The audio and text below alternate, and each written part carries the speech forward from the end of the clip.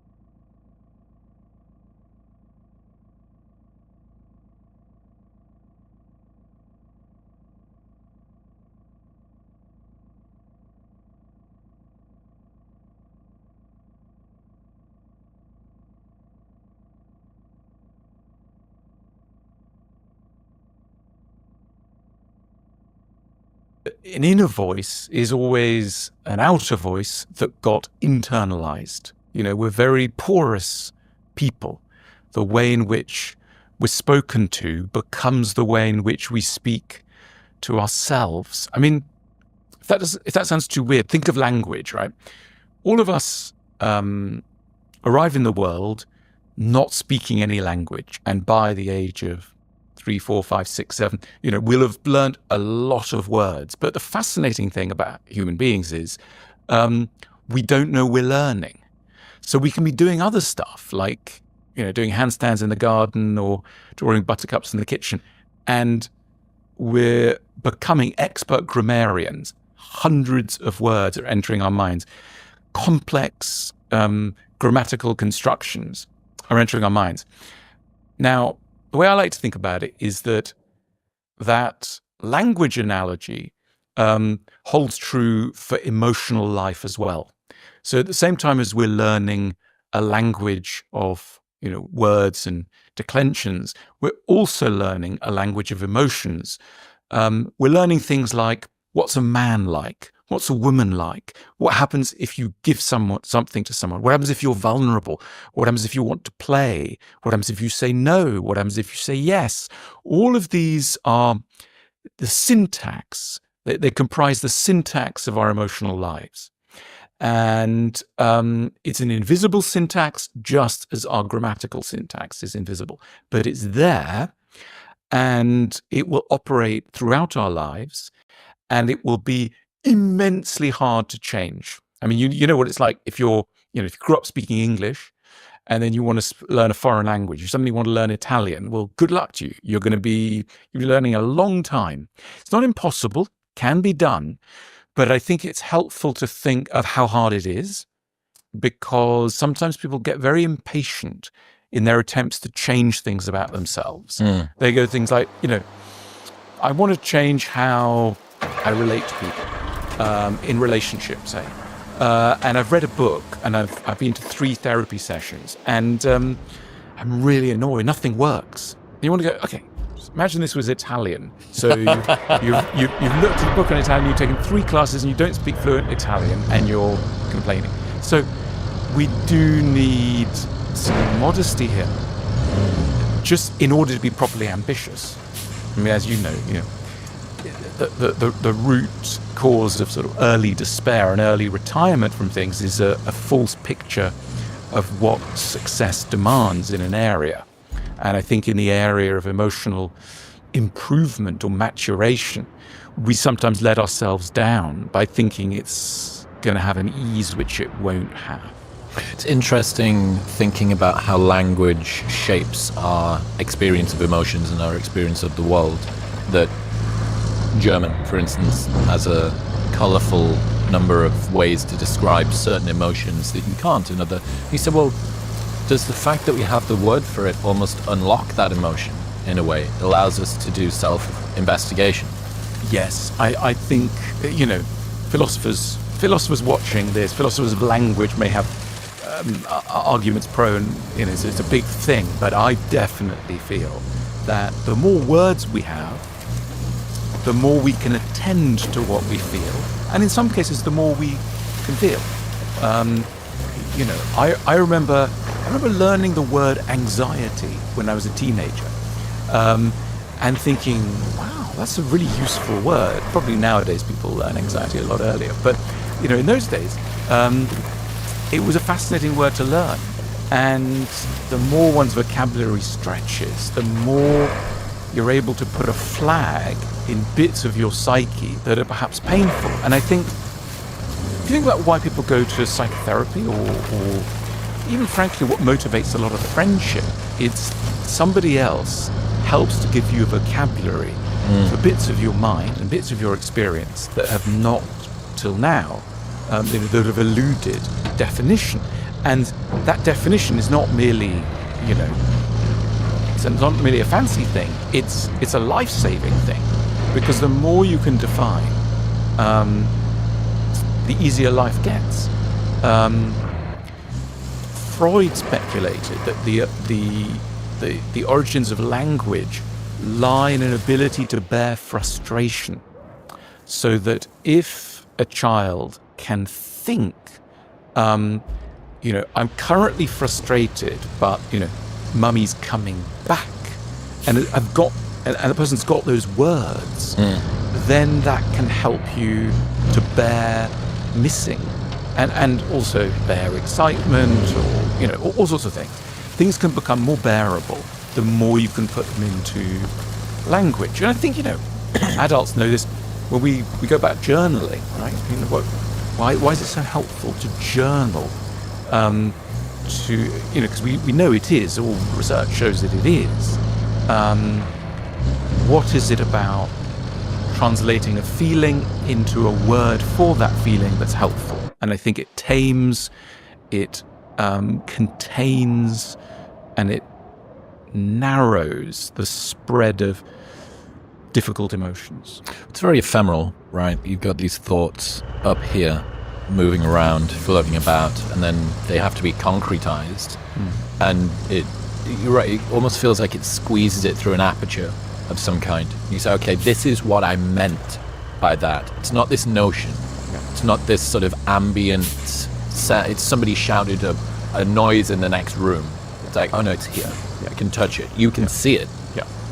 Yeah, that's right. And think of relationships, couples. The more their vocabulary for what they're going through increases, the more they can say, I'm feeling this. I'm feeling, when you do that, I feel this, etc. And the enemy, the sort of normal word is people say communication, but it's really language. It's putting language to feelings. And so much goes wrong in life because we're unable to do it. It starts with ourselves. We can't do it with ourselves. There's a useful phrase that psychotherapists use to talk about disassociation. It's a fascinating concept. What would it mean to disassociate? And the way it's understood sort of therapeutically is that you could feel an emotion, it's so difficult, tricky in some way, and you then stop feeling it.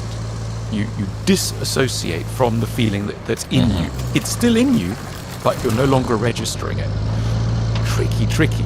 And the argument is always the more you can associate and the less you can disassociate, the better off you will be.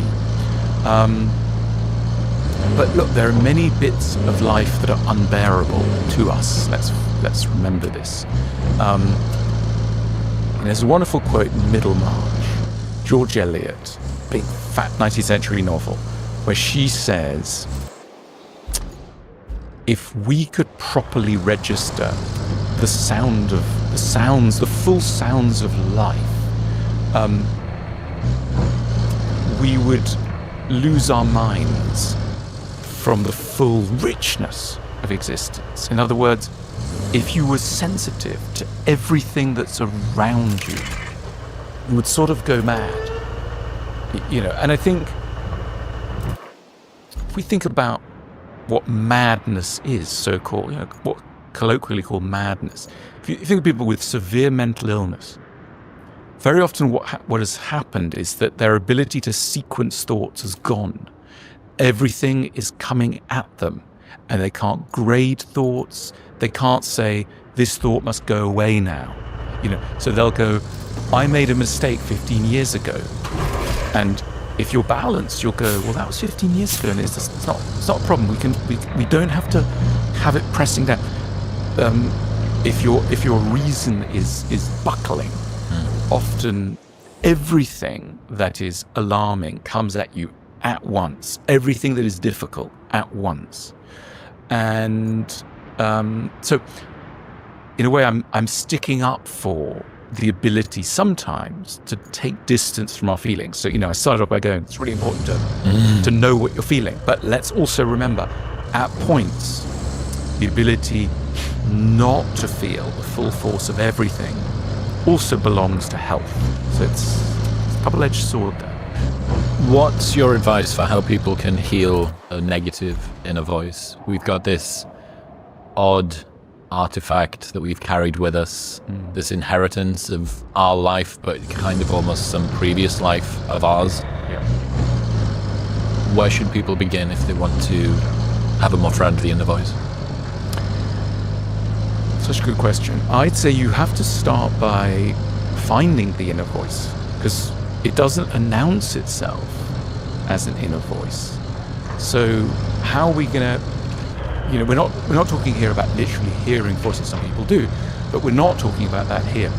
What we're talking about is a way of speaking to yourself, or a way of conducting yourself in your own mind that owes more to something from outside than from inside, and that is more negative, or put it this way, unfair to you and your chances, your hopes, etc. So how do we detect this is even going on? Because I don't think it's necessarily obvious. Here I think that it's quite helpful to get people to do what are called sentence completion exercises, where you start off with a stub sentence and then you have an ellipsis, ... So men are, women are, life is, I am, I want, if ... because ... And you say to people, right, here's a list of these things. Without thinking too much, very important prompt. Without thinking too much, just say the first thing comes into your head. Men are, women are, life is, I am, etc. Or even beginnings of story completion exercises. When I meet someone that I ... just finish that sentence.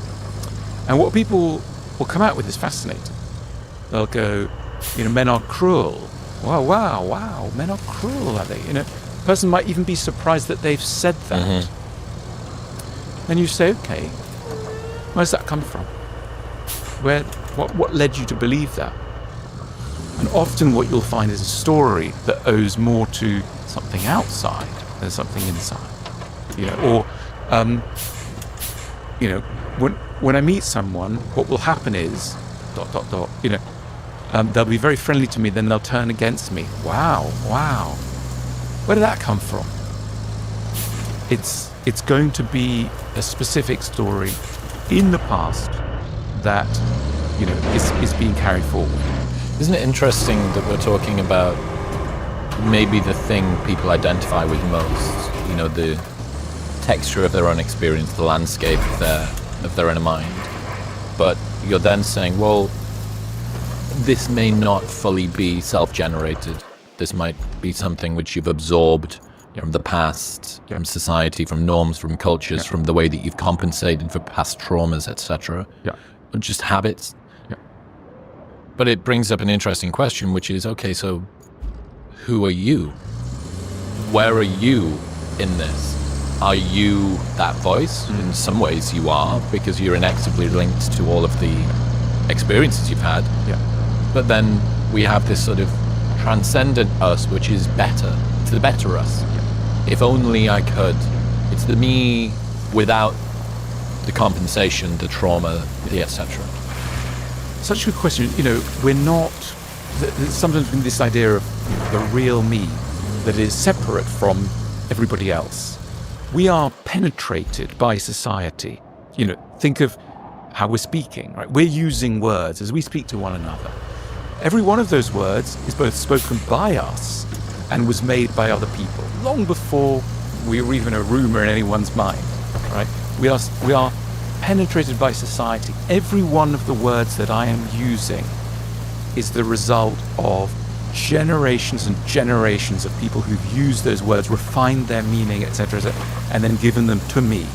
So that's literally the language. We're permeated by social language. Even our biology, as we know, our gut bacteria is, both us and not us, etc. So the neat, Chris, Alain, we are these sort of, entities where you can put a strict circle around. Now we're interpenetrated by society, biology, history, etc. So then the question comes, well, is there anything, that's more me, less me? And I think here, absolutely. And I think that one of the journeys, life's full of journeys. One of the journeys that I think we all are on is to start to separate out a little bit. Well, what I can understand, there's a lot in me that was just put there by society, by the context in which I was born. Which of those bits do I want to keep or focus on, and which of those bits do not fully represent, my values, my considered choices, etc. And this is where life gets interesting, because people start to say things like, well, where I come from, normal meant ... But the more I think about it, the more I'm reflecting on who I really am, the more I want to ditch that and that and that. It's just a form of editing process. Self-authorship. Absolutely. And, I think that the more mature someone is, I'll use that word because you used others, the more mature someone is, the more what they do, what they think, the values they hold owe more to their own work, their own sifting, their own editing, than it does to the context that they were born into. I think, it's interesting if you look at the arc of a life, right? A very small child is often remarkably authentic, which is why we adults, in small doses at least, have such great time with little ones, because they come out with stuff and you think, oh my God, I can't believe they've just said that thing. They've just said that Granny's nose is too big, or that this restaurant's boring, or this very expensive thing is a load of rubbish, etc. They'll come out with stuff that is non-normative. And that's very interesting because as an adult, you recognize a kind of, you recognize your own spontaneity that's been lost. So it's kind of bittersweet. You think, you don't want exactly the child's version of it, because that would lead you into trouble, but you want an adult version, and it's very hard to get. And probably the high watermark of the opposite is when you're 14 and a half, and you're at school, and your most fervent wish is to be like everybody else. You want your parents to be like everybody else, you want your name to be like everybody else, you want your appearance, your haircut, etc. You cannot bear difference. And then slowly, you individuate, and that's a very exciting journey. Seeing, I don't think anyone individuates in all areas. So I think the first choice is, what are the areas that matter a lot to you?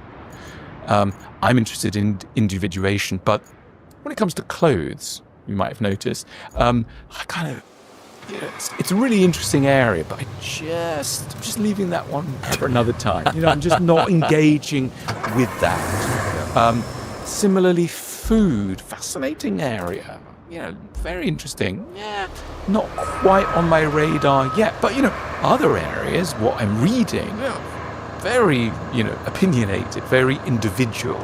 So I don't think all of us can do it in all areas, but we choose. And that's also part of what makes someone an individual. I love the idea of children being unencumbered by a sort of expectation in that way. And trying to find the balance between what would the mature childlike version of ourselves do or say in this moment. Where have we found ourselves too swayed by the opinions of others, by expectations, by societal norms, etc. Do you remember that story of Picasso, who was going around an art school, like little kids were doing art, and some kid was sort of scrawling, mummy, whatever, and this kid was 7, and Picasso said famously, when I was his age, I was painting like Raphael, the great Renaissance artist, and it was sort of true. I mean, young Picasso, and then he went, and it's taken me all my life to remember how to paint like this. Unreal. Now, he didn't, an adult painting like a child is not a child painting like a child. It's something different, which is why people go, oh, a child could have done that. Well, when a child does it, it's one thing, and when an adult does it, it's another thing, and I think it's quite different. And I think that's why, when you look at Picasso, and there are lots of artists and lots of figures you could draw that analogy with. But, when you're looking at a painting that Picasso did when he was 90, at the end of his life, and it's got elements of stuff that a child might do, but it's gone through. Yeah. You know that this guy has been doing so much other stuff, so he's got deeper reasons. Did you ever read His Dark Materials by Philip Pullman? No. Okay, trilogy of children's books, ostensibly, I guess. This was my favorite series when I was a kid, and in it, the protagonist Lyra finds this truth teller. It's called an alethiometer, and for some reason, this particular device, it takes an entire lifetime of study to be able to read it, and as a child, she can do it immediately. So it's this beautiful arc, and it's the first time I ever thought about it. And Pullman takes you through unconscious incompetence to unconscious competence to conscious incompetence to conscious competence. And one of the final scenes of the entire book, at the very, very end, she goes back to the nunnery where she was being raised 5 years ago before the story begins. And she's lost the ability to read it. She hits puberty, and it's kind of this fall. It talks about kind of the awareness that her and her partner now have. And she says, I can't read it anymore. And the nun turns to her and she says, my dear, it's going to take you an entire lifetime. But the depth of knowledge you have will be greater than it ever was before. And it's that arc. Unconscious incompetence, unconscious competence, conscious incompetence, conscious competence. And that finishing side, something that's been earned. You found your way there through effort, agency, self-authorship is it's special. Yeah. And I think, it's interesting, isn't it, when people who've read a lot, thought a lot, etc., come out with stuff and it sounds very, very simple.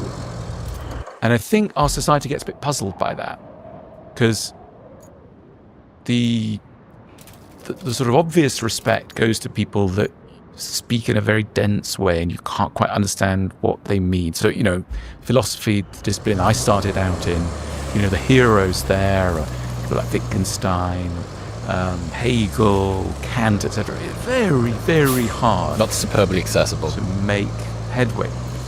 And then, you turn to the East. You look at Eastern philosophy. You look at the poetry of someone like Basho in Japan, medieval Japan. It's so simple. It's, it's 4 words on a piece of paper.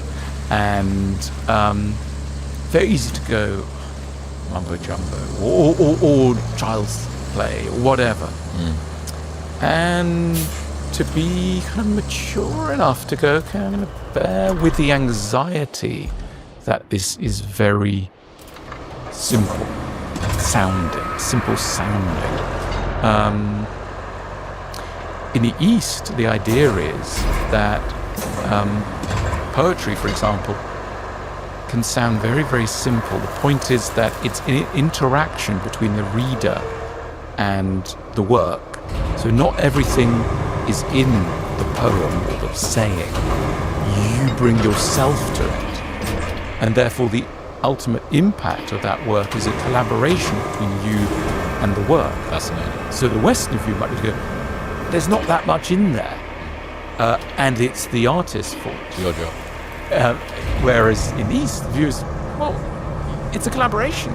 So if you're not seeing anything, it's because you're not bringing enough of yourself. So very interesting to, lots of the arts. I mean, think of that Enzo,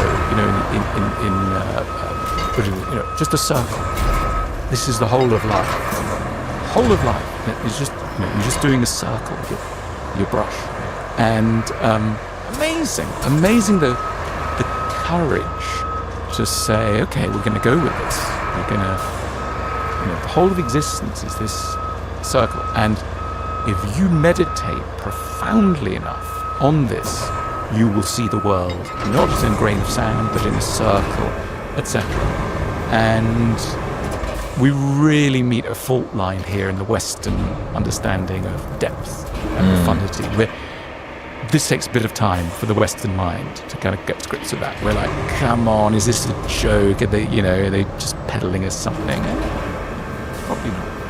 Sleep isn't just about how long you rest, but also how well your body stays in its optimal temperature zone throughout the night, and this is where 8 Sleep comes in. Just add their brand new Pod 4 Ultra to your mattress like a fitted sheet, and it automatically cools down or warms up each side of your bed. It's got integrated sensors that track your sleep time, sleep phases, HRV, snoring, and your heart rate with 99% accuracy. It even starts cooling or heating your bed an hour before your bedtime, and that's why it's been clinically proven to increase total sleep time by up to 1 hour every night. I've been using my 8 Sleep mattress for years, and I literally can't imagine life without it. I'm on the road at the moment in London, and it feels medieval to not have an actively cooled and heated mattress topper.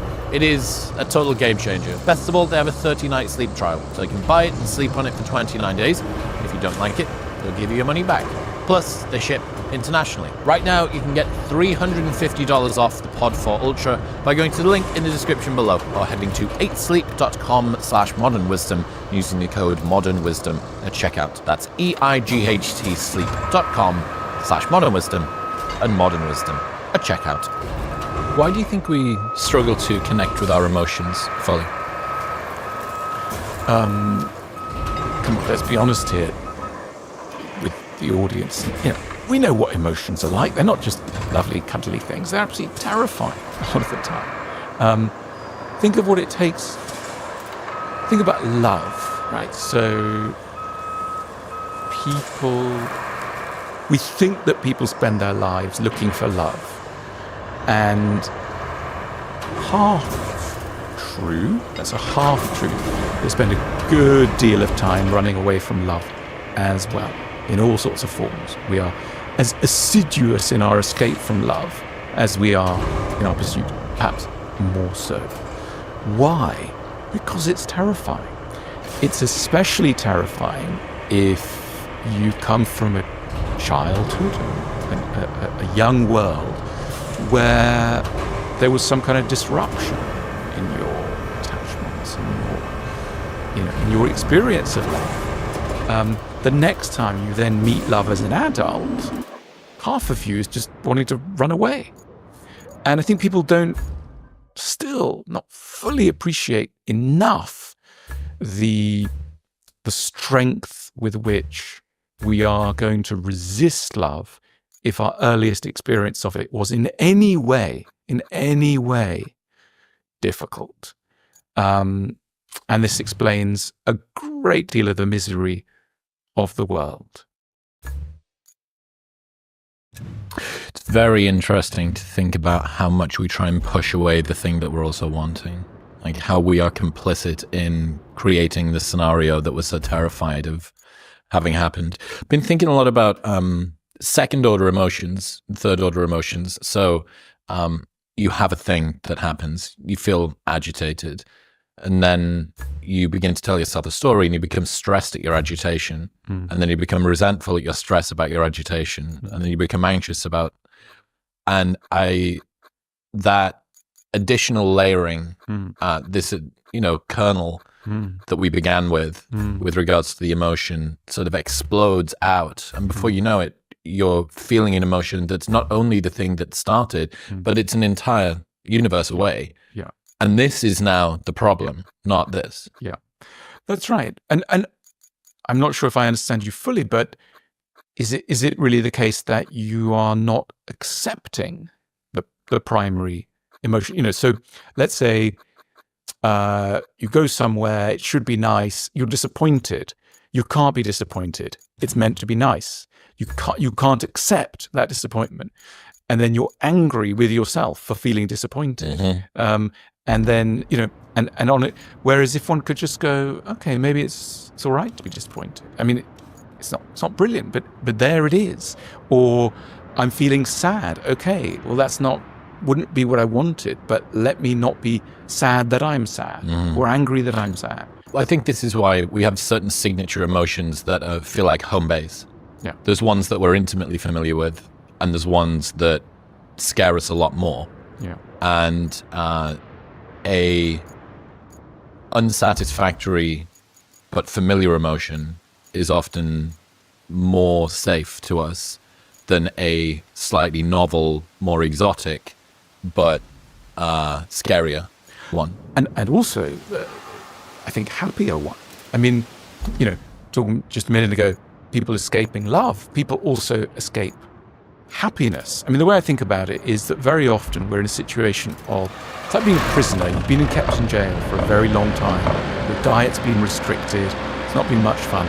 Then the gate opens and you're allowed to walk out. It should be a great day. Fantastic. You're free. We know what happens. Let's say you've been on a calorie-restricted diet. Suddenly someone says, here's a buffet. You can eat anything you like. You don't want to eat it. You can't digest it. You can't process it. It's too much. So, something similar goes on in our attitudes to happiness often. I mean, it's useful to say to yourself, ask yourself, in the circumstances in which I grew up, what did it mean to be happy? And for some of us, it meant upsetting a parent. It meant challenging the dominant mood in the household. It meant taking away attention from somebody else. It meant danger. And that's odd because we think, why would it be dangerous to be happy? Well, but there are all sorts of risks associated with it. And so in our deep minds, sometimes in adulthood, we simply cannot accept the circumstances of our lives and therefore go about spoiling them, so that we put them more, there's a wonderful paper called something like psychotherapy paper, Criminal in Search of an Offense.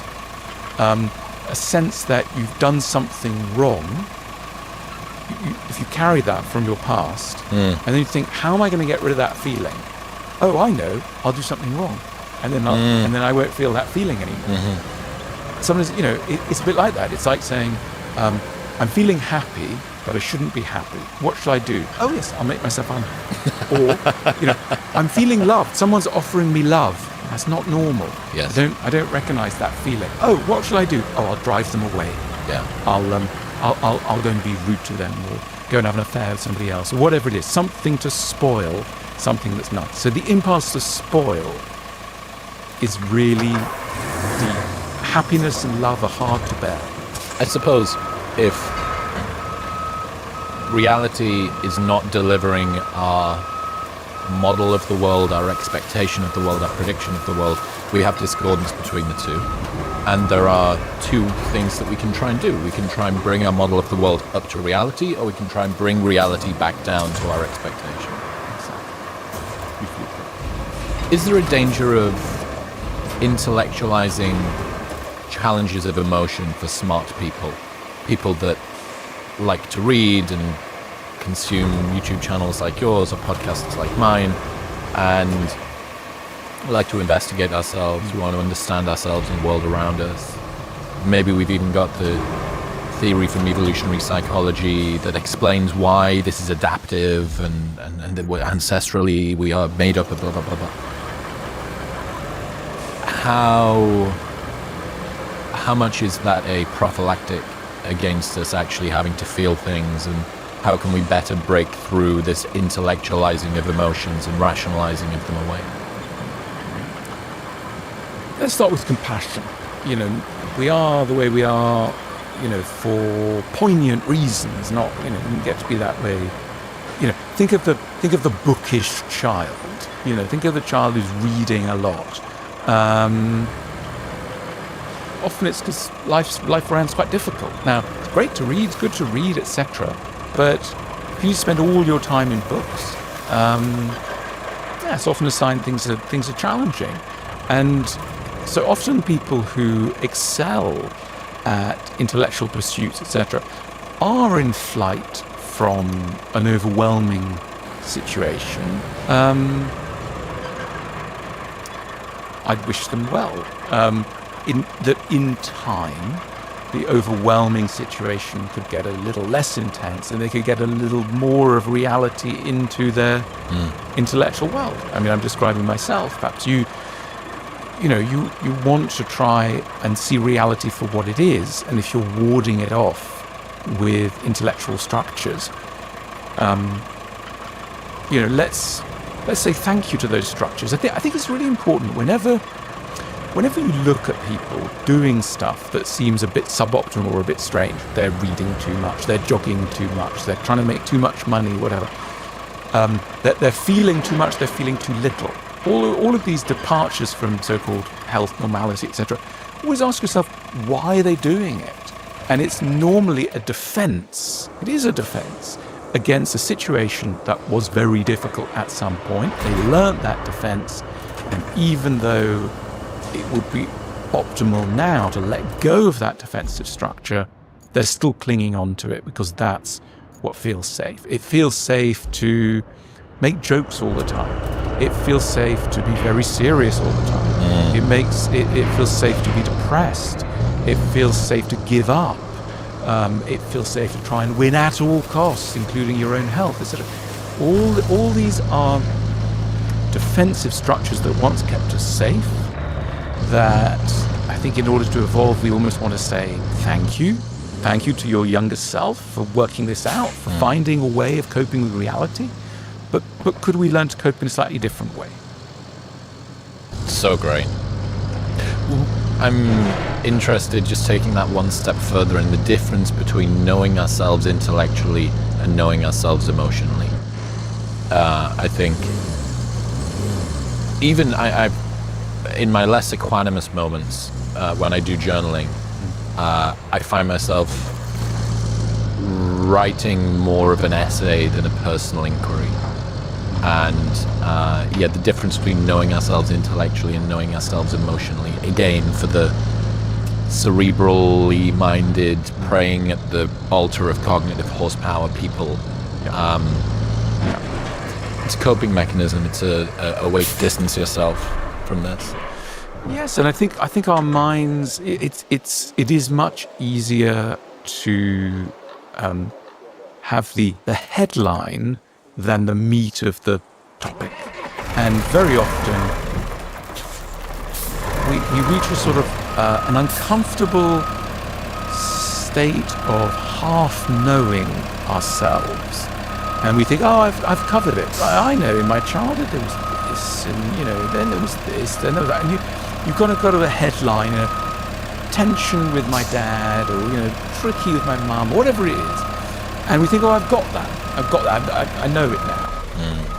Let's go back to the Eastern, Enzo circle, right? And the East says, meditate for hours repeatedly on the thing that looks obvious, the thing that you know. So let's say the whole of life is that circle. So look at that circle and keep coming back to it. And the more you look at it, the more you will see in it. Now the Western approach is a bit it's too impatient. It'll say, all right, it was tense with my dad. I know that. And I go, hang on. That's an Enzo of its own. It was tense with my dad. You could meditate around that for an hour a day or an hour a week or whatever it is. You can keep coming back to that. It's never. There are so many things still to be discovered there. It's not dead. And so I think I'd almost want to excite those who are listening to think, okay, I think I know something. Do I really know it? Might I go back there? Our real experiences tend to be so much richer than our workaday sense of them. Think about a holiday, right? So, have you ever been to Greece? Oh yeah, I went to Greece. All right, have you been to Santorini? Yeah, I've been to Santorini. So we think we covered that one. Person's been to Santorini. First of all, our minds are amazing mechanisms of capture. We've got cameras around, sound equipment, etc. Nothing beats the human mind for capturing absolutely everything. Often the time to explore this is sort of twilight of your mind. As you're going to sleep or waking up, you say to yourself, Santorini, what was that like? What was it really like? And you realize, oh my God, I remember there was a tiled hallway led to a blue door. I actually remember there was a flower in a little vase, and there was light coming in, I think it must have been from the left. And actually, if I looked to the right, there was a little window. And it's all there. It's all in your mind. Just waiting to be asked. Waiting. This is the famous... Can I talk about Proust? Marcel Proust, great French novelist, early 20th century, etc. Came up with this famous idea of the Proustian moment. Some people know it's basically a moment when you take something sensory, like a sip of water or a smell. Imagine the smell of concrete after rain, or the smell of snow just after a snowfall, etc.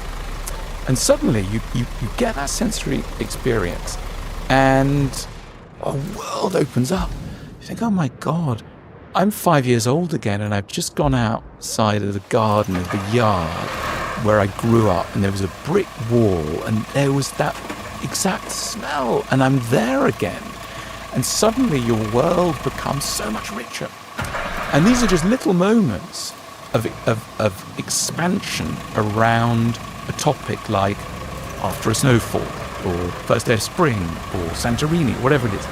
So in other words, many of the things that are in our minds in intellectually compressed forms can be expanded with the addition of, the sort of fancy, trendy modern word is meditation. But some people don't get on with the word meditation. Let's just say by giving it some time, by allowing an experience to assume its proper shape.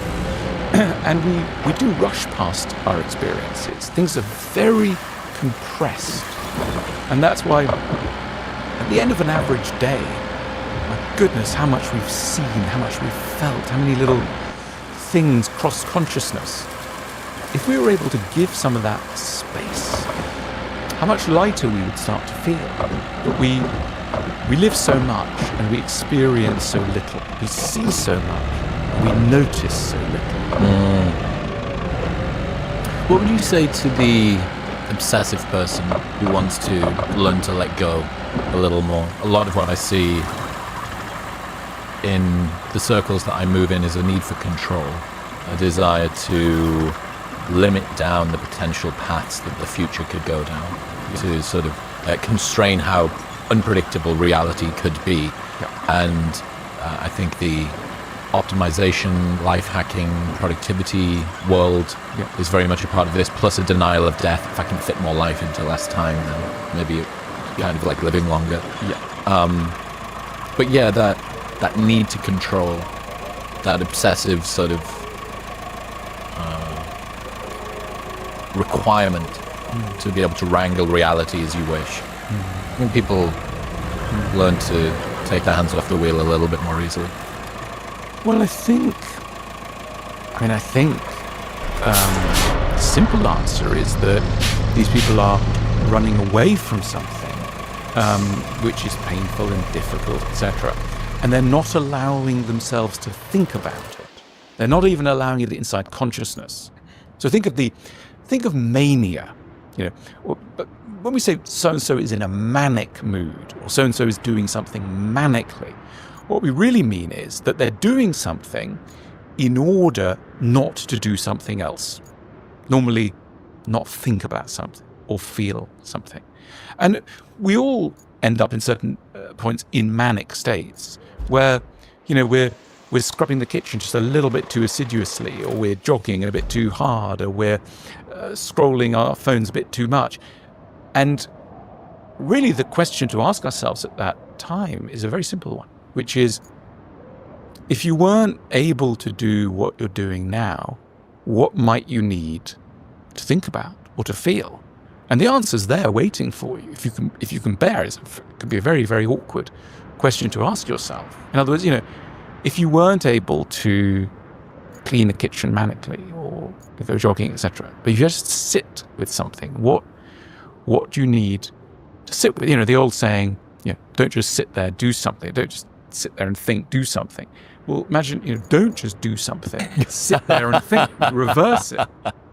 You reverse it. And what is it that you need to think about? Yeah. Yeah. The coping mechanisms that we have and the inventive ways that we come up with alchemizing and justifying. Well, a lot of the time, people will say it's better to be addicted to the gym than be addicted to drugs. I don't think that's a particularly controversial statement. If that's the binary choice, yes, then of course. Yeah. But then I realized recently, but maybe over the last year or so, I spent a lot of time meditating toward the end of my 20s and trying to turn myself out of the adult infant into maybe an adolescent. And most people would look at meditation, sort of an emotion arises inside of you, you notice it, you release and allow. Like that's, a common sort of tempo that you have. Brilliant. You are no longer as at the mercy of this particular emotion. But it was only when I started doing therapy, as first ever suggested by Charlotte, one of your ex-staff from the School of Life.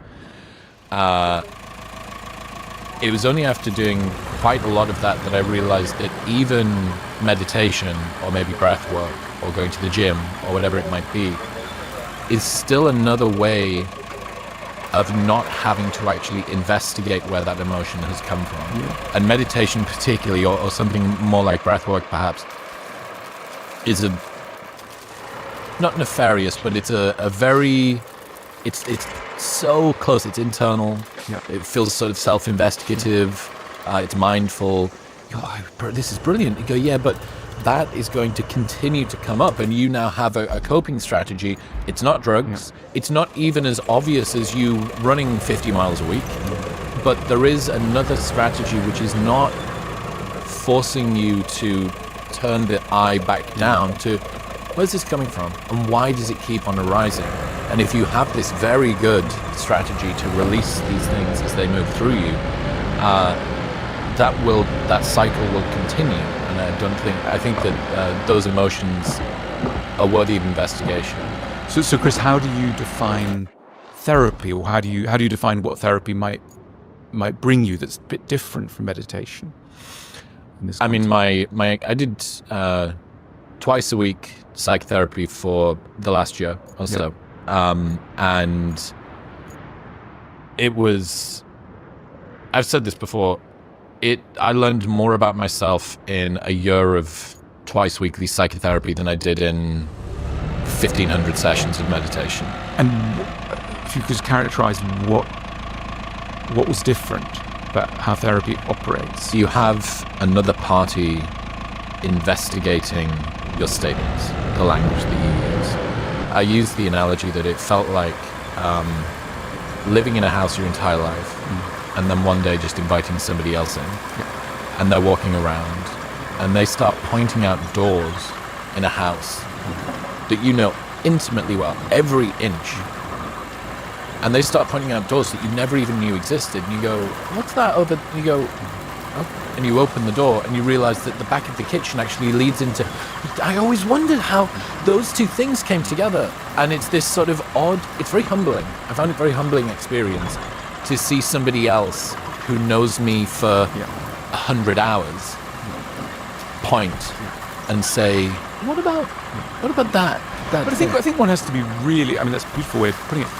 One has to be totally relaxed about that and just say... In the same way that you can't see the back of your head, it's just one of those things. It's not. We can't see some very obvious things. I mean, a trained therapist can see within minutes things that have eluded someone for their whole life. Very humbling. Very humbling. But someone can do it for the therapist as well. Everybody is like this. That's how we're wired. And best thing to do is laugh. It's funny. I mean, it's funny how inept we are. But as everybody's in on the joke, we can laugh together. In other news, this episode is brought to you by Element. Element contains a science to modern wisdom. You said talking about the emotion thing just from before, and I think that this sort of comes into when you're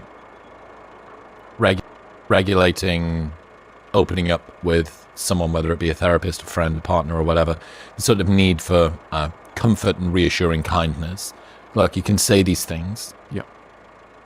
I'm not running away. Yeah. I don't find you despicable. Yeah. It's actually kind of interesting. Yeah. Maybe it's charming for you to do this. I mean, this is so, this is really very much at the core of what we could understand by the word love. Think of it in childhood, a loving parent, right?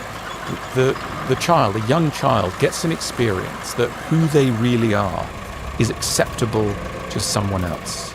So, little child will go, I hate the teacher.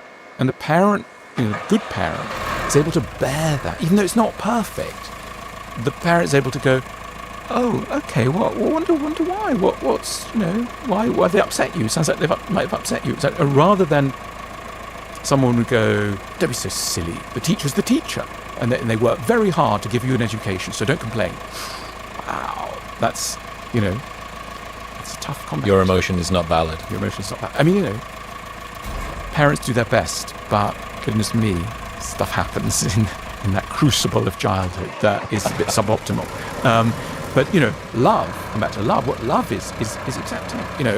I don't want to see Granny. Okay, you want to see Granny. All right. Or I really love you. Or I really hate my sibling. Or I really like the dog. Or I want to live forever. Or, all the stuff that little children come up with. Or I'm terrified of Daddy, actually. I don't like Daddy. Oh, okay, let's think about that. What does that mean? So being able to accept, and then in later life, again, having someone, it could be a therapist, it could be a friend, who's able to bear the really difficult bits of our psyches, which we all have. I mean, we're all so much weirder than we're supposed to be, so much sadder, so much more worried, etc. And to be able to have someone, it might only be one person, or two if we're really lucky, and three if we're God's gift, who can bear, and who we've allowed into that sort of private sanctum. That was one of the realizations that Charlotte first taught me, and then I learned through my therapy over the last year. One of the very unique parts of a therapeutic relationship is that you're allowed to be as small or boring or petty as you want. And those are areas that with a friend or a partner it's really difficult to do, because you're managing optics in some way. You're thinking, it's my job to kind of entertain this person, even if they're there to sort of sit and listen with me. Like, not that. Not the fact that the way that the lady in the canteen ladled my beans today seemed a little bit disparaging or even dismissive or something, and like, oh my God, how shameful for me to think that that's something that should play on my mind. I'm so small, the story I tell of second, third, fourth order emotions. And that is one of the very few, it's that and your mum are kind of... Not even your mum, because most, as you said, most relationships, with all relationships, you have to manage and you have to curtail the fear of being abandoned.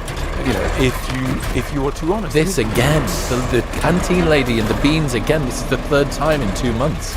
Think of how this plays out in couples, right? So people come together because they're fed up with being lonely, right? It's lonely, so you try and find a special person, and you dignify this concept by saying, I'm in a relationship, I'm a special friend, I'm getting married, etc. We've got these words, but really what this means is I'm no longer so alone in a terrifying way. So you have this special person, and in the early days of love, it's thrilling that you can say stuff that you wouldn't say to anyone else. And it's so delightful. You can say things like, I still long for my teddy bear. And they go, I long for you too. And then, you give a hug to the teddy bear. And it's so amazing because, you're the CEO and, you're an important lawyer, doctor, banker. And actually you're clutching the teddy bear and it's amazing. Or you can go, I really want to put, mayonnaise on the pizza, and that's great. And then, you push it further, and then you go, I'm going to go to a museum, but I don't like any of the art. Or I don't like it either. Or I've never read that book, but I always pretended I did. And it's just thrilling. And and then sex gets invited into. You go, I like this strange sounding thing, and they go, I like it too. Or I like this other thing, etc. And you're building a wonderful universe. This is the challenging thing about love, because let's imagine you're with this person, you've shared all this stuff, etc., and then you go to a cafe, say, and you say, waiter's hot, and then you look at their face, and they're like, look really quite heartbroken that you've just commented on the visual appeal of the waiting stuff, and they feel hurt, and they feel jealous, and they feel upset, and suddenly you think, oh my goodness, there's a choice here between kindness and honesty. And I think that's what we're circling around, which is, can you be, at what moment does honesty run up against the limits of kindness, or the requirements of kindness? And I think what you're saying about therapy is, you don't have to be kind to the therapist, because it's a 50-minute session, you're giving them money. And people go, oh, it's a bore that you're giving money. Well, Freud thought long and hard about this, about the role of money in therapy. And his view was, it's an agent of liberation. It's a good thing. You can pay for therapist. And that's why you want people to bring cash and leave the cash on the table at the end of every session. Nowadays you might put your card in. But the point is, it's a way of saying, I can be fully myself because I've earned this person's attention. Some people go, but they don't really love you, etc. And you go, maybe they don't really love you, but that's a liberation. Correct. Because there's no obligation. No obligation.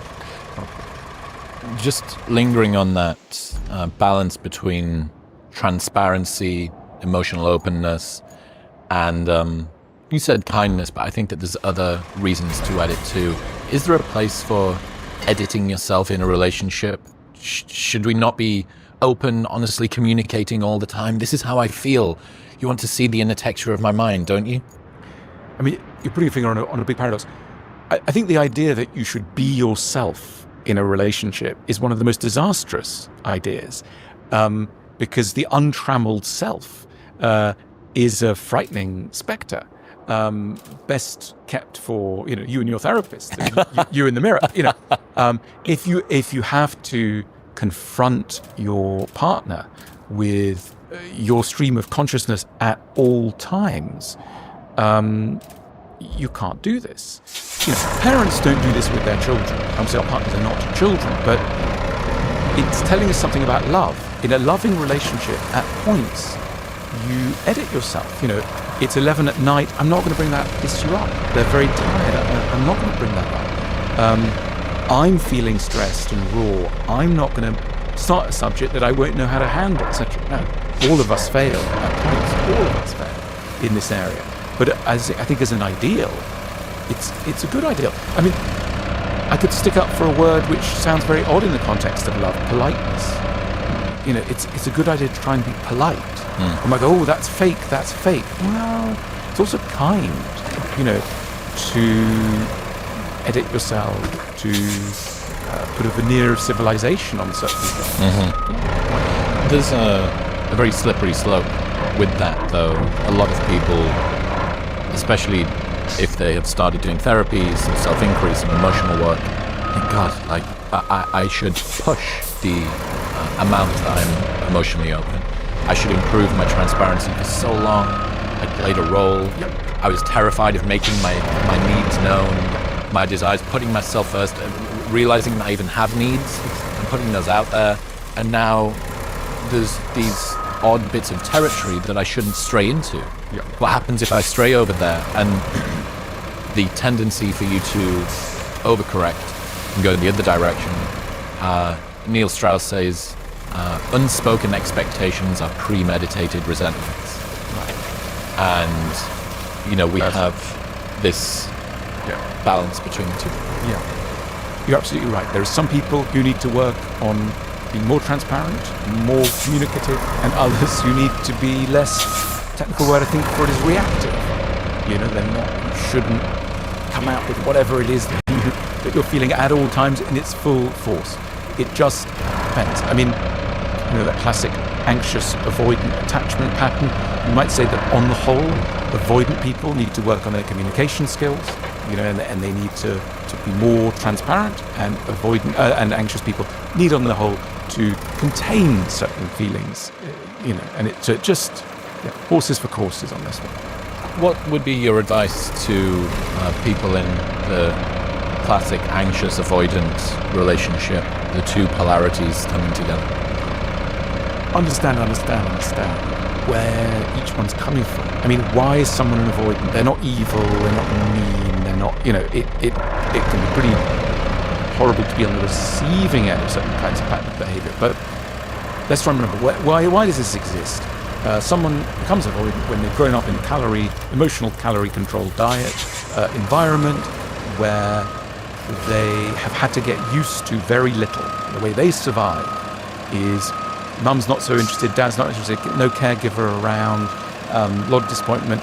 I'm just going to hunker down and get used to very little. Literally like an animal that gets used to a very thin diet. That is what has happened to an avoidant person. And then when they get to love and someone goes, I adore you, let's spend every evening together, let's, you're marvelous. They feel a bit, often they don't even understand that they're feeling it, totally engulfed. They feel overwhelmed. They feel their very identity is in threat of dissolution by something that's lovely, but it's too much too soon. And what they need is an experience of love titrated. They need the titration of love. But often they don't know how to ask for it. They don't even know. Often they might smile through it and go, I'm not really feeling this. And then they can't bear it, and then they run away. Or just become weird. So explanation. Hello, I'm somebody who had to get used to a very, calorie-controlled diet emotionally. I really feel warmly this relationship matters a lot to me. But the kindest thing is not to be too kind to me in an overwhelming way. The most generous thing is not to be too abundant. Not because I don't want this, but because I grew up in situation of deprivation. So that's our avoidant friend. Anxious friend, similar kind of story of explanation. Why do people become so-called anxious? Normally because, unlike the avoidant person, they have had an experience of love. So in some ways, the anxious person's had a better childhood, better journey through life, in a way. They have experienced love, but they've also experienced loss and the disruption of that attachment.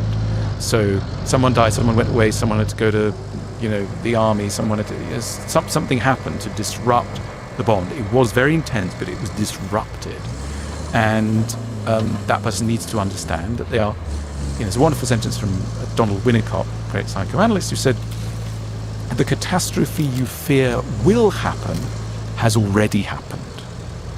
And the key thing is, it's been forgotten. You forgot the catastrophe. And that's why you keep seeing it in the future, whereas actually it belongs in the past. So what you need to do is understand this structure and repatriate the emotion and put it back where it belongs.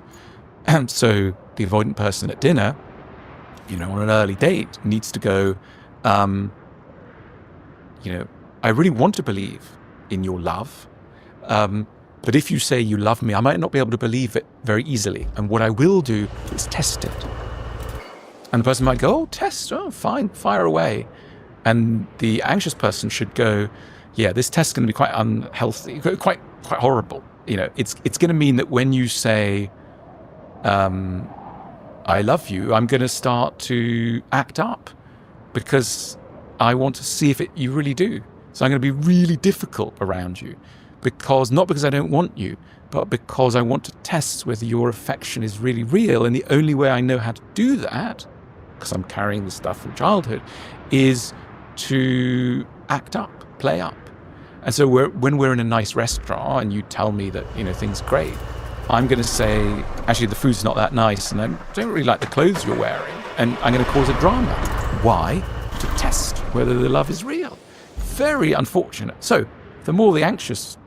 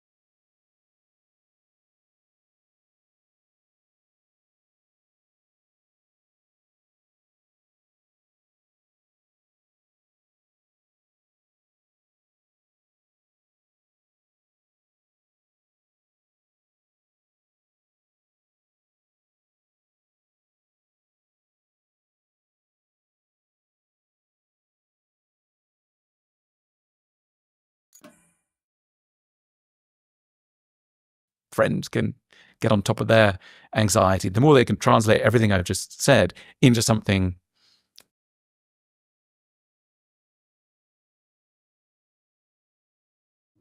You said, talking about the emotion thing just from before, and I think that this sort of comes into when you're regulating, opening up with someone, whether it be a therapist, a friend, a partner, or whatever, the sort of need for comfort and reassuring kindness. Look, you can say these things. Yeah. I'm not running away. Yeah. I don't find you despicable. Yeah. It's actually kind of interesting. Yeah. Maybe it's charming. Yeah. For you to do this. I mean, this is so, this is really very much at the core of what we could understand by the word love. If think of it in childhood, a loving parent, right? The child, a young child, gets an experience that who they really are is acceptable to someone else. So, little child will go, I hate the teacher. And the parent, the good parent, is able to bear that, even though it's not perfect. The parent is able to go, oh, okay, wonder why? What's why they upset you? Sounds like they might have upset you. So, rather than someone would go, don't be so silly. The teacher's the teacher, and they work very hard to give you an education. So don't complain. Wow, that's that's a tough comment. Your emotion is not valid. Your emotion is not valid. I mean, parents do their best, but goodness me, stuff happens in that crucible of childhood that is a bit suboptimal. But love. Come back to love. What love is accepting. I don't want to see Granny. Okay, you don't want to see Granny. All right. Or I really love you. Or I really hate my sibling. Or I really like the dog. Or I want to live forever. All the stuff that little children come up with. Or I'm terrified of Daddy. Actually, I don't like Daddy. Oh, okay, let's think about that. What does that mean? So, being able to accept, and then in later life, again, having someone, it could be a therapist, it could be a friend, who's able to bear the really difficult bits of our psyches, which we all have. I mean, we're all so much weirder than we're supposed to be, so much sadder, so much more worried, etc. And to be able to have someone, it might only be one person, or two if we're really lucky, and three if we're, God's gift, who can bear and who we've allowed into that sort of private sanctum. That was one of the realizations that Charlotte first taught me, and then I learned through my therapy over the last year. One of the very unique parts of a therapeutic relationship is that you're allowed to be as small or boring or petty as you want. And those are areas that with a friend or a partner, it's really difficult to do because you're managing optics in some way. You're thinking, well, it's my job to kind of entertain this person, even if they're there to sort of sit and listen with me. Like, not that. Not the fact that the way that the lady in the canteen ladled my beans today seemed a little bit disparaging or even dismissive or something, and like, oh my God, how shameful for me to think that that's something that should play on my mind. I'm so small, the story I tell, second, third, fourth order emotions. And that is one of the very few, it's that and your mum, a kind of... Not even your mum, because most, as you say, most relationships, also all relationships, you have to manage and you have to curtail the fear of being abandoned. If you are too honest. This again, the canteen lady and the beans again. This is the third time in 2 months. Think of how this plays out in couples, right? So people come together because they're fed up with being lonely, right? It's lonely, so you try and find a special person, and we dignify this concept by saying, I'm in a relationship, I'm a special friend, I'm getting married, etc. We've got these words, but really what this means is I'm no longer so alone in a terrifying way. So you have a special person, and in the early days of love, it's thrilling that you can say stuff that you wouldn't say to anyone else. And it's so delightful. You can say things like, I still long for my teddy bear. And they go, oh, I long for it too. And then, you hug to the teddy bear. And it's so amazing because, you're the CEO and, you're an important lawyer, doctor, banker. And actually you're clutching your teddy bear and it's amazing. Or you can go, I really want to put, mayonnaise on the pizza, and that's great. And then, you push it further, and then you go, I'm going to go to a museum, but I don't like any of the art. Or I don't like it either. Or I've never read that book, but I always pretended I did. And it's just thrilling. And then sex gets invited in. So you go, I like this strange sounding thing, and they go, I like it too. Or I like this other thing, etc. And you're building a wonderful universe. But this is the challenging thing about love, because let's imagine you're with this person and you've shared all this stuff, etc., and then you go to a cafe, say, and you say, the waiter's hot, and then you look at their face and they're like, look really quite heartbroken that you've just commented on the visual appeal of the waiting staff, and they feel hurt and they feel jealous and they feel upset, and suddenly you think, oh my goodness, there's a choice here between kindness and honesty. And I think that's what we're circling around, which is, can you be, at what moment does honesty run up against the limits of kindness, or the requirements of kindness? And I think what you're saying about therapy is, you don't have to be kind to the therapist, because it's a 15-minute session, you're giving them money. And other people go, oh, it's a bore that you're giving money. Well, Freud thought long and hard about this, about the role of money in therapy. And his view was, it's an agent of liberation. It's a good thing. You can pay a therapist. And that's why you want people to bring cash and leave the cash on the table at the end of every session. Nowadays you might put your card on. But the point is,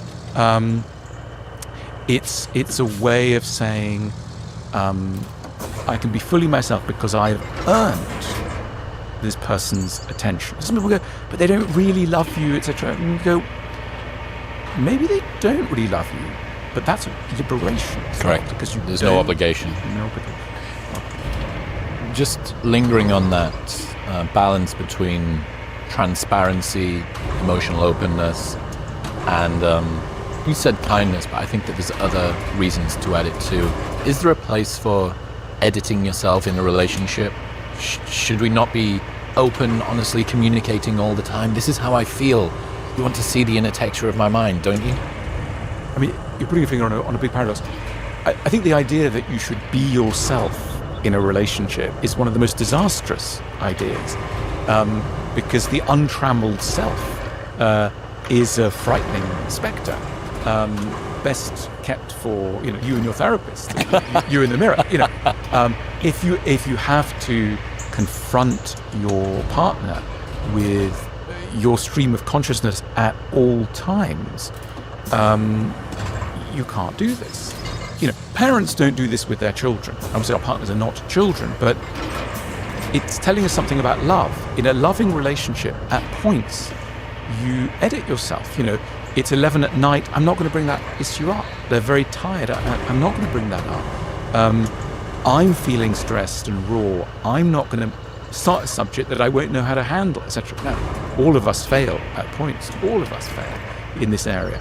But I think as an ideal, it's a good ideal. I mean, I could stick up for a word which sounds very odd in the context of love: politeness. It's a good idea to try and be polite. When I go, oh, that's fake. Well, it's also kind, to edit yourself, to put a veneer of civilization on certain things. Yeah, why not? There's a very slippery slope with that, though. A lot of people, especially if they have started doing therapy, some self-inquiry, some emotional work, think, God, I should push the amount that I'm emotionally open. I should improve my transparency. For so long, I'd played a role. Yep. I was terrified of making my needs known, my desires, putting myself first, realizing that I even have needs, and putting those out there. And now there's these odd bits of territory that I shouldn't stray into. Yep. What happens if I stray over there, and the tendency for you to overcorrect and go in the other direction? Neil Strauss says, unspoken expectations are premeditated resentments. Right. And, we have this balance between the two. Yeah. You're absolutely right. There are some people who need to work on being more transparent, more communicative, and others who need to be less, technical word I think for it is reactive. You shouldn't come out with whatever it is that you're feeling at all times in its full force. It just depends. I mean, that classic anxious avoidant attachment pattern. We might say that on the whole, avoidant people need to work on their communication skills, and they need to be more transparent, and avoidant and anxious people need on the whole to contain certain feelings, and it's just horses for courses on this one. What would be your advice to people in the classic anxious avoidant relationship, the two polarities coming together? Understand where each one's coming from. I mean, why is someone an avoidant? They're not evil, they're not mean, they're not, it can be pretty horrible to be on the receiving end of certain kinds of pattern of behavior. But let's try and remember, why does this exist? Someone becomes avoidant when they've grown up in emotional calorie-controlled diet, environment where they have had to get used to very little. The way they survive is mum's not so interested, dad's not interested, no caregiver around, a lot of disappointment. I'm just going to hunker down and get used to very little. Literally like an animal that gets used to a very thin diet. That is what has happened to an avoidant person. And then when they get to love and someone goes, I adore you, let's spend every evening together, let's, you're marvelous. They feel, but often they don't even understand that they're feeling it, totally engulfed. They feel overwhelmed. They feel their very identity is in threat of dissolution by something that's lovely, but it's too much too soon. And what they need is an experience of love titrated. They need titration of love. But often they don't know how to ask for it. They don't even know. Often they might smile through it and go, I'm not really feeling this. And then they can't bear it, and then they run away. Or just become weird or something. So explanation. Hello, I'm somebody who had to get used to a very, calorie-controlled diet emotionally. I really feel warmly this relationship matters a lot to me. But the kindest thing is not to be too kind to me in an overwhelming way. The most generous thing is not to be too abundant. Not because I don't want this, but because I grew up in a situation of deprivation. So that's our avoidant friend. Anxious friend, similar kind of story of explanation. Why do people become so-called anxious? Normally because, unlike the avoidant person, they have had an experience of love. So in some ways the anxious person has had a better childhood, a better journey through life, in a way. They have experienced love, but they've also experienced loss and the disruption of that attachment. So someone died, someone went away, someone had to go to, the army, someone had to, something happened to disrupt the bond. It was very intense, but it was disrupted. And that person needs to understand that they are, there's a wonderful sentence from Donald Winnicott, a great psychoanalyst, who said, the catastrophe you fear will happen has already happened. And the key thing is, it's been forgotten. You forgot the catastrophe. And that's why you keep seeing it in the future, whereas actually it belongs in the past. So what you need to do is understand this structure and repatriate the emotion and put it back where it belongs. And so the avoidant person at dinner, on an early date, needs to go, I really want to believe in your love. But if you say you love me, I might not be able to believe it very easily. And what I will do is test it. And the person might go, test, fine, fire away. And the anxious person should go, this test can be quite unhealthy, quite horrible. It's going to mean that when you say, I love you, I'm going to start to act up because I want to see if you really do. So I'm going to be really difficult around you not because I don't want you, but because I want to test whether your affection is really real. And the only way I know how to do that, because I'm carrying this stuff from childhood, is to act up, play up. And so when we're in a nice restaurant and you tell me that things are great, I'm going to say, actually the food's not that nice and I don't really like the clothes you're wearing, and I'm going to cause a drama. Why? To test whether the love is real.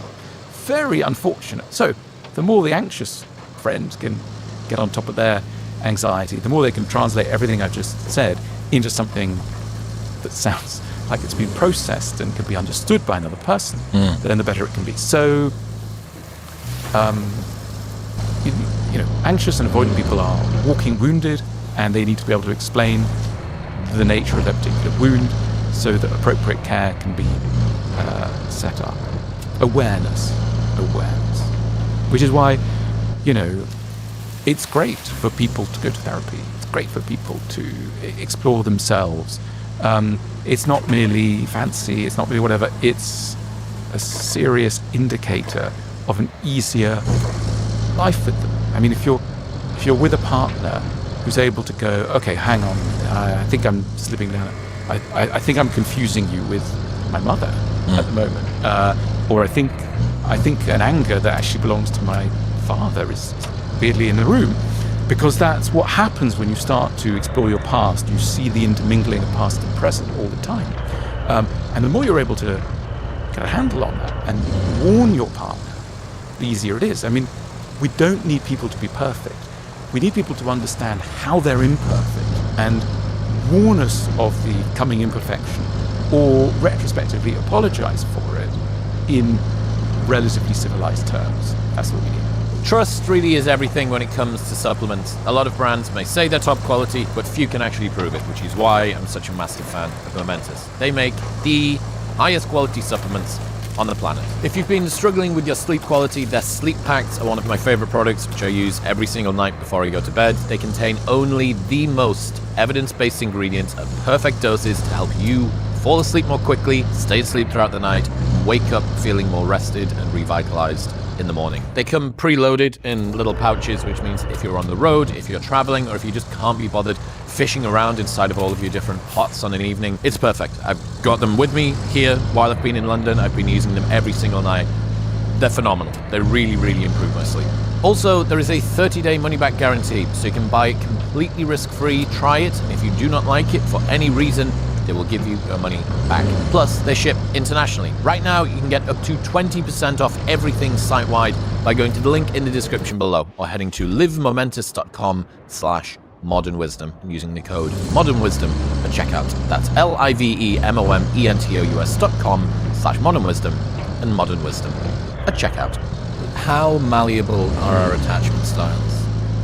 Are the foundations of them able to genuinely be moved? Or is it a case that the best we can hope for is to just compensate for them in adult life?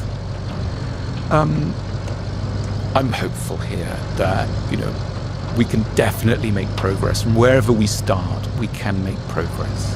That, a temperament where we're inclined to close ourselves off because we constantly think that no one will be able to understand us. Once we start to think, okay, this is what I do, I feel very easily misunderstood, and I go and essentially sulk. Once you notice that, that's a big step, and we're so good at marking milestones. It's somebody's birthday, let's throw a party. It's, somebody's just run a marathon, let's give them a medal, etc. We need different kinds of medals. The medal for the avoidant person who understood that they sulk rather than explain. Dong, let's put them on television. Let's give a game show in their honor. These are major milestones. Let's give a party. Let's give a party to the person who's understood that that's going on. To mark, there's much more significant than their birthday. You know what I mean? Which might not be tracking anything significant. That's a significant milestone. So we should, give more public within our circles. Public recognition of moments of emotional maturation. And how much is that? I think lots of people envy the other side. If only I could have a little bit more of that anxiousness. If only I could actually lean in a little bit more. If I could feel a little bit more easily. If I could communicate. Or, oh God, if I could just be a little bit more distant. If I didn't need the reassurance in this way, if I didn't have this requirement to feel safe in order to be able to feel comfortable, I wasn't externalizing my own sense of self-worth onto somebody else quite in this sort of a way, Yeah, I think it's a question. Attachment styles are kind of the hot new girl in school, psychological, emotional work at the moment. It's very trendy. Been around a while. It has. In a good way, and it's based on very solid science. We've been going at this for 50 years. I looked at some really interesting stuff recently that attachment styles, like everything psychologically, genetically predisposed, not necessarily predetermined, but predisposed. And given that you are raised in the environment, which is probably the breeding ground for that very predisposition, it gets reinforced. Yeah. So not only have you got the raw materials to make this thing happen, but unless your parents have somehow managed to sort of pivot in the opposite direction, you then get this additional boost, which is, the environment, nature came along and nurture then enhanced it.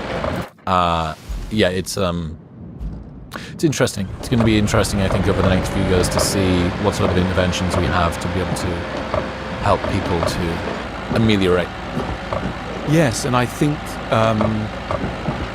not to try and sound trendy but I think AI is going to have a real impact on us, in a sense that so often what happens is we lose sight in the moment of things we know but are no longer in our minds, right? And so people will have, let's say a couple will have a rather sort of torrid time, difficult time, and then each one goes to therapy in the week, and then they all come back and they're starting to, they're back on track. They can see things more clearly again, or they spent some time alone, they've journaled, etc. I can imagine a world where we allow technology to nudge us in the same way that we've learned that technology can nudge us awake, nudge us asleep, nudge us to meet this, nudge us to imagine a little nudge for an avoidant, a little nudge for an anxious person, etc. A little reminder: hang on. You're slipping, you're sliding.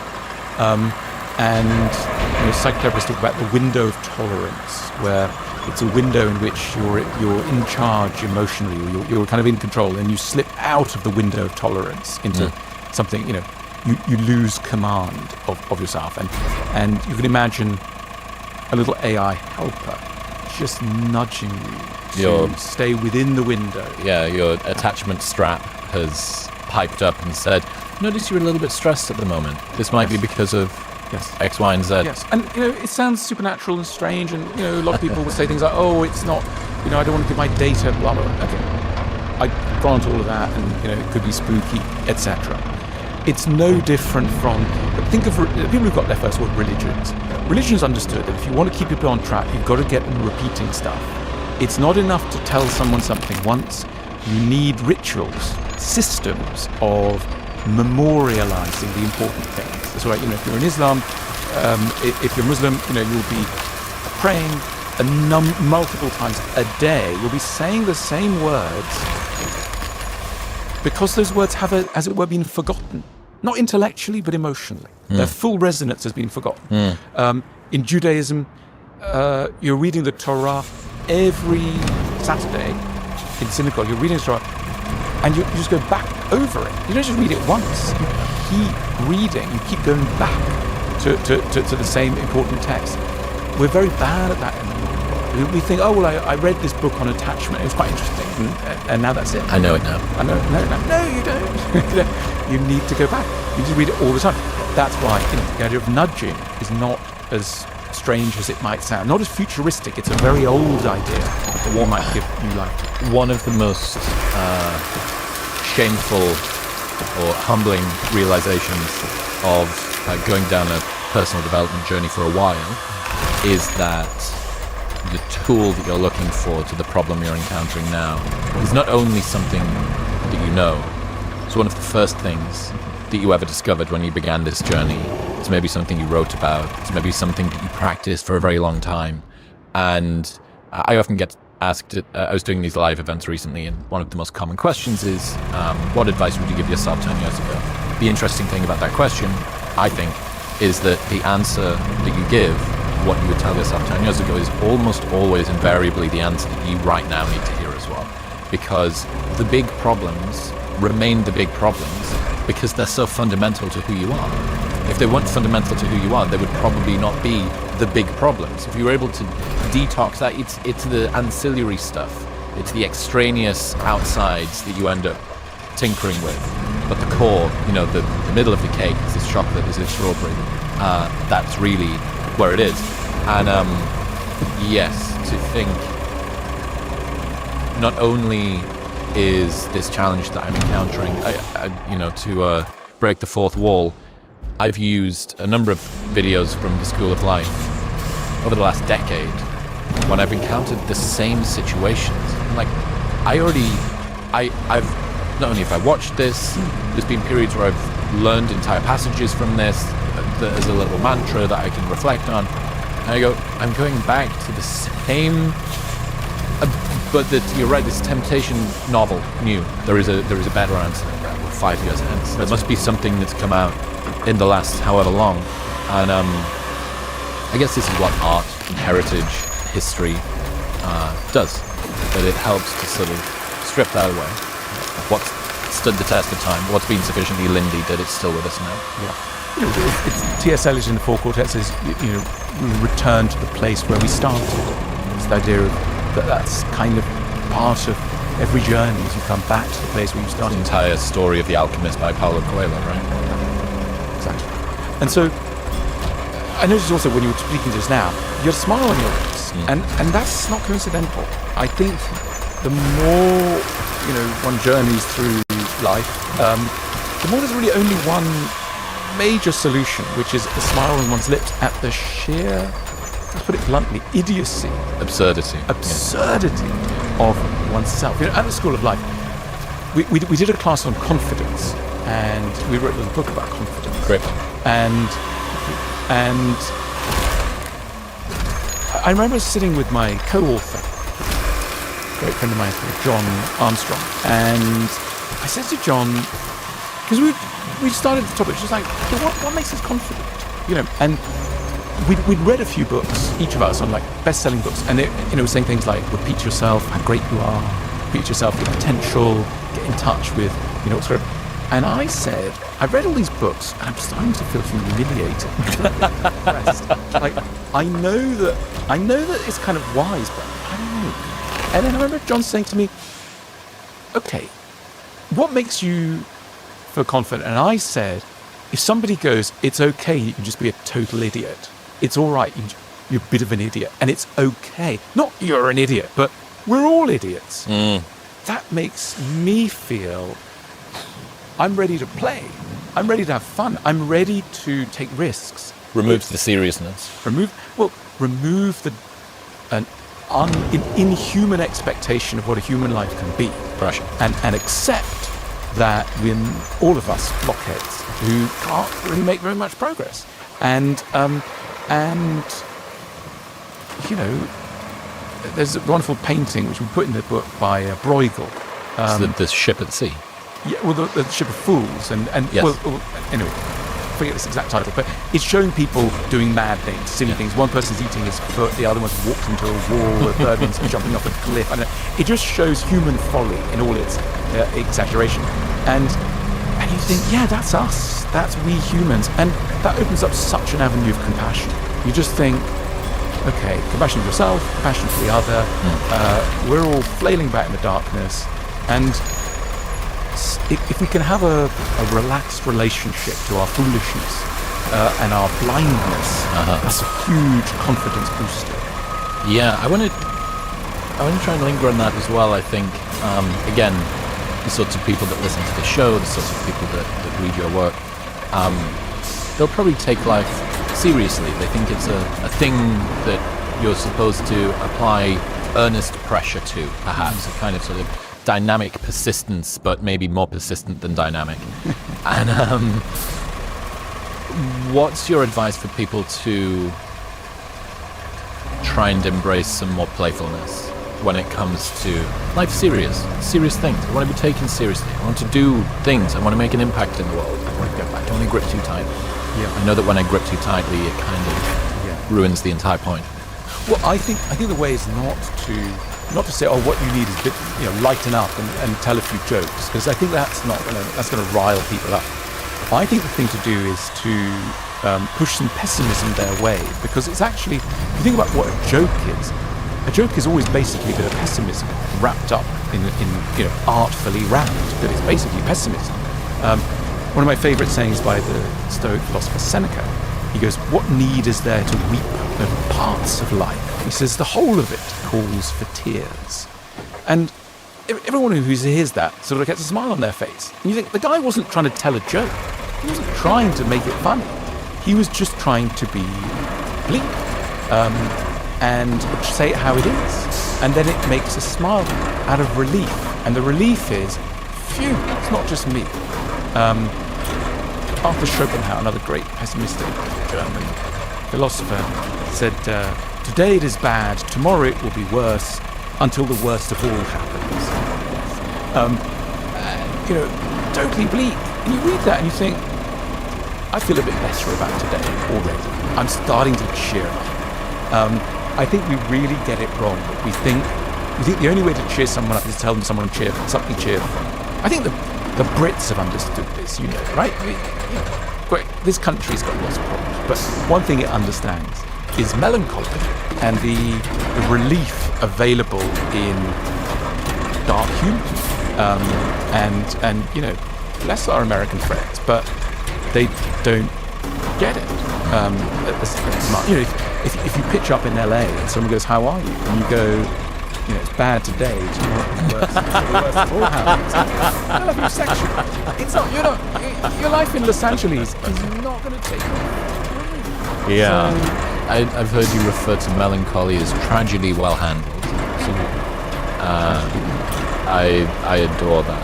I think it's so great. Sam Harris says something very similar. You have to smile at the absurdity of life. These situations, just as things were smooth, something comes along and completely sideswipes what you had planned. Yeah. And an interesting insight, I suppose, that the volume that you complain is probably proportional to the amount that you're enabled to see life for what it is, which is not at your whim. Life is going to have problems thrown at you. Yeah, because let's not do down complaining. I mean, it's one of the great pleasures. It's one of Britain's great pastimes. Well, it's one of everybody, and being able to complain to a loved one, and you'll have to listen to their complaints too. But to complain without expectation of a solution. I mean, the big complaint that every mortal, directs to the sky ultimately is, why do I have to die? And then you work your way down from that to, why do I have to go to work? Why do all these things? But yes, life would be a poor thing if we weren't allowed to spend a good deal part of it complaining. I've heard you say that adult relationships are a litmus test of our emotional development. That they're a moment where your past catches up with your present. How so? How is that the case?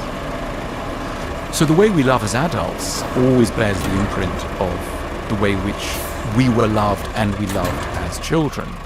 And that hugely restricts how we're able to behave and explains the very peculiar, often nonsensical, often counterproductive ways in which we love. We're not free to love just anyone. And this, I'm sure you'll have had this in your life, met people, etc., who will say things like, "I seem to have ended up with quite a difficult person for me. They're really, they're quite challenging for me. Why can't I go and love somebody else? Why am I so in love with this person who's quite challenging?" And often it's because what's challenging sits on the very area that was challenging in the past. And that's what makes them attractive. Now, before we just jump off a cliff at the pessimism involved, let's be a little optimistic here. In a good relationship, we are drawn towards people who, yes, carry some of the puzzles, some of the knots, some of the challenges of a parental figure or figure of a caregiver. But they hold out the promise of a different ending. So whereas in the relationship with parent or caregiver, it ended up with shouting and you stormed out of the house and you're no longer in touch with them. imagine the joy, imagine the sense of triumph over sort of adversity and human non-communication if you are together as a couple able to move towards understanding and mutual growth. I think that explains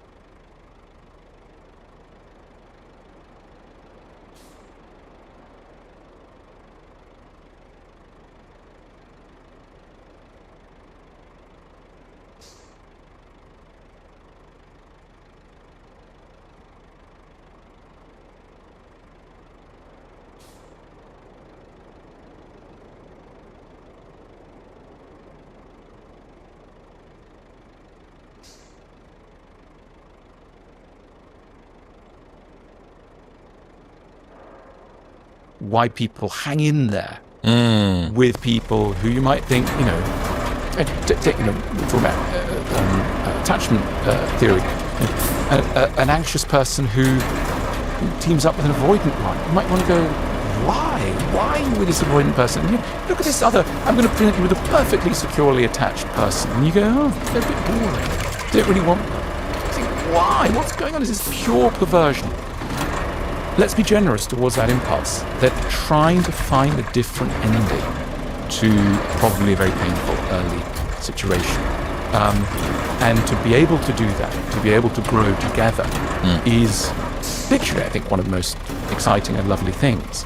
It's rare, which is why successful love is rare. But to grow together away from your early attachment wounds powers a lot of the ambition of love. We'll get back to talking to Alan in 1 minute, but first I need to tell you about Function. Stop.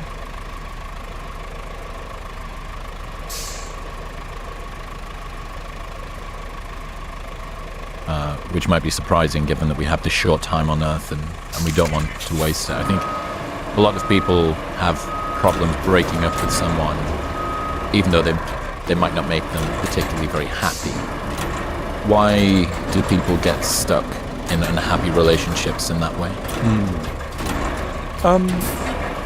There are, I think the mood of the modern world, mood of modern Instagram, I've observed, is all about ditch them, chuck them, run away. It's a pure pathology. You are sticking around someone suboptimal for purely pathological reasons. That's got to be true in some cases. It is definitely true in some cases. But because it's so well known nowadays that that's true, let's stick up for the other side. Sometimes it's hard. Sometimes we stick around very challenging situations because we want to try and grow together. We want to try and make progress. And sometimes we can, sometimes we can't. So, it's a balance. I don't want to advocate, an endlessly unfulfilling relationship. But good relationships will be marked by a heavy dose of what psychotherapists call rupture and repair. A break and a repair. And the ability to, the thing crashes at night, but the next morning it's fixed. Our friends in the East, the Japanese tradition of kintsugi, fixing that bowl with golden lacquer, fixing the break. It's a very, very important and satisfying part of all relationships. What about the people who are in a relationship but don't have the courage to leave? They probably have this, they feel stuck.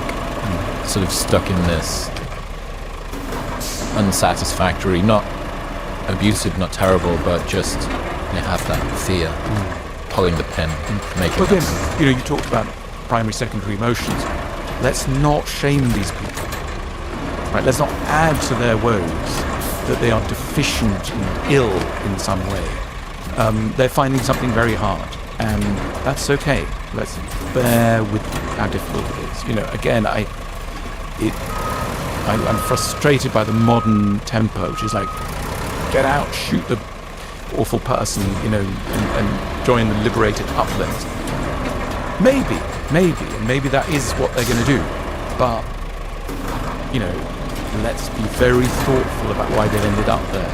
Let's not, this might just be, they might find 100 things in life quite easy. This is what they're finding difficult. And let's acknowledge that. Let's be very kind to that. And let's hold their hands through it. Why? What's difficult for them? Is it that they think that they'll be judged by other people? Right? What's the fear? I'll be judged by other people. Okay, but how does that fear stack up with what might really happen? Or I'll never meet anyone new. Okay, let's think about that. Let's not immediately say, oh, you will. Well, maybe they won't. Let's take it calmly, etc. I'm really resistant to some of this narrative, which is, get out, get rid of the awful, underperforming people, and get into that golden relationship that's been promised to you in heaven. It's not, that may be the direction of travel. Let's just acknowledge the bumps. Yeah, I think it's unrealistic. There's a lot of people who just don't want to make a fuss. That there's this sort of fear, this question, is it fair to want what I want? You mentioned before, how do people that from the outside go, why her with him? Why him with her? Why would that union happen? And we don't get to choose what we love in many ways. Absolutely not. We are. We think we've done away with the arranged marriage. No, we haven't. It's just become an emotionally arranged marriage, internally arranged, rather than arranged by our parents. Yeah, I think, again, for the cerebrally predisposed, you kind of rail against that. Why can't I? If only I could. Can you not get in line with you? Yeah. Please, all of the things, they're there in front of me. They have the... And we get literally irritated. And just to be able to understand, it's Good job collecting all those resources. I'm sure they'll all be properly used in construction and not end up in a dump somewhere. Well, you've got enough for us to exchange for brand spanking new tower parts, which is all that matters. All that's left is to send them to HQ in a convoy. Should be easy, right?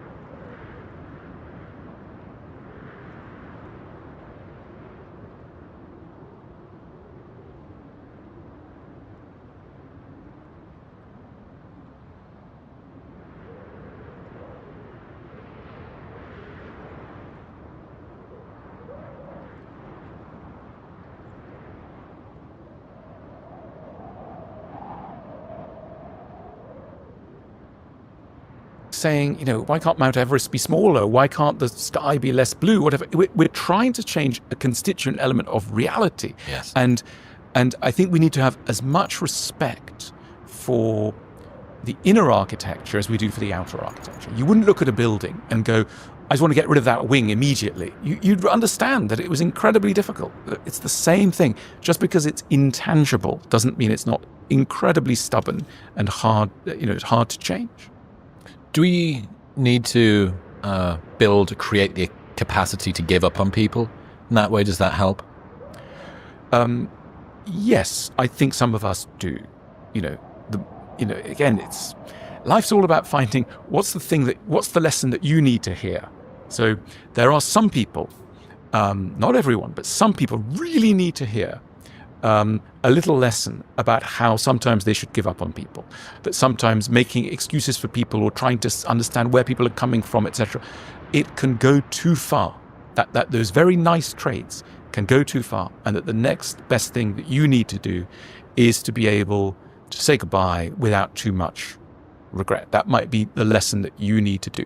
And let's remember, the people who, on the whole, find it very hard to give up on people are people who couldn't give up, as children can't, on parents who are very unsatisfactory. You can't expect a 5-year-old child to give up on a parent. So a parent can be beating the child every night, and the child will think, oh, maybe it's my fault, because the child cannot bear to give up on the parent and do the thing that would be natural to do, which is to say, I'm in the hands of an abusive parent. You can't do that when you're 5. You've got no access to lawyers, you've got no money, you can't go anywhere. You are trapped. And therefore you become a world expert in not giving up on people. But some of what adulthood requires is precisely the opposite, sometimes. Getting perilously close to people-pleasing here, and that sort of tendency to put other people's emotions ahead of our own, make their emotional state our responsibility. If you're not okay, I'm not okay. How can we better alchemize that and understand that tendency? I mean, look, let's remember, so the psychology of the so-called people-pleasing person is someone who no one tried to please for themselves. Right? In other words, they were in an asymmetrical relationship, probably with a caregiver or a parent, who didn't care about their feelings, they didn't prioritize their needs, etc. And they had to adjust to them. So, if you've got a parent with a volcanic temper where anything might set them off, well, what you say or think is going to disappear completely, because all you're going to be doing as a child is managing the mood of a parent. They will be an infant, essentially, and you will have to be in the parenting role, and you'll have to put aside your needs. And children are great geniuses at reading the room and doing what needs to be done to survive. It's a survival strategy. I will become a people pleaser, not in order to annoy people in later life, but in order to survive, in order to get to the next stage of existence, in order to reach adolescence, let's face it. And the problem in this, as in so many other neurotic structures, is a very good idea outlives its use. And so it's still operating in circumstances where it's no longer needed. So what we need to tell, what the people pleaser needs to tell themselves is, it was amazing that at the age of 5, I cleverly worked out that I needed to people please in order to cope with my intemperate father. But that situation is now gone. And if I keep doing this with my partner, with my colleagues, etc., it's going to annoy everybody and it's going to create serious problems. So what needs to be done is that person shouldn't feel shamed. They should be made to feel proud. There should be a little ceremony where they're able to say to their 5-year-old self, thank you, little whatever it is.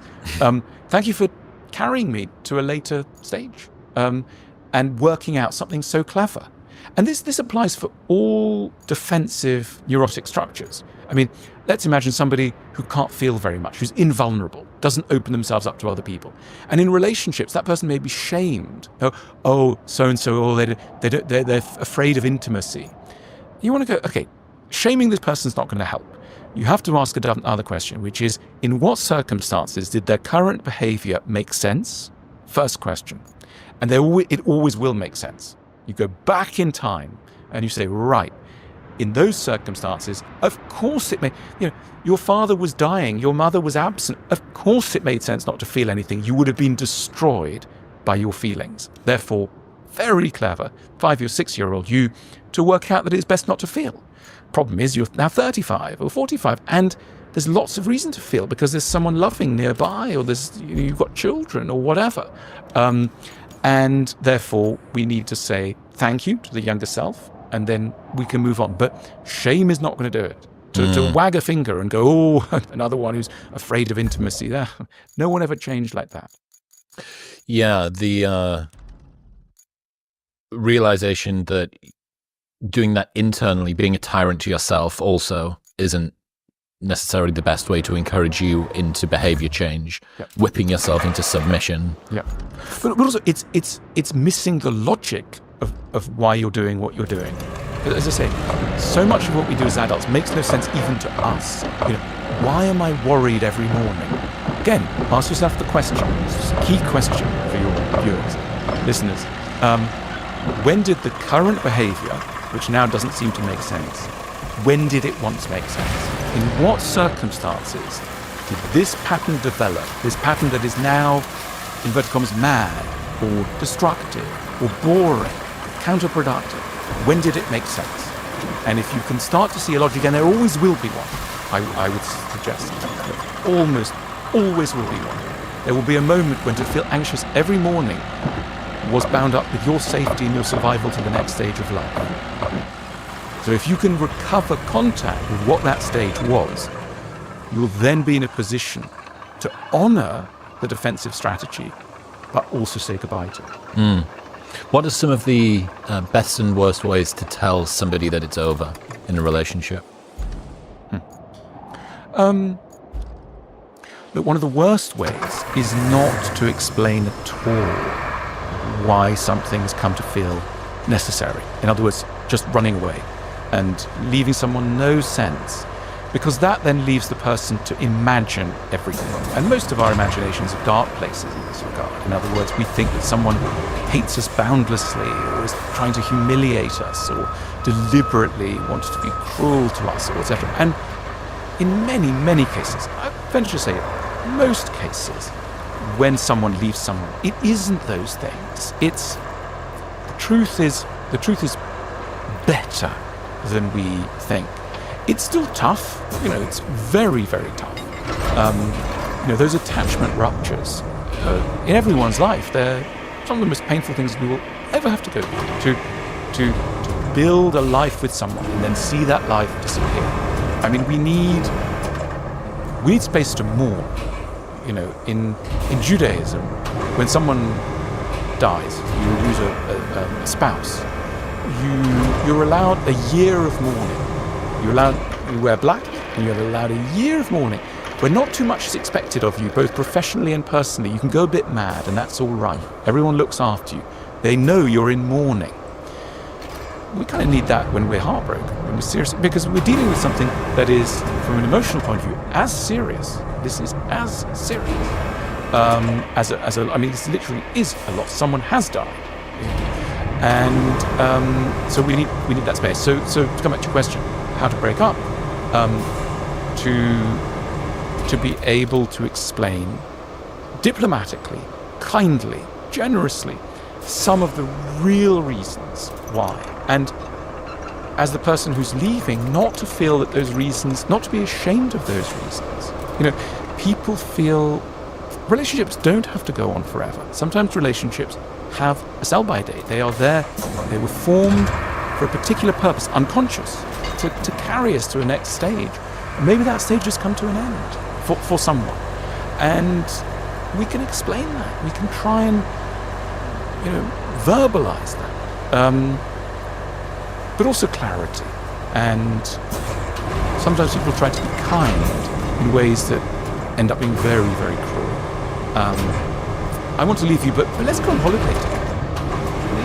Is that a nice thing? Or, I want to leave you, but let's be in touch every day. And I'll just still call you what I used to call you. When we were very intimate. That's tough. That's tough. So we may, couples may, out of kindness, out of mutual respect, go, there's still a lot of love, still a lot of affection, but probably shouldn't be in touch that much for a little while. You think it's a bad idea for exes to try and be friends? Look, it depends, but I think there needs to be healing. There needs to be a break that's marked and honoured, so that two people can recover. How do you come to think about the balance between fixing our patterns, investigating them, and dwelling on them? It seems like a lot of criticism is thrown at sort of reflecting on our past as akin to indulging in it, in a way, not allowing us to move forward. Yeah. This is a common debate that I'm seeing online at the moment. Yes, and people, I think, are very afraid about responsibility. They're very afraid that someone will go, "Oh, I'm sorry I did that thing." But the thing is, it's my childhood, and that's why, and that people will evade basic responsibility.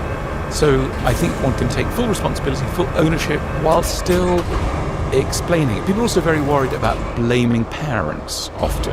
That's another one that comes up a lot. People will go, if I start to investigate patterns, etc., the only solution is then to get angry with my parents. Well, again, there's a real, people are lied. Was that anger, blame, etc. You can say this happened because of childhood dynamics. No one really wanted it. Maybe no one's evil, but it definitely happened, and can't evade that. Is the result anger, fury? It doesn't have to be. Sometimes it could be. Yeah. So, look, so many of these lessons, it's horses for courses. We Broad strokes are very difficult with stuff like this, I understand that. But yeah, I think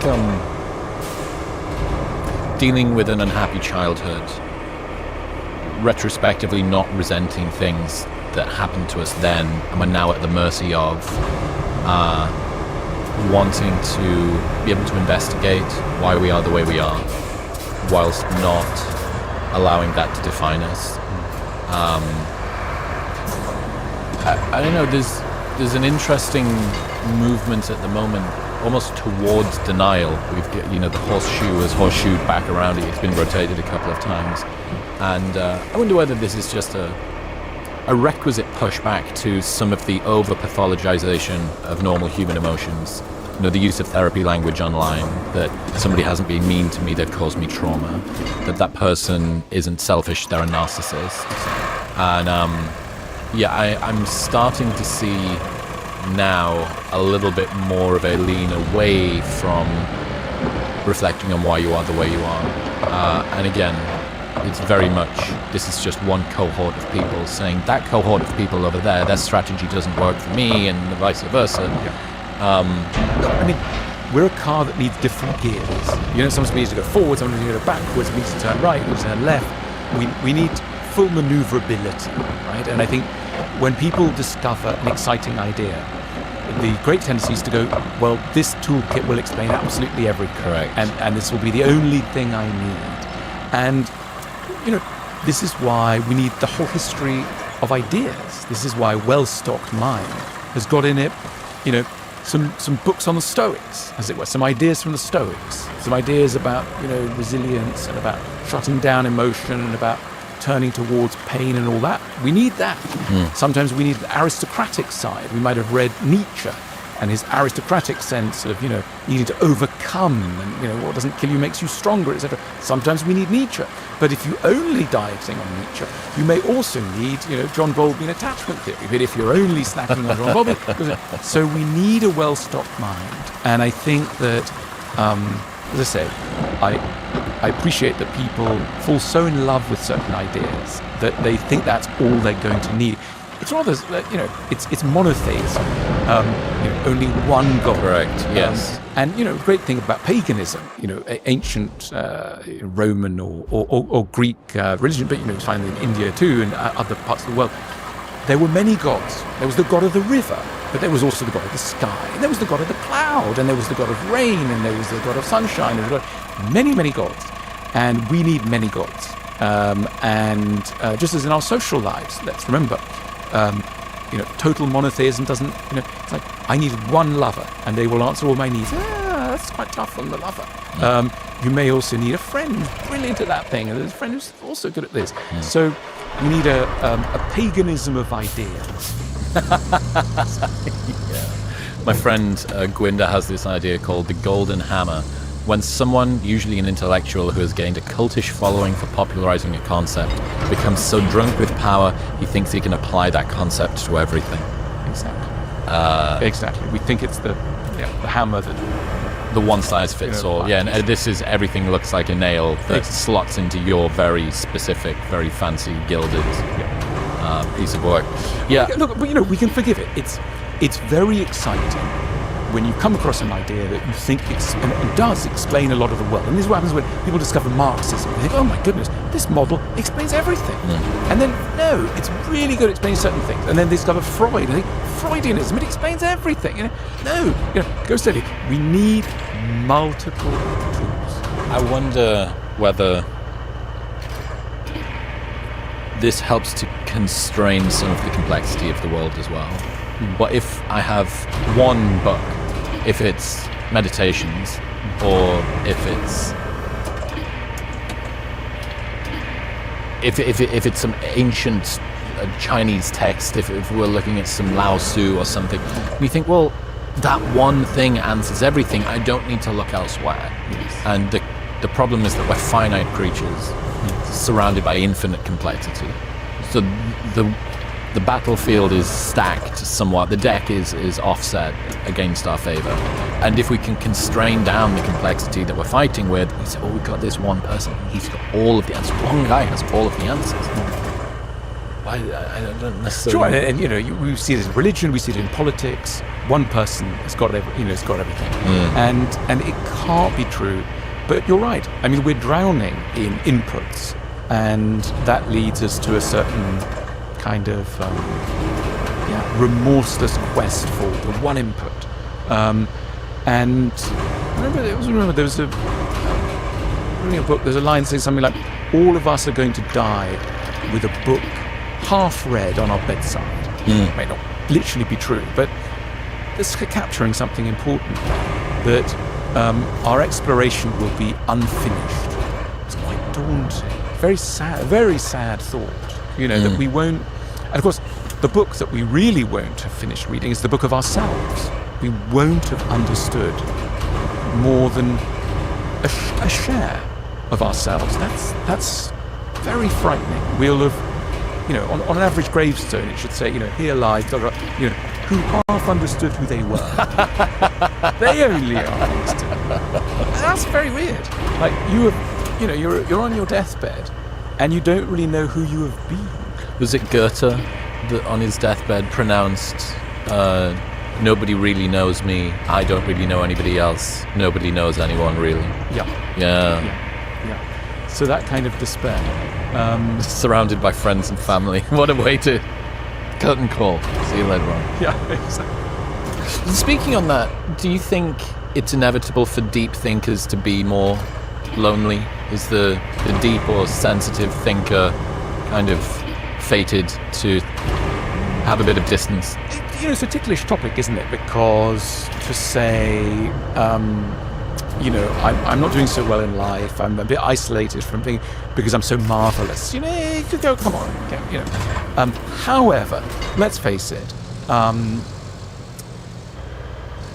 Look, it's like, imagine you had a very sophisticated diet and you walk through, we're in London now, you walk through this average street of London.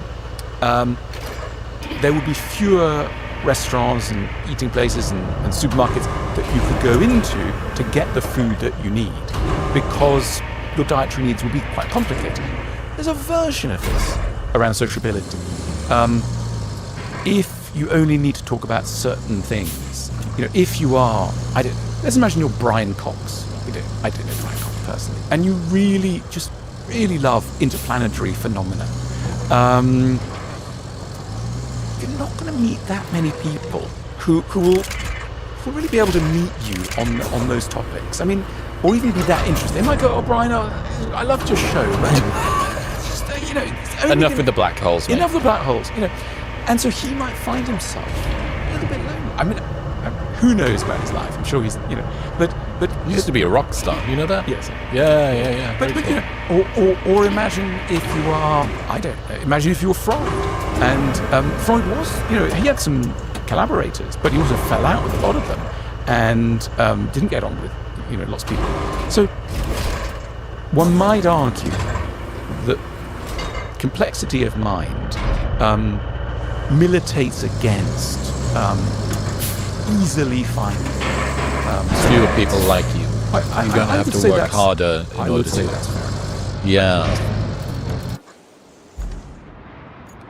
We sort of touched on it earlier on. I think it's maybe worth just revisiting a little bit, trying to, the deeper thinker, the more serious person, the earnest person, how can they find more fun, inject a little bit less of that loneliness in? They're in an area where maybe people don't resonate quite so much. They don't have quite so many of the conversations that Chris, they need. Can I answer a slightly different question? Mm-hmm. Just because, look, I think it's really important to think that the deep thinker, the earnest person, etc. I don't want to suggest that there are these people called geniuses wandering around the world, and they're sort of different from everybody else. I love this quote from Emerson, where he says, "In the minds of geniuses, we find our own neglected thoughts." So key. In the minds of geniuses, we find our own neglected thoughts. I think what he was saying there was, geniuses don't have thoughts that are categorically different from the ones everybody has. What's different is they hold on to them, they look at them, they feel them. You could say in the minds of artists lie feelings that, lie our own neglected feelings. In other words, artists, geniuses, etc., they're just paying more attention to the stuff that's in everybody's mind. It's not that their stuff in their mind is completely, radically different. Which is why often when you hear a great song or a great piece of poetry or whatever, or read a great book, sometimes you think, I kind of knew that was already in me. That I'm merely being put back in touch with something that's in me already. Because what the so-called clever person has done is just pay it more attention.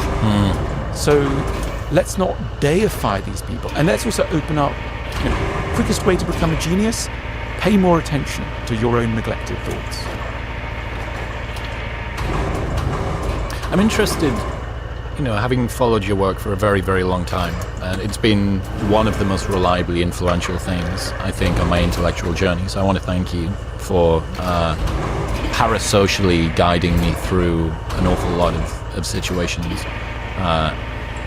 I'd like to say that I remind myself of your work when things are good, but it does tend to be the sort of thing that I go to when I need a little bit more guidance. But I'm interested in what drives you, the sort of primary motivating forces that are behind your studies and sort of thinking over the years. So it's brutally and horribly simple. Just to help me get through the day. It is extremely personal, and motivated entirely by, a desire for self-help. If it helps anybody else, people sometimes say things like, "Gosh, you must have studied a lot. How did you know that about me?" And I'm like, frankly, I had no clue. I was just doing my stuff, and it's beautiful and lovely that it should echo in somebody else. But that's not how I started. It started always with me. And I became a writer. I wrote my first book when I was 22, and it was not, it grew out of writing a diary. It grew out of trying to solve my own confusions. It was a way of trying to stay afloat, emotionally, psychically. And it had nothing to do with a career in that sense. Later on became some of the accoutrements of a career. But as I say, it began, and it still is to this day, an emotional necessity, I would say. It's a way of coping. I'm an intellectual, not in sort of fancy thing, but I'm an intellectual in the sense that I intellectualize pain. If something horrible happens, my immediate impulse is not to jog or drink or do all sorts of things people do, but it's to try and think about what is this thing? What lesson is there here? And that lesson is being fished out for me. Mm-hmm. If it helps anybody else, fantastic. But I do it anyway. That's how I operate. I've found an odd resonance with what I've done with the show as well. In many ways there is a temptation to do what may be popular or trendy or accumulate the most exposure or status or make you look good, and that's always there, and neither of us are immune to those incentives. But I think one of the reasons that I resonated with your work, and hopefully some microcosm of people resonate with mine, is research very much is me-search in this situation. And the fact, you're right, how could you have seen the human experience has been really sort of shown to me. It's like you've turned the mirror around on myself. It's almost like you're speaking to me. It's, well, because there's broad buckets of people that sort of fall into similar kind of cohorts, and it would appear that perhaps me and you are in a non too dissimilar cohort. And this, I think, is a reason for confidence in our own work and in listening to our instincts, rather than trying to work out what the market, the audience, the reader wants. Yeah. Just saying, okay, well, what would be useful to me right now? What would have been useful to me previously? Especially given the fact that the thing you need to hear right now is probably the thing that you would tell yourself 10 years ago. So it's the same lessons over and over. It's looking at that circle. Yeah. And I think it is the best justification for selfishly following your instincts when it comes to an intellectual investigation of yourself, of the world around you. Because if you think a thing, if you feel a thing, if you're challenged with a particular issue, it's probably reliable that some non-insignificant majority, perhaps, of other people are feeling the same. How fucking narcissistic do you need to be to think with you? Me. Yeah. Me. This is because that's too mean. That's too mean, because we don't think of it nastily. We think of it shamefully. We think, I've been singled out for a particularly personal painful curse. Yeah, we don't think I'm so great and I'm alone. We think, oh God, I've been cursed. I'm broken. I'm uniquely broken. Yeah, and you're absolutely right. It's so important to bear that in mind. By the time you're feeling it, other people will be feeling it too. And it's so hard to hold on to that thought because because we see no visible evidence of it. We don't see people talking about it in our vicinity. In the 100 people we know and move around, no one's talking about it openly. They're feeling it, but they don't talk about it. And so we have to hold our nerve. And there's a lesson here about capitalism here and business, which is fascinating. I mean, it's not naturally the area I fall into more. You talk a lot about this, but so many great businesses start precisely like this, that somebody thinks there's this thing I really want and need or that thrills me, and it sounds quite weird to everybody else, and the person just sticks with it and just has a hunch about it. Yeah. Just as many business failures are all about someone doing something, and then if you say to them, do you want this? Would you buy this thing? And then they go, oh, actually, no, I wouldn't. So why are you making it for somebody else if it's got no resonance with you? Careful. The biggest business disasters are people making stuff that they haven't asked themselves, would I really want this? Yes. The word grift is thrown around on the internet a lot, and I've asked people to define it. This person is grifting or shilling for a particular product or company or ideology, whatever it might be.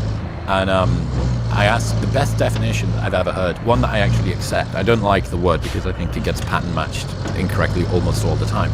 But the best definition is somebody promoting something that they themselves would not use or believe. I think, and that's good. And there's an intellectual version of that. When someone reads a book, etc., and they've lost touch, and they're spouting Kant or Hegel or Wittgenstein or whatever it may be, or attachment theory, and it's not fitting them, and therefore there's something wrong. But I think many hours ago now we began in this place, which is how difficult it is to hone that authentic muscle where you feel something, you hold on to it, you think no one else is talking about it, but let me stay with that because I think it's a thing for me. So it may be a thing for somebody else, even though no one's mentioning it. It takes a lot of courage. How much better have you become at understanding yourself over the years? How much have you been able to nudge those fundamental physics of your system? I've made some progress. Yeah. Definitely made some progress. And I'd say that I understand myself more than I've been able to change myself.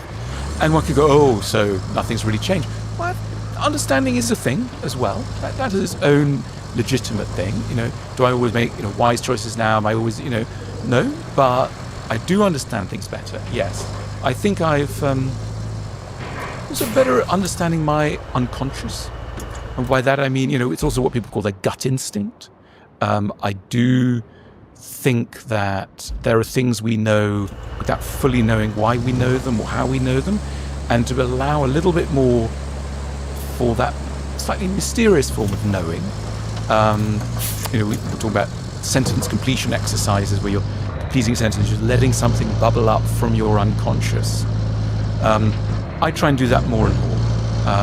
But I ask myself simple questions like, what am I really feeling here?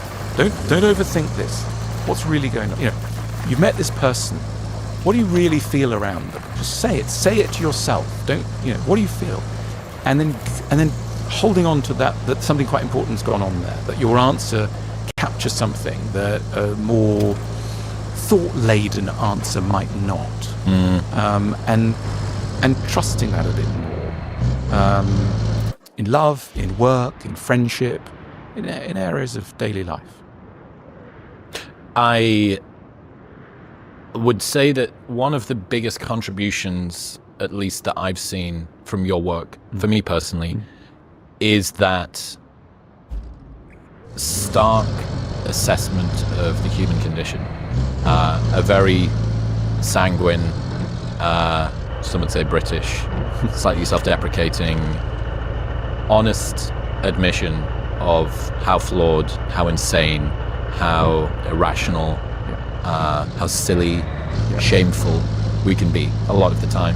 And yourself, Oliver Berkman, if you're familiar with Oliver as well, again, sort of really embracing that British melancholic sort of tragedy well-handled type thing. This has been a very long time coming. I've wanted you on the podcast since before I began it.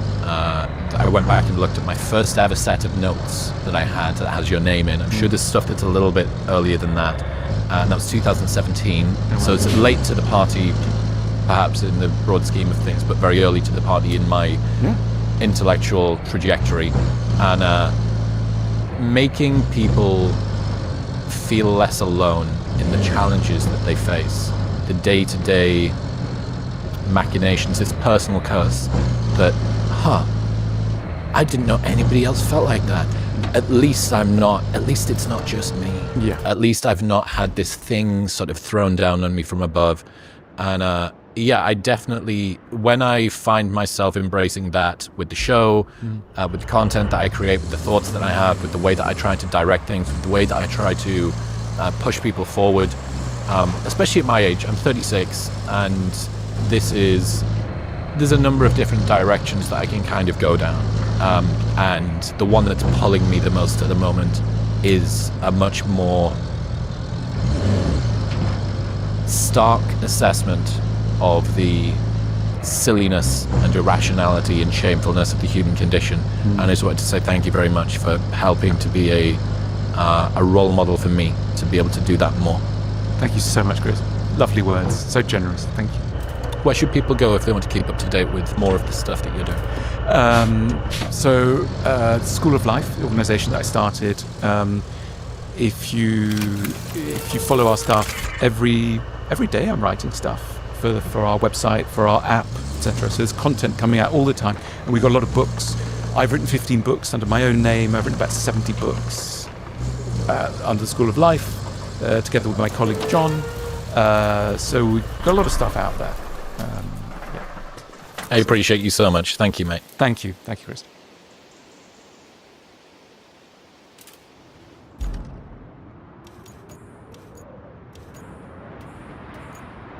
Where do you think self-esteem comes from?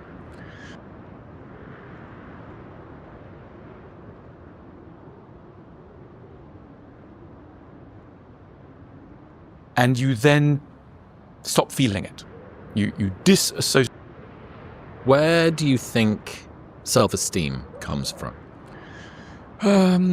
Gosh, I wish we knew. I mean, I think the first thing to say is it's a bit of a mystery. If we knew how to bottle this stuff, if you look at the differences between what human beings achieve, it isn't easily explained by intelligence. Everything shows that broadly speaking, intelligence accounts for the smaller portion of the massive differences in achievement, and that's galling.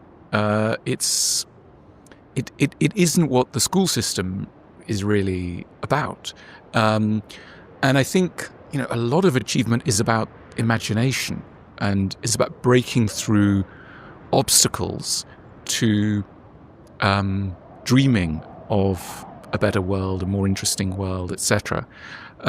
Self-esteem is somewhere in that story, because I think self-esteem is about saying, it might happen with me.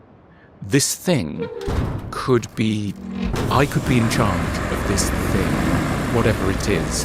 And I think class plays a role here. One of the great injuries of a working class background is that it tends to give you a sense that other people are controlling the world, and you have to negotiate the obstacles they put in place, but you don't get to remove those obstacles. You just have to work your way around them. Typical middle class upbringing, middle class in the UK sense,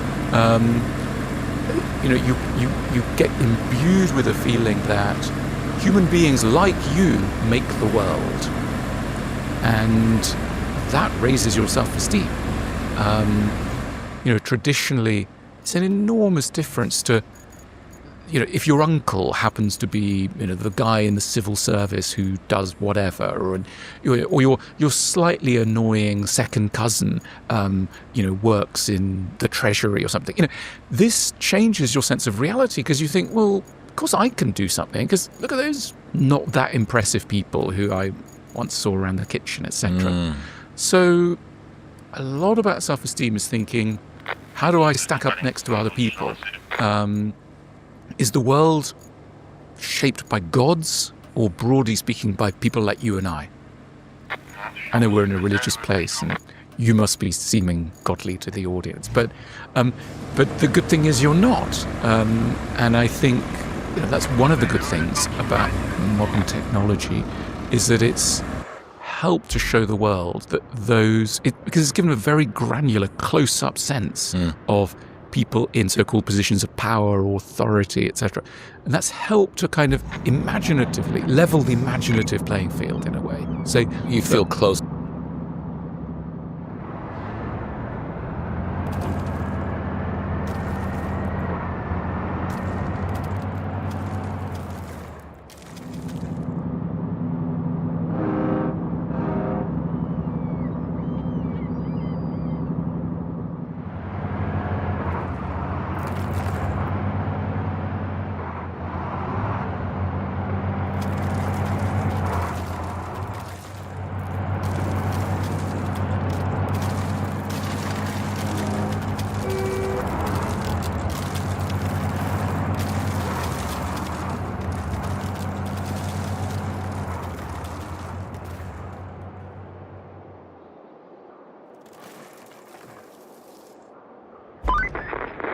Now that we have the tower parts, it's time to put them to good use and get these comms towers going. First one is the Western Radio Tower near Reedwood Bay, famous for its reeds.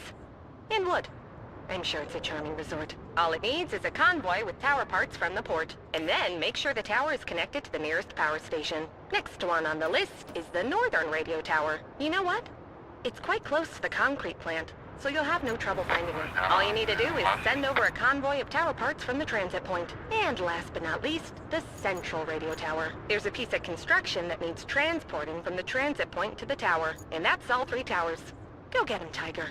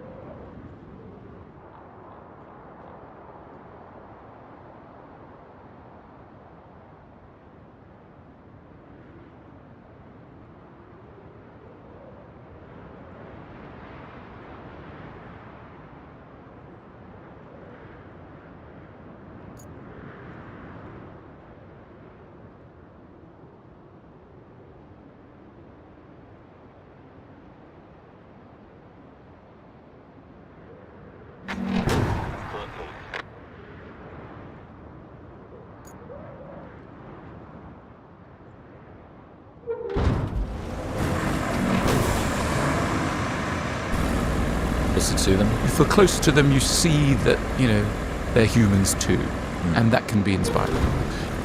There was a an incident that a friend had when recording a podcast, which I needed a name for, and we've come to call it a yogurt lid moment.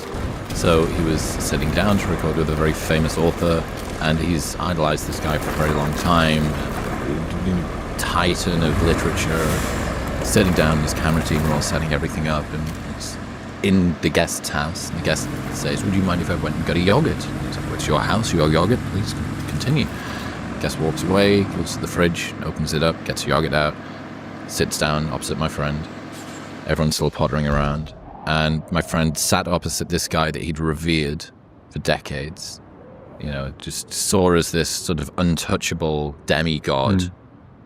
Watched him look at the yogurt, take the lid off, put it up to his face, and then lick the lid of the yogurt. And he said, at that moment, the veils fell from my eyes, and I saw him as the fallible human and it's that the yogurt lid moment, this sort of weird, mortal trip.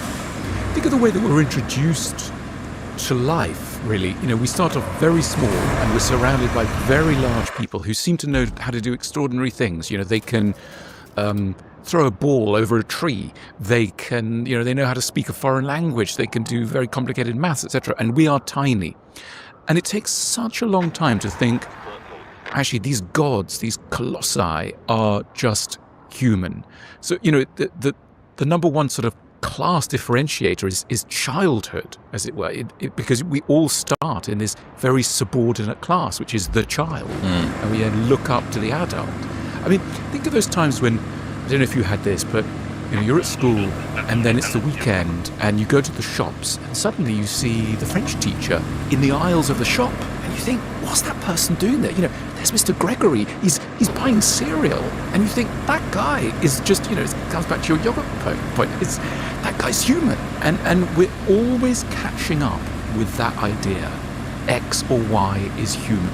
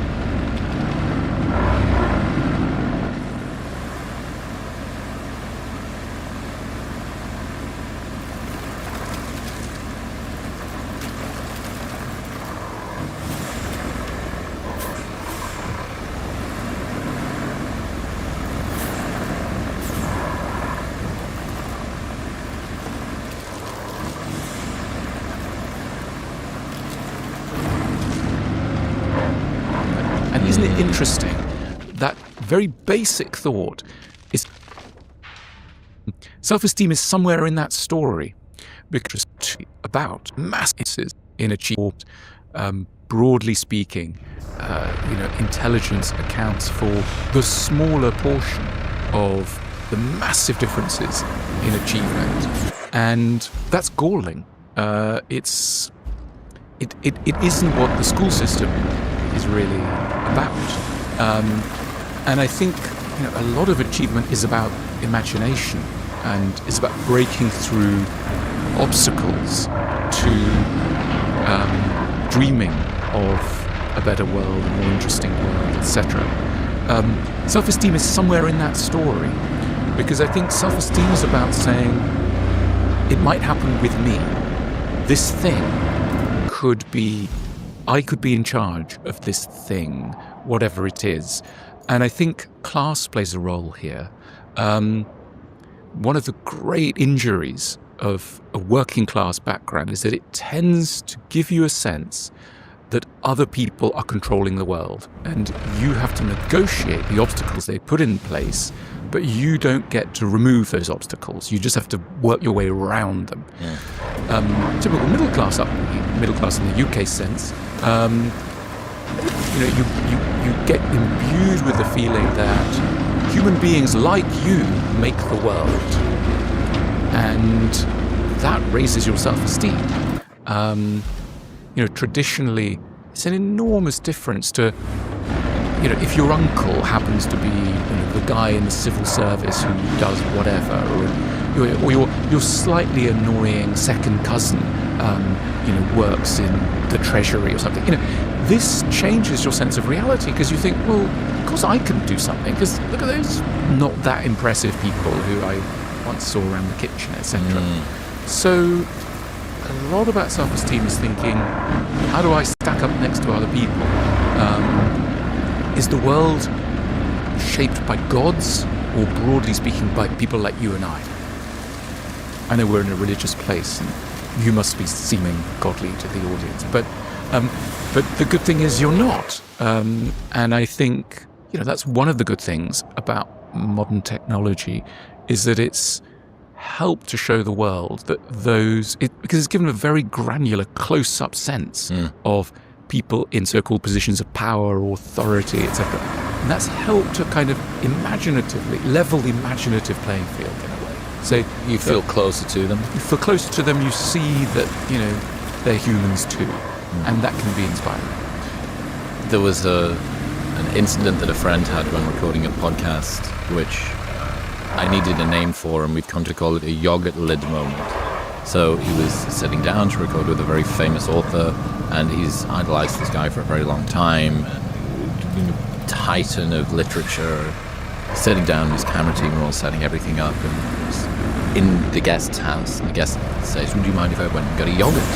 It's your house, your yogurt. He's like, continue.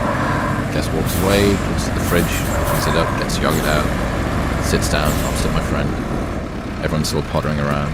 And my friend sat opposite this guy that he'd revered for decades. You know, just saw as this sort of untouchable demigod. Watched him look at the yogurt, take the lid off, put it up to his face, and then lick the lid of the yogurt. And he said, at that moment, the veils fell from my eyes, and I saw him as the fallible human and it's that yogurt lid moment, this sort of weird, mortal trip. Think of the way that we're introduced to life, really. You know, we start off very small and we're surrounded by very large people who seem to know how to do extraordinary things. You know, they can throw a ball over a tree. They can, you know, they know how to speak a foreign language. They can do very complicated maths, etc. And we are tiny. And it takes such a long time to think, actually, these gods, these colossi are just human. So, you know, the number one sort of class differentiator is childhood, as it were, because we all start in this very subordinate class, which is the child, and we then look up to the adult. I mean, think of those times when, I don't know if you had this, but you know, you're at school and then it's the weekend and you go to the shops and suddenly you see the French teacher in the aisles of the shop and you think, what's that person doing there? You know, there's Mr. Gregory, he's buying cereal, and you think that guy is just, you know, it comes back to your yoga point, it's that guy's human, and we're always catching up with that idea, X or Y is human. And isn't it interesting that very basic thought is still always a bit of a surprise. We're always on the back foot with that insight. Why is that related to self-esteem? Why is self-esteem not contained within our own system? Well, because we've got this very unfortunate thing that we know ourselves from the inside and we know other people only from what they choose to tell us. And so we've got this massive imbalance of data. And we are so weird to ourselves and so embarrassing and so flawed. And anyone with a modicum of self-awareness is going to have, if they're honest, should have a slightly hard time tolerating themselves. Because the stuff that goes on in our minds, is, you know, if it was published, I mean, we'd all be, you know, excommunicated immediately. That's not a sign necessarily that we're so degenerate. It's just a sign that we're having still a very hard time admitting what it is to be human at an interpersonal level. We're still, despite all these ways we have of sharing data, it's still a sort of surprise. I mean, you know what it's like in a relationship or a close friendship when, you know, late at night you're able to go to your new pal, you also go, do you ever have that thing when? And they go, yeah, that thing. No one's ever mentioned it. No, you know, there's still a societal silence. And then the intimacy that grows from being able to say, we're a bit weird. Now, the truth is, we're a bit weird like everybody else, but there is still an imbalance of knowledge and a sense, I mean, you know that thing where kids say things like, my family's so weird, other people's families are so normal. You know, I went to Billy's family. That, you know, his mum's really normal. Why are you so weird? And then of course, in time, you realise Billy's family's not normal. You just don't know them. You know, we don't know other people as well as we know ourselves, and so we tend to think that those close to us are a bit more mad than anybody else. We go, you know, my mum, she's really mad, or my ex are really mad. I mean, this goes on in the dating world, relationship world, where, you know, men will go, oh, women so crazy, you know, women are really crazy, and then, you know, in the female camp, women are going, oh, men just really, you know, and you want to go, look, guys, it's both, it's everybody, it's not men, it's not women, it's not the young, it's not the old, it's everybody close up. It's just that we often have the privilege of not knowing people close up enough, and therefore we still retain illusions. I mean, you get this in travel, right? People go, oh, the Greeks, well, they're better than us. We've got all these laws. The Americans, they have a certain whatever. And then, of course, once you're inside that society, you go, it's the same everywhere. But anyway, we've got to have illusions and bless us. So the closer that people get to you, the more you see their flaws, but unfortunately, no one is ever going to be as close to you as you are. And you have this huge asymmetry, 1,000,000 to 1, of the bit rate of data that you're able to see of yourself, and the vacillations, the self-doubt as you ping-pong back and forth. Should I go? I don't know if I should go and buy that. I don't know if I should get that pair of shoes. I should get that pair. I'm not going to get that pair of shoes. No, I might do. And you go to sleep and you think, I spent last night staying awake wondering about whether or not I was going to buy a pair of shoes. I'm insane. I must be committed, not knowing that is the sort of thought that even you wouldn't tell your spouse. I didn't sleep well last night. Why? I was thinking about this pair of shoes. It's so mundane and boring that you don't even share that sort of thing. The other thing is, from the inside, it's very hard to know who you are. And one of the interesting things is how people go a bit mad when they've spent too long alone. If you spend a long time alone, you don't know. Certain thoughts go a little too far. And one of the great things about company, why do we need other people? Just to be able to kind of hold us slightly in check in small ways and large. They kind of go, that thought is getting a little too extreme, whatever. They define us. But also, the other thing that people help us to do, other people, is give us a compact sense of who we are that eludes us. So I see you and I go, there's Chris. Now, when you're alone, you don't think you're Chris. You just think, I'm consciousness in the universe. I'm just a giant net that's capturing thoughts and impressions. You don't know that you have a name, a beginning, a middle, or an end, etc. And when we're in company, people go, oh, you're that guy who does this, or, so other people's caricatured vision of us is actually quite helpful to us, because you think, oh, I'm that relatively simple soul that other people... Unifies us, gives us a sense of story. Yeah. And also because, if I look at you, you look unified. You've got 2 eyes, a nose, a mouth, etc. You're relatively compact, etc. But inside you, turmoil. You don't feel any of that. It's a vast, shapeless landscape. Is self-esteem related to imposter syndrome? I think imposter syndrome was already something that I was seeing a lot of, and now I'm seeing more about increasingly this sense that the world expects something of me that maybe I've even actually done previously, but I'm scared about whether or not I'm going to be able to deliver it. Look, I know imposter syndrome causes people problems, but I'm reassured if somebody suffers from imposter syndrome. It's a sign of honesty. It's a sign of self-awareness. Of course, it has its extreme versions, which causes people a lot of pain. But if someone is aware that they might be a charlatan or might be putting off a confidence trick, that's honesty. That's great. That's a starting point. It's just like somebody who knows they might be evil is a good person. Evil people don't worry they might be evil. So it's you're likely to be authentic and genuine if sometimes you think, am I a fake? That's a good sign. It's a good starting point in the same way as identifying that you're a bad driver is a good starting point for not driving fast. But it doesn't necessarily make you better on the roads. So where do we go to? Where is becoming a better driver? Okay, my imposter syndrome, thank you, Alan. You've told me that I'm not so up my own arse that I can't see my own flaws. Hooray.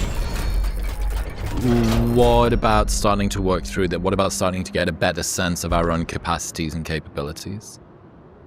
Look, a lot of it is bouncing against the world and testing yourself against reality. It's very hard to know your talents until you've had a go at something.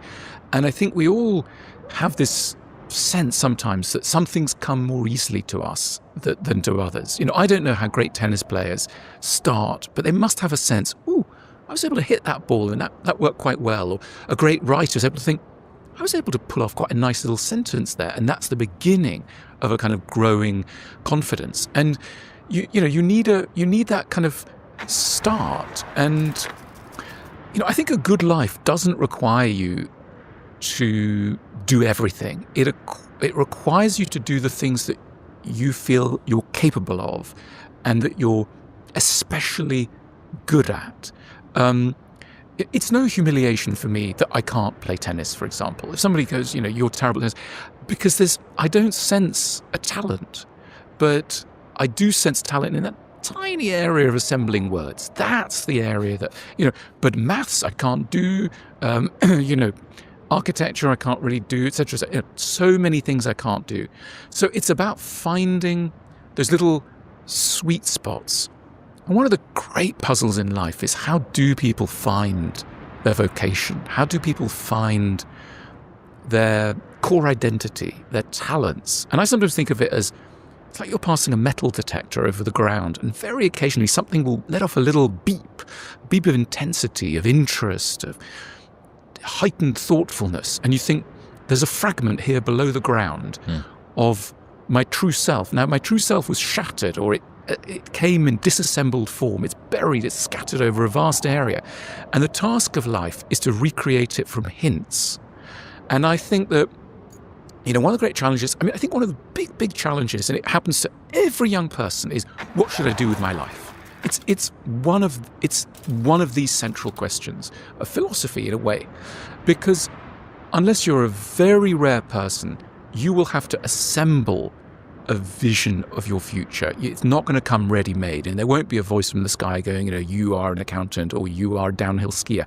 It's going to be something you have to assemble, and you'll assemble it in bits. You'll have to recreate the original statue of you that was shattered a long time ago and that lies across a vast area. So like an archaeologist of the self, you have to build that out, and you have to build it up out of those little beeps of interest. And I think a good thing there is envy. People speak very, very low and embarrassed way about envy. You're not supposed to feel envious. I think very often when you feel a beep of envy, it's because there's a fragment of your true ambition and your true self in the life of another person. And rather than going, I must run away from it, go, no, this is a clue. What is there that you are envious of? And often envy is a very inaccurate emotion. We envy the whole of someone when actually it tends to be a part of them that we want. And so we go, I'm envious of that singer, actor, business person, etc. You want to go, hang on. It won't be the whole thing. Drill into it. What really is core here? And you might realize it's actually not their fame, their money. It's that they work with their hands, or it's that they live in a log cabin somewhere far away from other people, or whatever it is. So the best thing to do with envy is to see it as a guide for your own ambition, not a sign of your innate jealousy and inadequacy. It's a clue. I always think about envy as the only one of the 7 deadly sins that doesn't feel good. Remind me of the other 7 deadly sins. Gluttony, sloth. Sloth doesn't feel good. You don't think sloth feels good? Have you not spent a good Sunday afternoon watching some horrible TV show? I think of the self-disgust that sloth often brings, right? You're lying on the sofa and you know that you're scrolling Instagram, and you know that your better self is being eroded. And so there's guilty sloth. Right? Good sloth and guilty sloth. Yeah. Yeah, interesting. You've probably heard me talk about Element before. Come on. Frankly, that's because I'm dependent on it, and it's how I've started every morning for the last 3 years. Element is a tasty electrolyte drink mixed with everything that you need and nothing that you don't. Each grab-and-go stick pack contains a science-backed electrolyte ratio of sodium, potassium, and magnesium with no sugar, no coloring, no artificial ingredients, or any other junk. It plays a critical role in reducing muscle cramps and fatigue while optimizing brain health, regulating appetite, and curbing cravings. The orange flavor in a cold glass of water is like a sweet, salty, orangey. You ready? You have to cut / one of us. The imposter syndrome thing, I think when it gets turned up too high, especially with low self-esteem, can turn into this sort of very loud, critical inner voice, this sort of self-hatred thing. I wonder whether there's better ways, given that we're already quite critical of ourselves, everybody is. How do you come to think about handling external criticism? You're an adult now. You're a big boy. Maybe this is in your professional life. Maybe it's a personal comment on the way that you showed up at dinner. Maybe it's...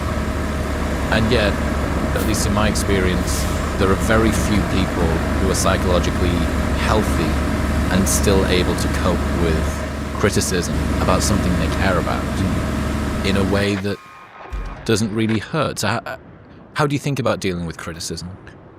Look, I think one of the most galling things is criticism when it's warranted, when you have actually made a mistake. And, one of the most awful things about being human is that you're constantly hurting others. We are constantly hurting others in small ways and large, often through stupidity, exhaustion, narrow-mindedness, etc.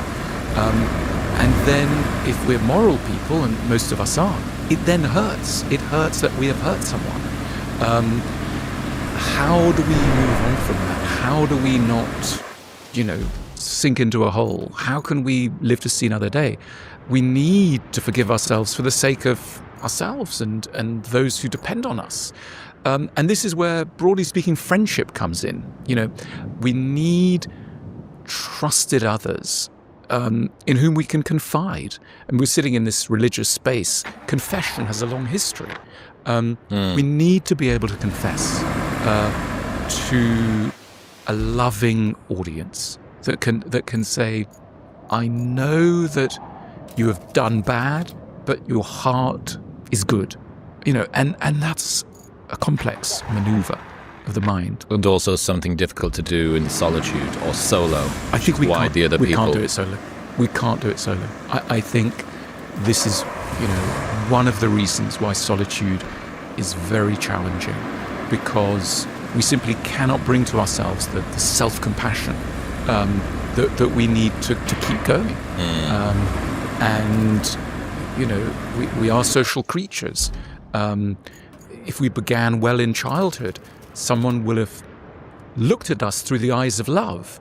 And to look at someone through the eyes of love is to see that though they may have done ill, they mean well. And it sounds simple, but it's, all of life is in there. And of course, then to be able to pull off that maneuver for other people. It's no coincidence that the great religions all circle this. They all circle this business of confession, forgiveness, charity to others. I don't mean financial charity, though, as a role, but it's really charity of spirit. It's obvious, it's something we desperately need, are very bad at, and yet without it, society soon gums up. We can't go on. And we can't provide it to ourselves, which is why it's so important. You need to be told that it's important for you to do it to other people, because there's this odd sort of co-philanthropy that's occurring. I am going to pay into the pot, and you are going to pay into the pot, and everybody is going to withdraw from the pot. It's this sort of the council tax, I suppose, of human goodness. Yeah, that's beautiful. And, many of us are lonely. This is one of the great secrets of life, that we don't have enough of these people. We're surrounded by people, but how many of those are really the people who, in the middle of the night, at crisis moment, is going to be able to deliver that kind of, broadly, we could call it reassurance, a confessional ear, and a sense of that we are worthy of forgiveness. Do you think this is a challenge that particularly men face, this having someone that is a sympathetic ear, the troubles of being tied up in your fragile male ego, etc., male friendships and male support? It seems to be a tough thing, tough needle to thread.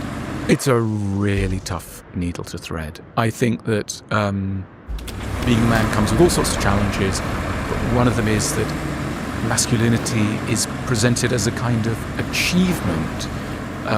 How boys taunt each other in the school playground, and they'll go, "You're a girl," as though there's a kind of slippery slope. Top of the slope is manhood, and then the bottom is girlhood. And if you're not careful, you'll become a girl again, as it were. There's a sort of sense of when you were a baby, and that's the other taunt, baby. When you were a baby, you were in the feminine camp, and then through effort, you became a man. But that achievement is precarious. So men are always feeling the precarity of their identity. And that's a very unstable business.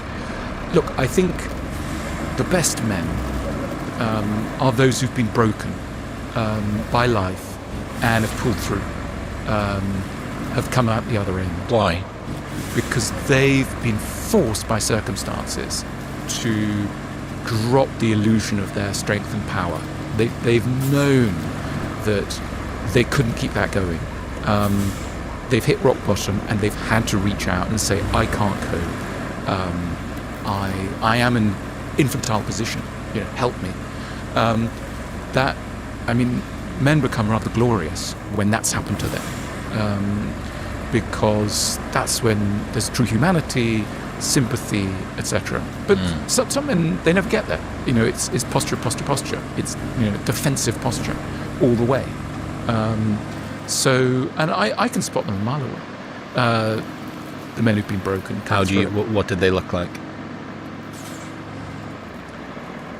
It's not really, you just sense that there's a modesty. Deep down there's a modesty.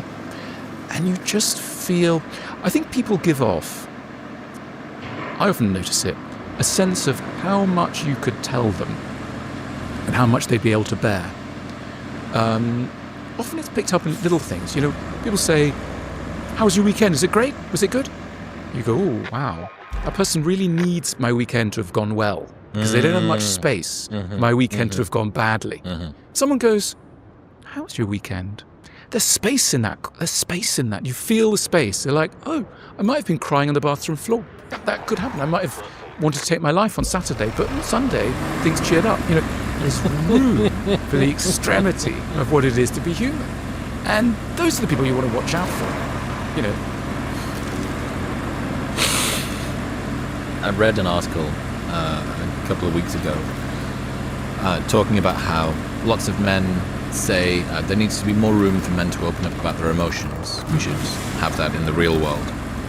And when the rubber meets the road, personally for them, a lot of the time, guys still struggle to receive weakness and vulnerability from other men. So they're saying, I want the world to be able to accept my vulnerability whilst not really being that comfortable with accepting it from other people myself. And I don't think that there's many asymmetries, and women have got it bad in some ways and men have got it bad in others, but I think this is a particular asymmetry that men deal with more, that I think women are good at doing the nurturing thing, especially to other women. I think that men are bad at doing the nurturing thing generally, especially to other men. And there are already enough challenges of men opening up to women. How am I going to be seen? My fragile masculinity will be shattered. Maybe she'll tell her friends, or maybe it's my partner. She won't be attracted to me anymore. And I just think that was, I'd never seen it put that way previously, that guys want to be able to be vulnerable, and yet when they see other male vulnerability, it makes them very, very uncomfortable. They'll quote tweet it online, mocking it, or they won't reach out in the way that's needed. And a couple of the reasons that were put forward are, well, maybe it highlights where you might be weak too. This is somebody being vulnerable, and that throws into sharp contrast to the fact that, hey, guess what? You've got vulnerabilities as well. Another part of this, a little bit of an evolutionary psychology explanation, that we have our coalitions. We would go out hunting, and a guy that's not that strong and stoic might not be a great coalitional partner. What if we get to the end of the hunt and he can't be bothered to turn around and go back? So, and many, many other reasons. But yeah, I think that's an angle that guys, especially guys who want to be integrated, to transcend and include in Wilburian language, you should take a good look in the mirror in not just being able to talk about your emotions, but in paying into the pot, right? Not just withdrawing from the taxes, but also, hey, I'm going to be here. And I'm going to be here even to people, maybe, that I don't know. This random guy on the internet, as opposed to saying, ha ha ha, this person's going, this person was really hurting. And fuck, if I was hurting, I'd probably want someone to be there for me. So Maybe I should try and do the same for them, despite not knowing them. I'm thinking of bullying. It's a strange word and it's an embarrassing word, but it exists. The impulse to bully the weak. What is it? I mean, anyone who's been through school, which is everybody, knows about it, right? Which is, you see somebody who's, typical target for bullying is somebody in a school whose life seems softer, more indulged than yours. They still seem stuck at a privilege level. Their mother bakes some biscuits or packs their teddy bear in their school bag or whatever it is. Mm-hmm. And you think, hang on a minute, I've had to be tough. I've had to grow up. I've not been indulged. And I'm going to punish in another person not just the weakness, but the privilege, the emotional privilege that I see. They get to walk around thinking that it's okay to be a bit weak and a bit soft. Well, that's not okay for me. So I resent this privilege, and I'm going to make sure that their life gets a bit miserable. And that's how you end up bullying. And, parents bully their children. I mean, this is great taboo, but they do. It's a real challenge for a parent to see somebody having a life that's softer than the one they had. And there's a real impulse to say, hang on, I resent you for your privilege, not emotional, not financial, emotional privilege. Why do you get to be indulged in a way I wasn't? It's very hard to bear that asymmetry. How do people overcome that? Let's say that you are a parent and you did grow up in a household that was perhaps not as emotionally forgiving as it should have been. You didn't feel quite as supported. And I imagine this is a really complex emotion to feel, which is my favorite ones. I grew up in a household that didn't have room for my emotions. I did a lot of self-work in order to be able to understand that and then try and wipe that slime off me so that I can give a better life to my kids. My kids come along, they start to have this better life, and somehow in seeing the better life that I designed and tried to overcome in order to be able to make happen, resentment has now come in, and now I feel shame at my resentment, and I feel bitterness at my shame about my resentment, and anxiety about my bitterness, about my shame, about my resentment. And it's this infinite regress of emotions that you made happen in a positive way. Congratulations, hooray, you overcame this. You were a circuit breaker in this sort of weird, serial of string lights, and you feel bad about it. I mean, I'm laughing, right? Because this is where we're hitting kind of the tragedy of being human, which is you try so hard to get it right, and you're trying to get this right, and something else goes wrong. And I mean, we do need a warm, rich laughter. This is not merely the icing on the cake. It is one of the great solutions. I mean, we're juggling here with the incompatibilities of raising children. It's maddening. You avoid one problem, you set off another one. I think that, yes.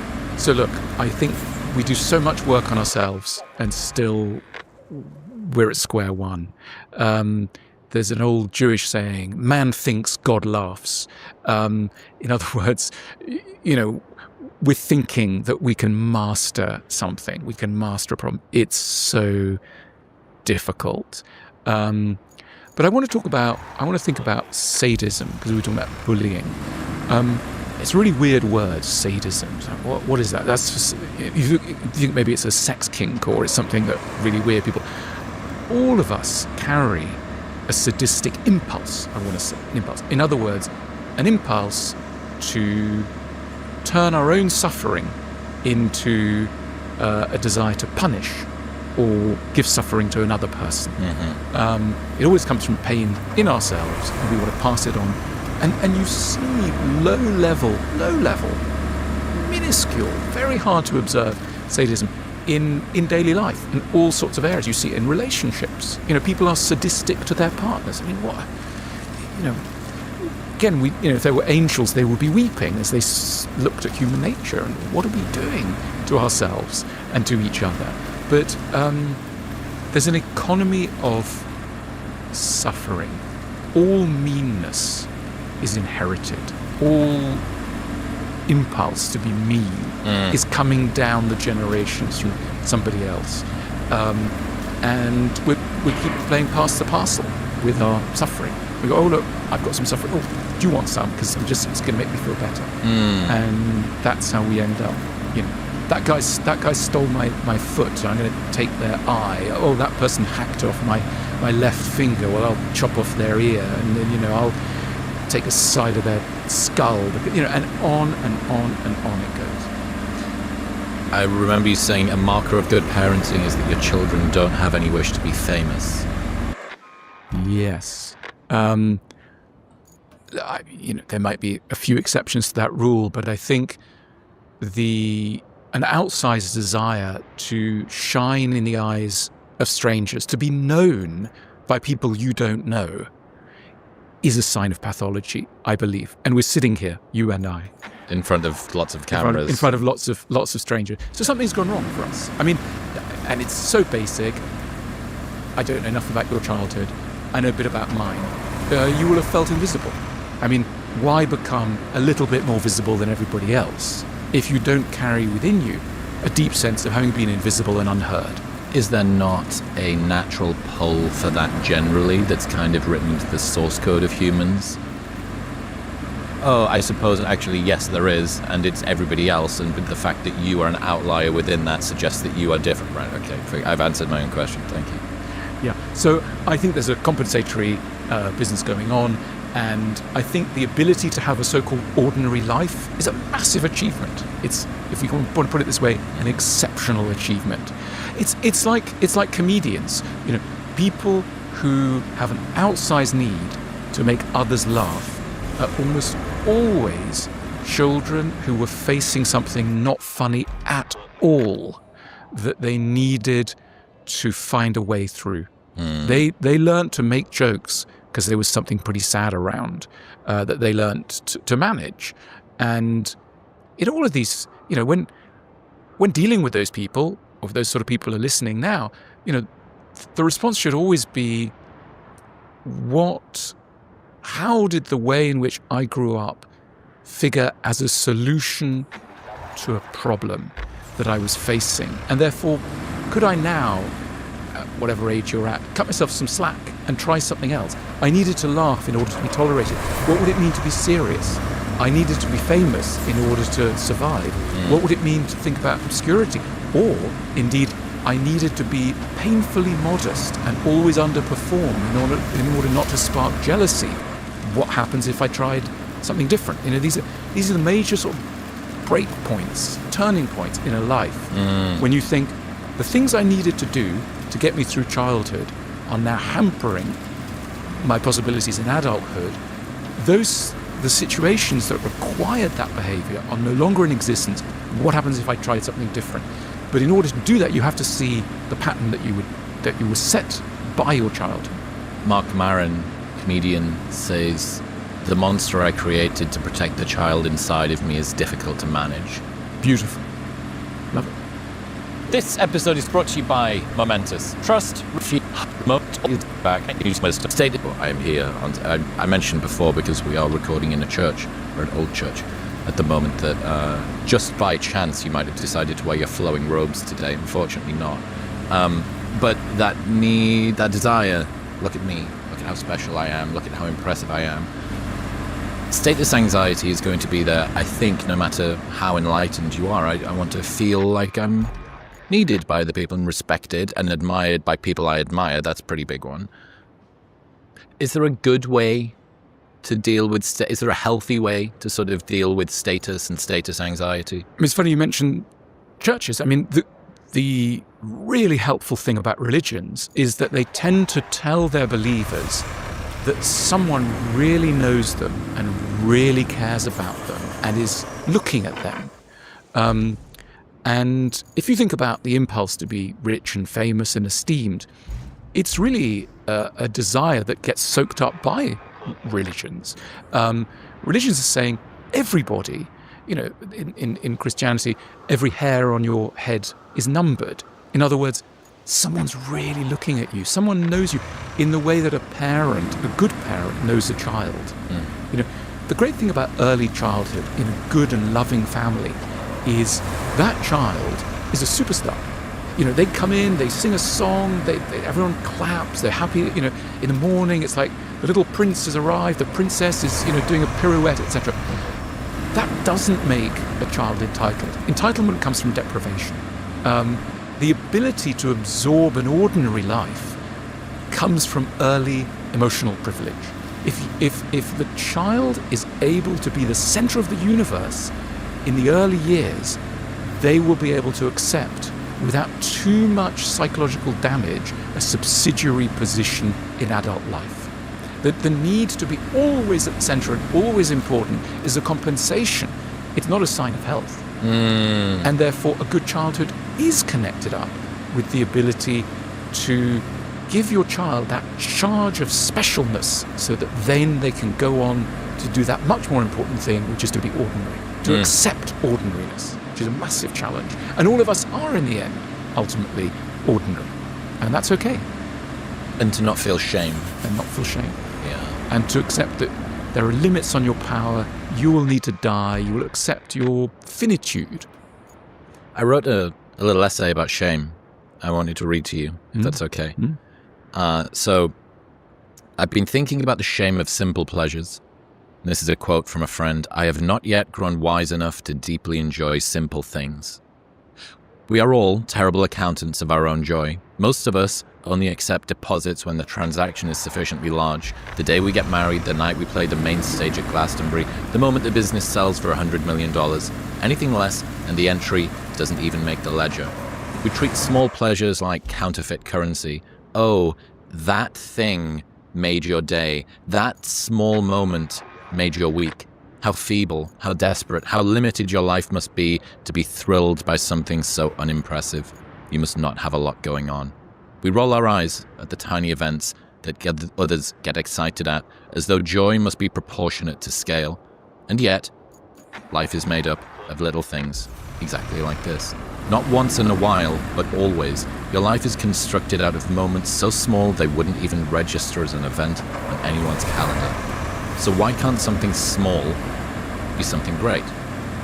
Well, sometimes I feel things more deeply than I should do, including the shame at feeling things more deeply than I should do. Also including the shame of being delighted by little things more than I think I should, as if taking pleasure in something tiny reveals the smallness of my life. But perhaps that's exactly backward. Maybe the true richness of a life is how much joy you can harvest from the smallest possible patch of soil. And here's the payoff. When you lower the threshold for joy, you don't just get more of it, you get it now. Who is truly the more impressive person? The one who requires a huge cathedral of bullshit, fanfare and galactic accomplishments in order to get the slightest flicker of pleasure? Like some masochist at a sex party demanding car batteries get clamped onto his nipples before he can even get started. Or the person who can do it with a good coffee and a fresh breeze. Love it. I mean, Chris, it makes me think that we're incredibly easily led in our sense of what matters in life. We're really bad judges, independent judges of significance. So if somebody says, you know, that artwork on the wall, that's really expensive, that's really famous, that used to belong to a king or a queen, we think, oh, that's marvelous. And if we don't know who the painter was, who the artist was, or what it is, we think, oh, that can't be any good.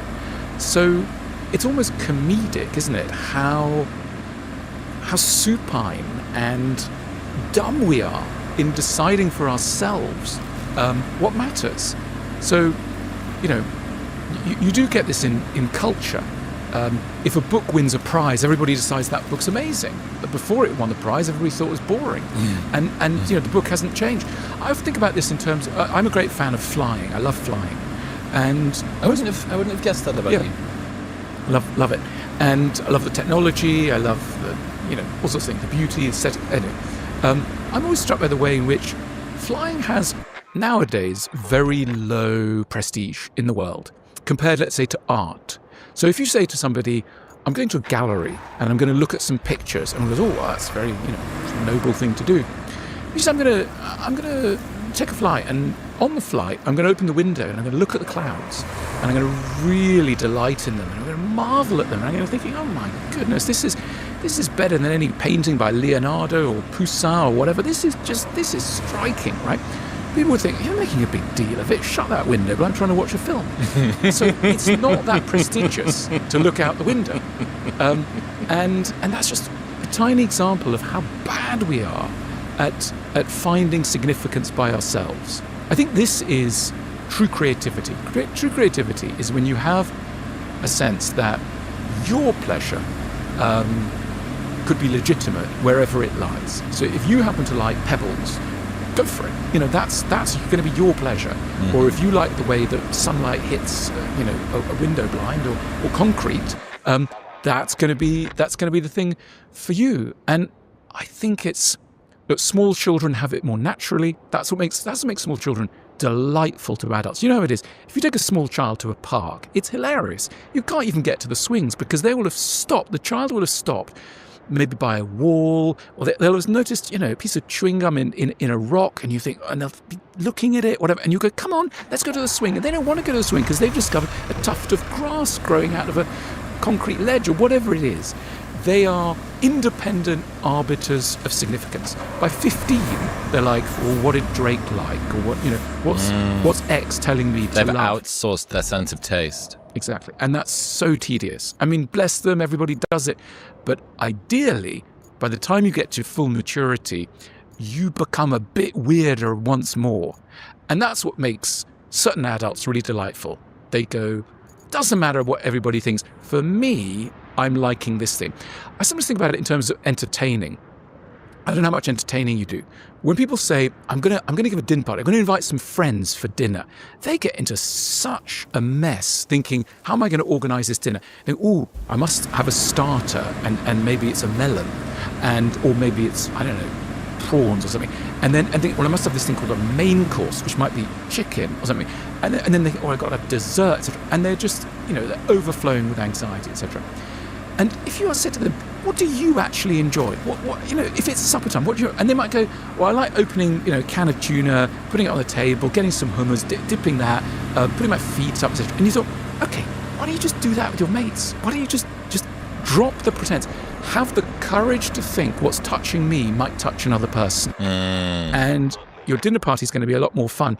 This is ultimately, of course, what great artists do. Great artists have a sense that what's fun for them, what's meaningful for them, will probably be meaningful for other people, even though right now there's quite a lot of silence about that area. So they've got a faith that, we started talking about self-esteem, they've got a faith that the things that turn them on are likely to turn other people on as well. And that's a beautiful confidence, and that's what leads to great art. Great art is really the courage to define the pleasure for yourself. It's a lovely quote from Emerson. He says, in the minds of geniuses, we find our own neglected thoughts. In the minds of geniuses, we find our own neglected thoughts. In other words, geniuses, so-called geniuses, don't have thoughts that are completely different from those of other people. What they do is they take the thoughts that we all have and they give them the significance they deserve, some of those thoughts. And so that's why when you pick up a really great book, often you think, wow, I've always thought that, but I've never known how to say it. And really what we mean is, I've never had the courage to give that thought its due because I'm lacking self-esteem. There is it's a really sort of wonderful blend between boneheaded self-belief, which is kind of rebellious. It feels a bit spiky, sort of a not that, and a much more sort of warm, cozy sensation, which is, I like what I like, and I like myself for liking it. Does that make sense? There is this the rejection of entropy outside, and this sort of containment of structure inside. And immediately I'm thinking about the background that would have made the second version possible. I'm imagining a parent who says, do that thing that you like doing. That's fine. You can be slightly weird, and we don't think that's weird here. You can just pursue your own pleasure in a non-brittle way. As you say, it's a gentle acknowledgement of your individuality. We are in a place that's got some pretty wonderful. Is stained glass art? Is that class as art? Let's play it really loose with the concept of art. Art is anything that excites us. It seems beautiful. You often talk about art in a lot of your books. You have images of different paintings, of different sculptures, stuff like that.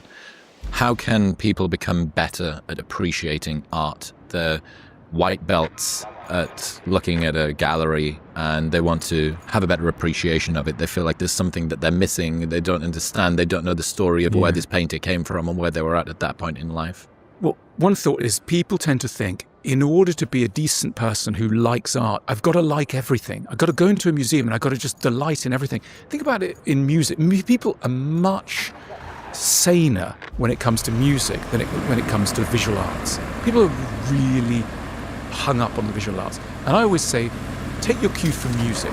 You know when you like something musically, and you don't care that there's loads and loads of other stuff that doesn't touch you. You don't mind. You like what you like. You make your own playlist. So make your own playlist of the artists that touch you. And it might be 3% of the art that's produced by the world, and it might be not any of the famous names. The famous names are on the whole chosen by all sorts of bizarre ways, and find your own way to things that delight you. Have the courage. Also, when walking through a museum, you can't eat it all at once. I mean, these museums are bizarre. They're like archives of everything that's happened over 1,000 years, and you're supposed to kind of spend an afternoon and like it all. It's just, we can't absorb it, we can't metabolize it. And so I always think, go to a museum. If you find 2 things that you'd like to ideally nick and put in your house, let's get going. Be very personal. People are really normal in the museum gift shop. When they get to the museum gift shop, they're like, right, what postcard shall I buy? Then they're thinking that's the way to love art. It's like, what card shall I send my granny? That's the beginning of art appreciation. Because it's like, what do I like? What might they like? Go for it.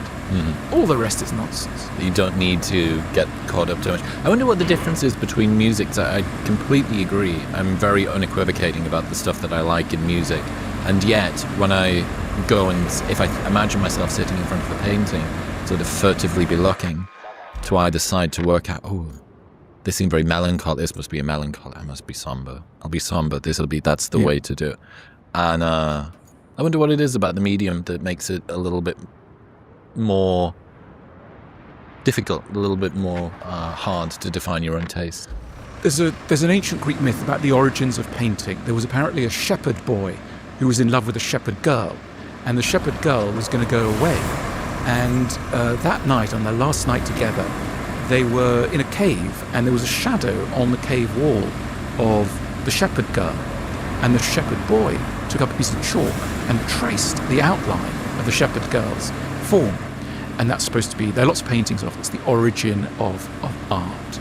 In other words, the impulse to make art comes when something precious is going to vanish.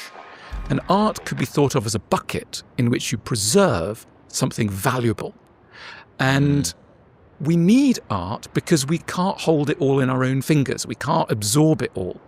And so we outsource it to something that can stabilize it and hold it for us. That's the impulse to take a picture. When you go to a beautiful place and you go, I like it, there's always a fear of loss. And you think, I'm going to lose it, so I must take a picture of it. Same thing goes on in art. And so the art that you love is almost always the art that contains within it a bit of your true home, your true happiness, that is in danger of slipping away. And it's going to be different for everybody. I think one of the most interesting questions is, why are you touched by the art that touches you? And it tends to be because that art captures something that the person doesn't have enough of a secure hold on, and they need to preserve it. So, for example, I love calm art. I love beautiful empty spaces, linearity, dignity of form, etc. I love it. Is my life like that? No, that's not where I live. I live in chaos, but I love that because that's my true home, but I'm not there often enough. So it's a memento. It's saying, come back to this place. That's where you need to be in order to be your true self. Good news, AG1 just released their next-gen formula for your phones to get back on .com.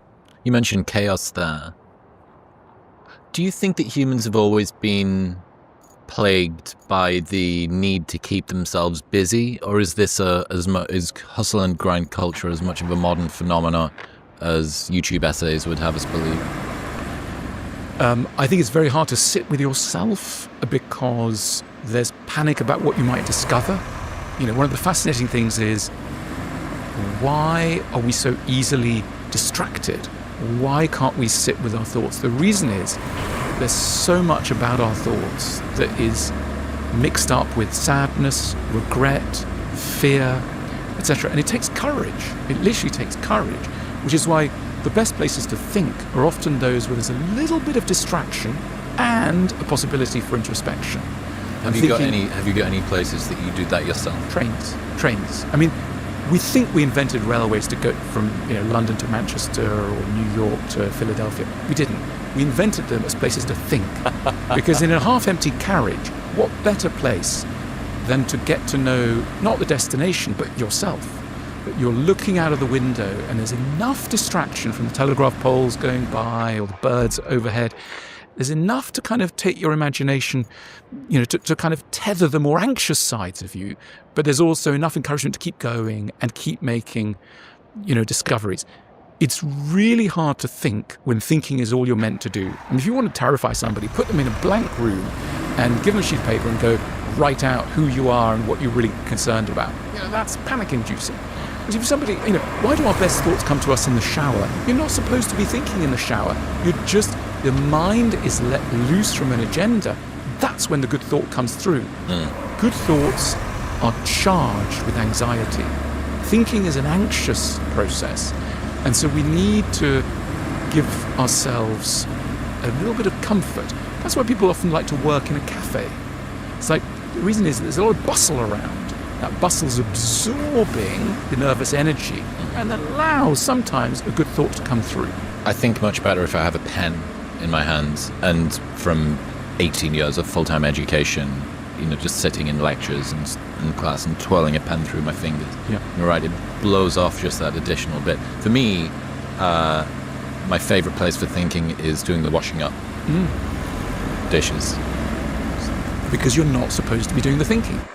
And also, dishes are so amazing because you go from real mess to real tidiness in 3.5 seconds.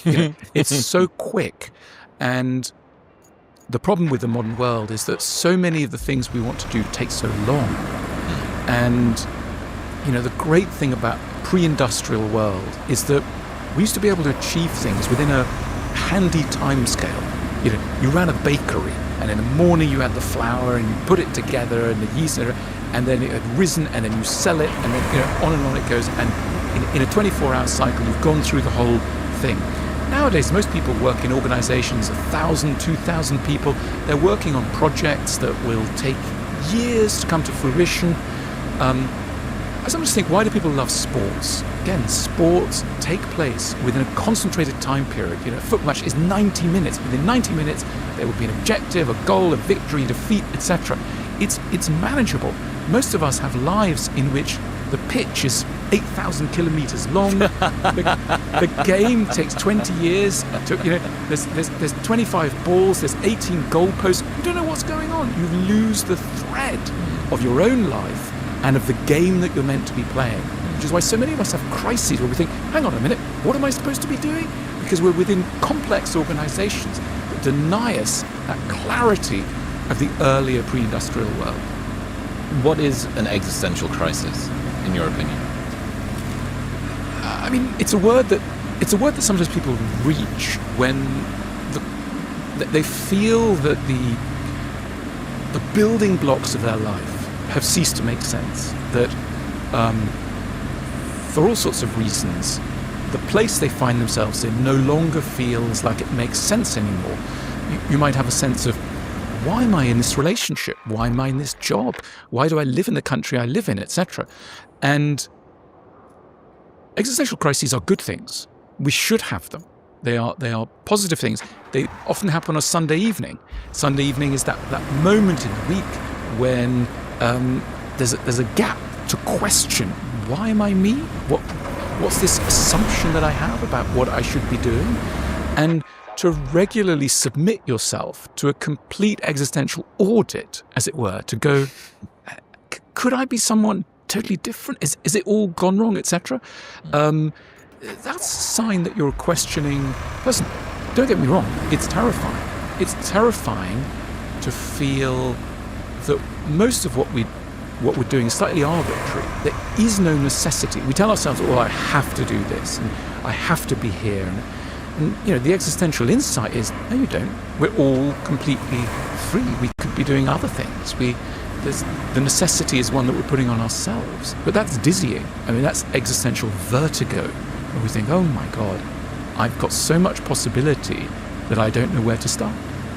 And going back to the busyness, the hustle and grind, when the base level of noise is very loud, it's very hard to hear those more subtle whispers of fleeting thoughts. As my therapist talks about, pay attention to fleeting thoughts. But fleeting thoughts easily get drowned out if you've got a ton of really loud, fast-moving ones, like, I must get that project finished before tomorrow, and I have all of these emails to do, and it's very busy. The gym's going to be hard because of those roadworks on the street outside of my house. I love the idea of fleeting thoughts. That, because what do we mean? We mean thoughts that are on the outer perimeter of consciousness, that have some clue as to what we should be doing next in all sorts of areas. They're part of that metal detector. Yeah, they're carrying hints, suggestions, but they're hard to reach because, again, they're to do with learning, and we don't like learning. Learning's really difficult because it throws into question how we've been doing things. And to be able, there should be classes on this, how to land your fleeting thoughts. Plato had this idea that thinking was like an aviary in which birds are flying around all the time. And the philosophical challenge is to land those birds and be able to study them. But most of the time they're whizzing in and out.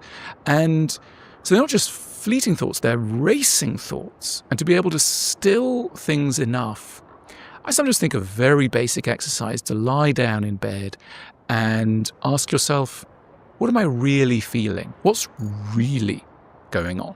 I know what's supposedly going on, but what am I feeling behind the feeling? What's the feeling behind the feeling?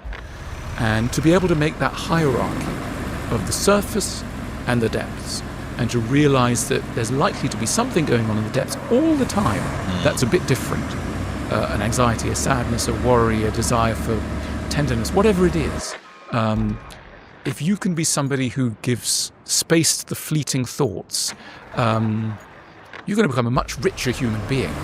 And remember the old adage, we can only go so far with other people as we've gone with ourselves.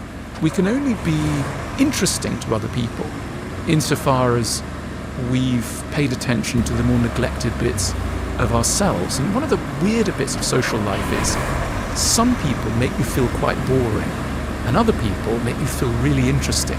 Isn't that a weird thing? Why is that? The people who make you feel boring are people who haven't opened many doors in themselves, and you pick it up instantly.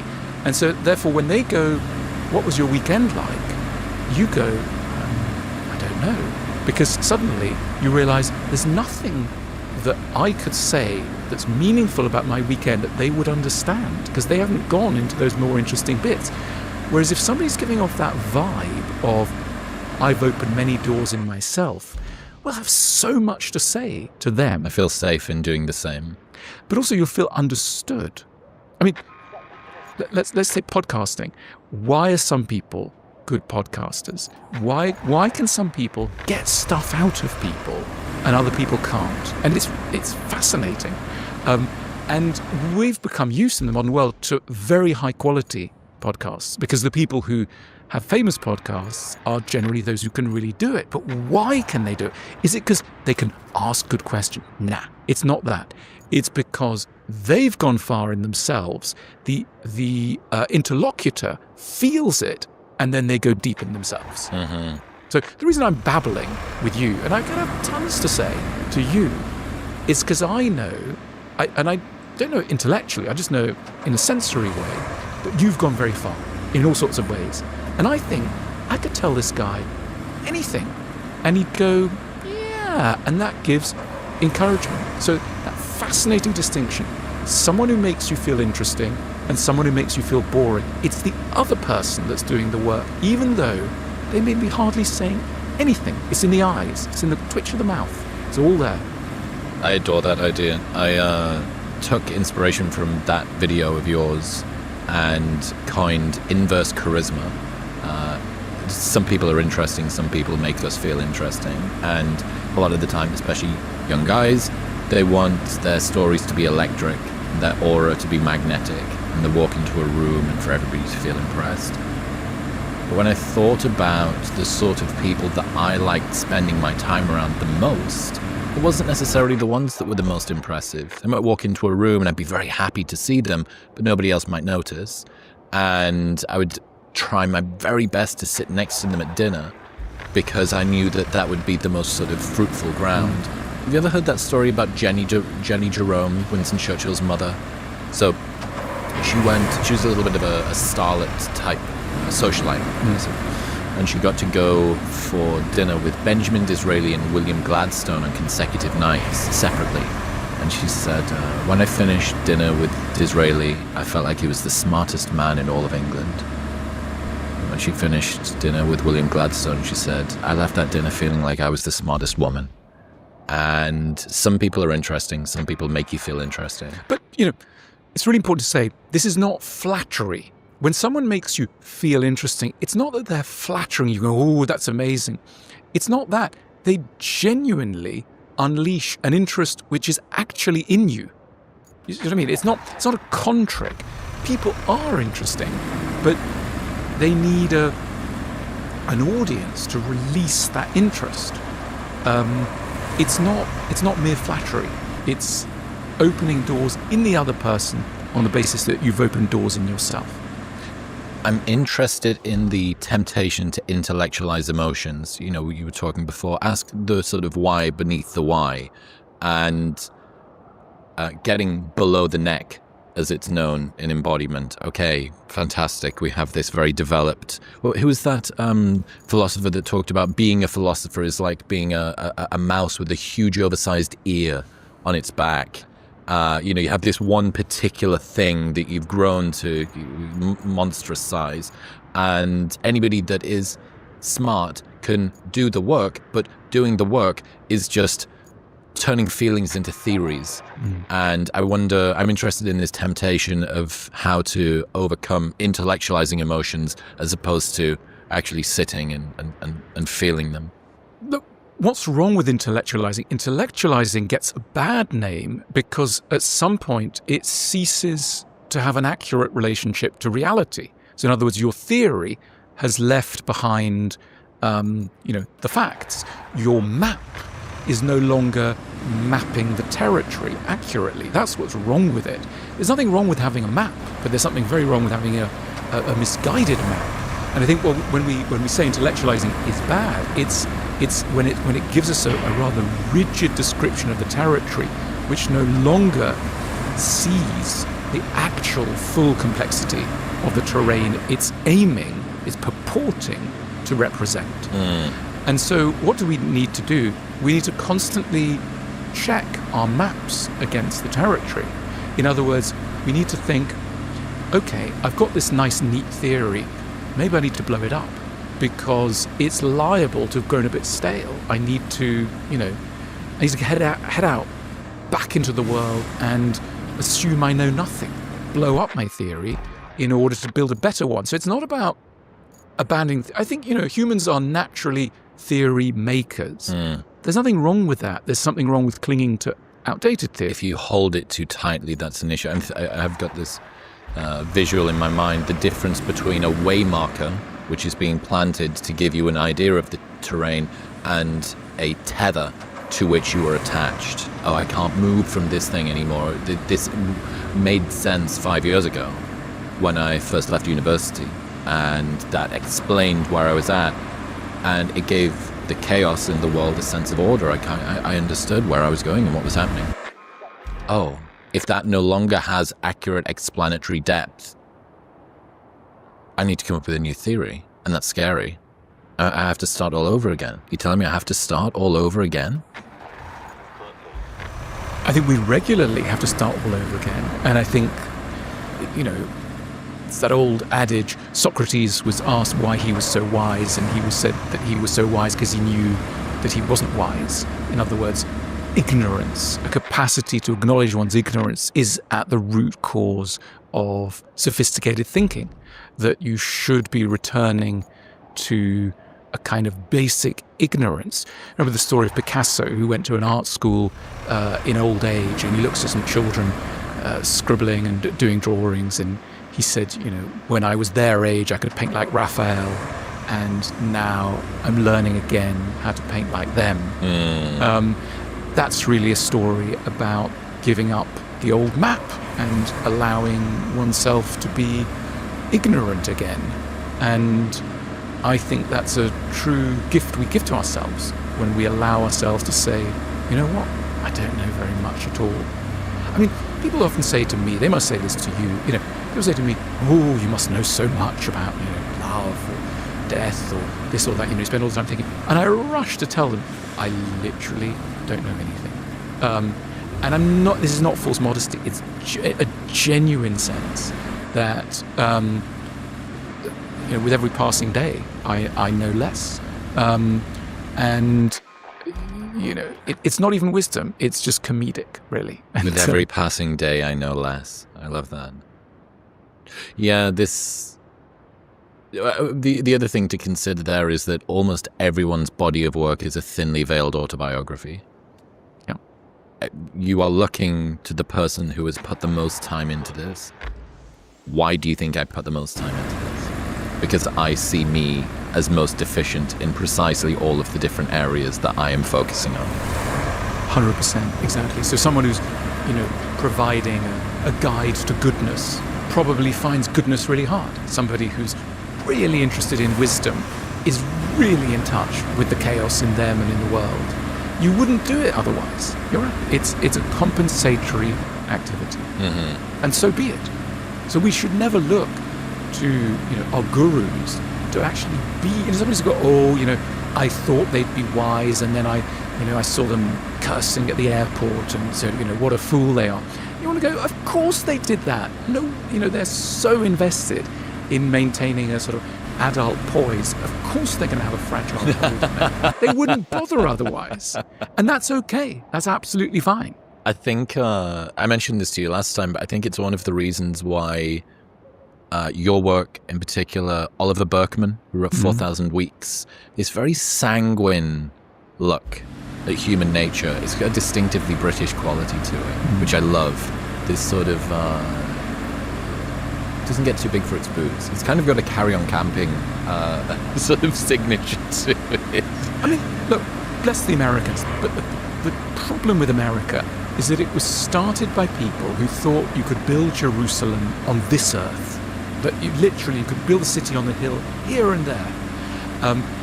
Whereas, European culture was a tragic culture, which essentially thought of human beings as inherently flawed, the playthings of the gods, and unable to master the show until maybe the next life, but definitely not this one, which immediately creates a comedic modesty around the gap between your aspirations and your reality. And so growing up in Britain, Britain doesn't do many things well, but one of the things it really does well is a kind of melancholy, dark humour. This is the home of the Smiths, this is the home of Monty Python, this is, these people are latching onto the fact that life is absurd, dark, and that the most sophisticated response is a kind of rich, sombre, hilarious laughter. Mm-hmm.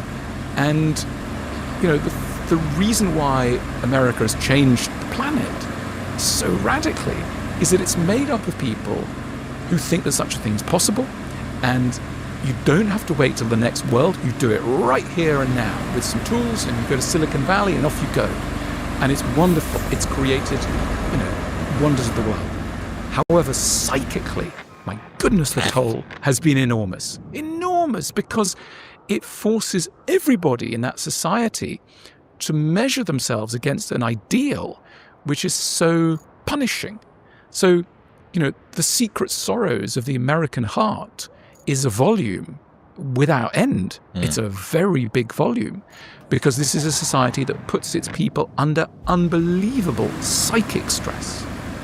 Because of blue sky thinking, you can do all of these things. I wonder whether it's one of the reasons why victimhood culture and its sort of modern incantation hasn't quite caught on in the UK in maybe the same way as it's often sort of the finger is pointed at. Because if you're a child and you're told you can be whatever you want to be, the sky is not even the limit. You can go beyond that and go further. The literally South African living in America is the guy that's trying to go past the moon to go and do this thing. It's the paradox of meritocracy, isn't it? You hear a lot about this idea of trying to build a society where everybody gets to where they merit to be. And it's a wonderful idea, a beautiful idea. But if you really think that you can create a society where everyone deserves to be where they are, my goodness, you're going to have a problem explaining why you failed in that society. Because not only is success merited, but so is failure, which is why failure is so crushing if you really believe in meritocracy. In certain European countries, this sort of tragic idea, no one thinks it's a meritocracy. Everyone thinks the whole system is random, it's rigged. The ancient Greeks were obsessed by the idea of the arbitrary nature of fate, because the gods are in control of human destiny. Not humans. Humans can't control their destiny. But in the modern American view, of course you control your destiny, and you are responsible, which is why, the American word for someone who hasn't succeeded is a loser. The loser is somebody who's played a game which had fair rules, and they've messed up. And therefore, they deserve no pity, and they just deserve to be called a loser. Which is why the more meritocratic the system is, the more psychological pressure there is, the more impulse there is to kill yourself if you don't succeed. I mean, suicide rates skyrocket the more people believe that individual destiny reflects the essence of who you are. And suicide rates fall when the explanatory factor is thought to lie outside the individual. Whereas the ancients would call those losers unfortunates. 100%. Lady Fortuna. Lady Fortuna. Yeah. And I mean, the Greeks, I mean, if you read any Greek history, folk tales, etc., the ancient Greeks are obsessed by the notion of the gods are pulling us like marionettes all the time. Lady Fortuna is the one with the wheel. Well, the tiller. No, I thought it was a set of scales. Is it not scales that balance out? I mean, it's also a tiller, right. Like a ship, and able to control destinies. And often a cornucopia as well, holding lots of goods. So if Fortuna's in good mood, she'll chuck you lots of lovely stuff, and if she's in bad mood, she'll just, adjust the tiller, and off you go to your death. If you haven't been feeling as sharp or energized as you'd like, get in. And then was a Stoic philosopher that had his legs broken and then was incarcerated. Is that Epictetus? That was Boethius. Okay. Well, I seem to remember a story from him where he was imprisoned and loads of things went wrong, and he was sort of in his 50s and he wasn't able to see his family and all of this stuff. And one of his friends came to him and was, lamenting the fact, like, how much has gone wrong. And he must be so despondent. He said, well, look at the first 50 years of my life. Look how blessed our Lady Fortuna had sort of come and, I guess the scale or the cornucopia, you sort of run a little bit dry. I had a great crack at it for the first however many 5 decades. I mean, the Stoics were fascinating in that they had academic discussions about how should a wise person look at having 2 legs and losing 1 leg. So, like, how many legs do you need in order to be happy? And the sort of position that you would get to after lots and lots of study of Stoic thought is the wise man appreciates having two legs, but can cope with having only one. And that's really the sort of the essence of Stoicism. That you want to have two legs. It's okay to want two legs, but it's also you will know how to cope with only one leg. That's years and years of Stoic study.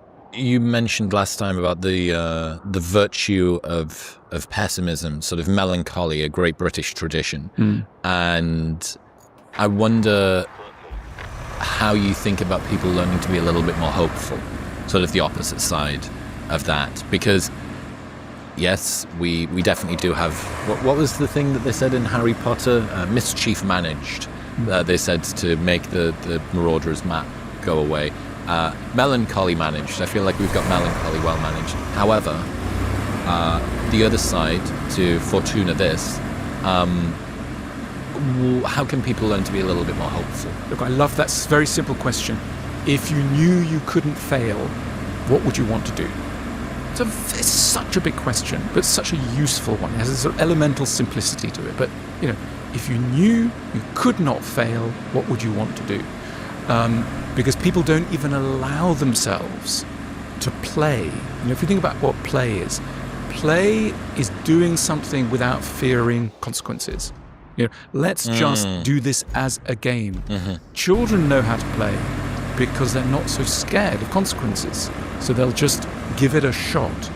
And a good adult life does require us to rediscover that freedom of playing. And the way in which we do it is we think, if everything went wrong, if everything went wrong, it would still be okay. And what about the idea of thinking this could go right? There couldn't be any, massive consequences. So rediscovering play around your ambition is really important. Is that lowering the stakes in a way? Yeah. And of course, pessimism has a role to play. There's a lovely quote from Monte: "Kings and philosophers shit, and so do ladies."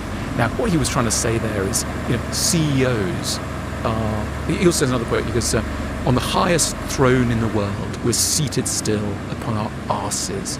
He loves to use this sort of pungent French language in which he's basically saying, stop being so intimidated by people in power. They sit on the toilet every day like you do. So, a lot of people have that secret toilet-based confidence. It's like feeling really intimidated. Toilet confidence, yeah. Know that your hero or heroine is only a few hours, minutes away from going off to defecate, and use that as an anchor point to relativize their status in relation to you.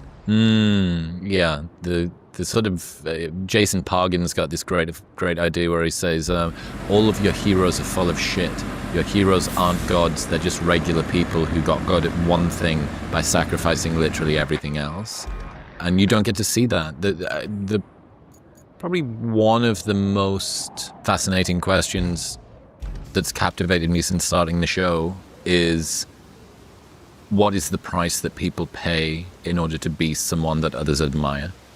What are the externalities that are unseen? I don't look at it like that, because I think that people tend to achieve what they need to achieve. They're not going, well, I could have, this sort of life or that sort of life, but I'll choose to, try and win Wimbledon or go to the moon. I think they're driven. It's not a choice. And it's a compulsion. And we can feel sorry for that compulsion, but also appreciate that it is a slightly neurotic overcompensation. Should you look at successful people with more pity than envy in that regard? Sure. I mean, somebody with an outsized need for anything always think, what's the opposite of that?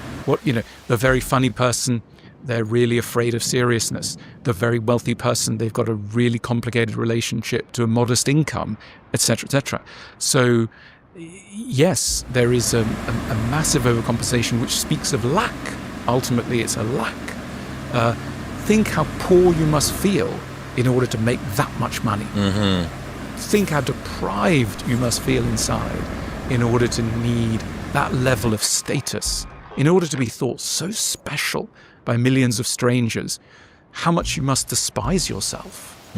And we know this. Every single biography teaches us this. We know this about the lives of everyone who's done an outsized thing in one area. We know there's a relationship with the undersized opposite. Speaking of being special to strangers, why do you think online dating is so miserable, reliably, for most people? Look, I think the problem with online dating is that it teaches us that the main problem with love is finding the right person. And of course, it's one of the issues that we need to locate a candidate who broadly fits certain criteria. But that's probably a lot easier than we tend to think. The real challenge is, how do you get on with another human being? And that's not spoken of within dating culture. What dating culture tells us is, if there's a conflict or a problem, it's that you're not with the so-called right person, rather than accepting everybody you're likely to find is really problematic. So as soon as you've found a more or less okay candidate, do the real work, which is learning how to live with them. But the emphasis is constantly thrown on that other thing, which is just finding the next shiny object. So it's a massive distractor of effort. It teaches us to place the effort in the wrong place. Yeah, turning the microscope round, turning it from a telescope that's searching to a microscope that's looking at us. Okay, well, how can you make yourself and this other person into something that's a better unit, as opposed to just getting rid of them and moving on to the next? And there's a tremendous ingratitude. I mean, people will say, I've swiped through 800 profiles today, and you think, what, you've just sort of executed, as it were, 800 people are not good for you. That can't be true. It isn't true. There's likely to be lots of people in that cohort that were of value, but we're encouraged to look through such a narrow lens at value that we end up discarding, and that leaves, I think, a kind of a moral hangover or sickness, because we know we've done something a bit disreputable. What's that? Judge ye not, lest ye be judged. You have done a lot of judging, so you think this is probably happening to me too. Yeah, and so it's ultimately an unkind world. It's not a world that anybody particular is responsible for. Most of us are innocents on this treadmill, but undoubtedly, I think it leads to moral confusion. I wonder whether, when it comes to a relationship and not seeing our partner as the sole source of everything that we need in this life, I wonder whether love is more about managing disappointment than it is about chasing joy in that way. Look, the thing is that we can either have the expectations we have, or we can have lower ones. If we're going to stick with the expectations we have around relationships, boy oh boy do we need to do the work. And this is the problem of our society. We have these sky-high expectations, but a serious reluctance to work at it. It's like, I want my partner to be, my ideal co-partner, chauffeur, soulmate, sex partner, blah, blah, blah. All these things have to register on all these fronts. And the soul work I'm going to do is, once in a while, listen to an Esther Perel podcast, and I'm going to think it's going to swing it, or if that. And you think, hang on a minute, if this was the flute and you wanted to get good at the flute, you'd be practicing three hours a day. So I think there doesn't have to be anything wrong with the expectations we have. Sometimes we've got, we've got overly high expectations. Fine, let's have really high expectations of relationships. Why not? But then do the work. And that means hours and hours, daily hours of practice, which involves a lot of learning and a lot of giving it a go.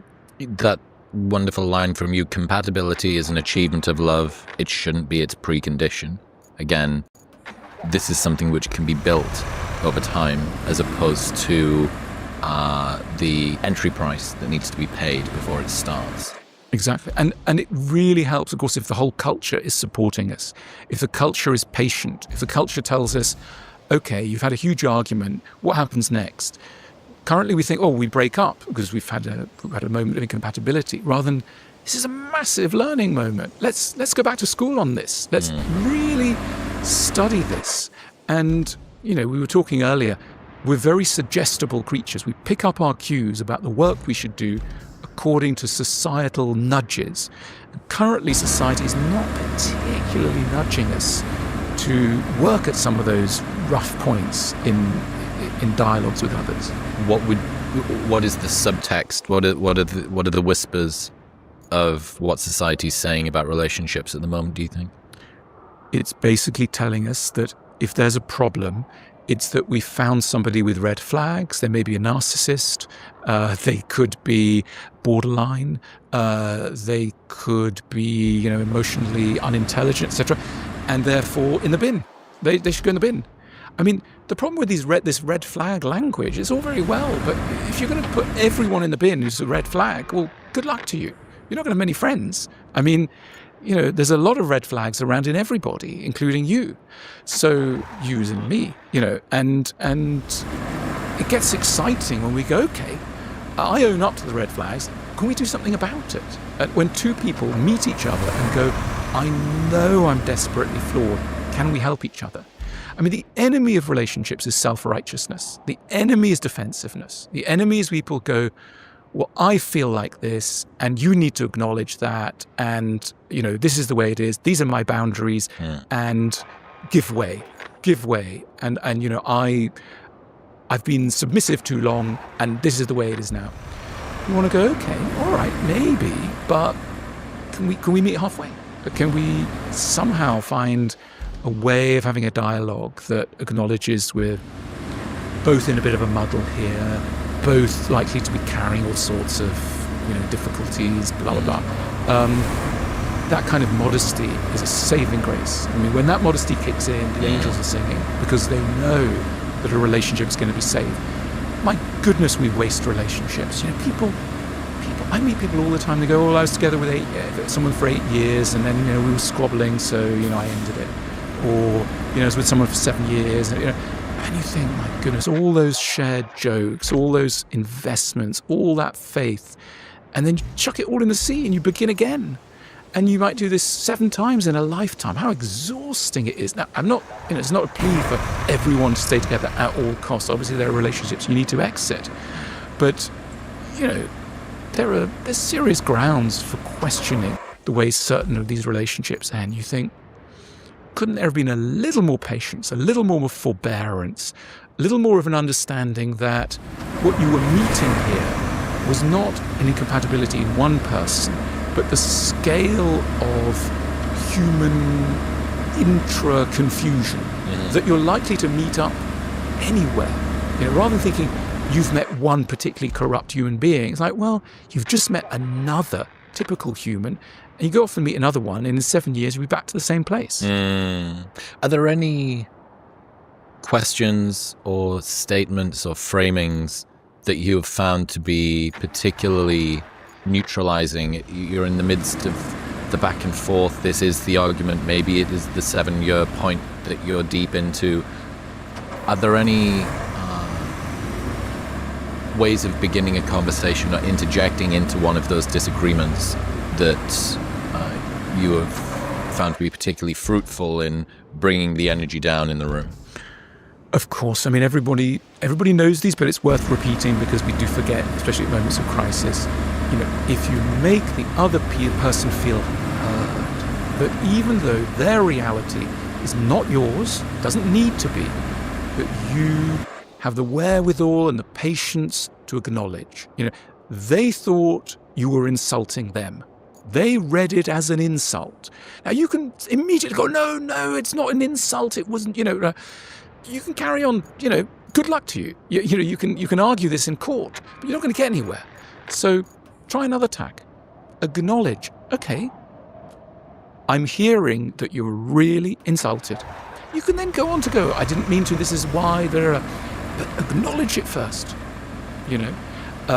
and then also when you're asserting your point of view, don't frame it as universal, frame it as coming from you.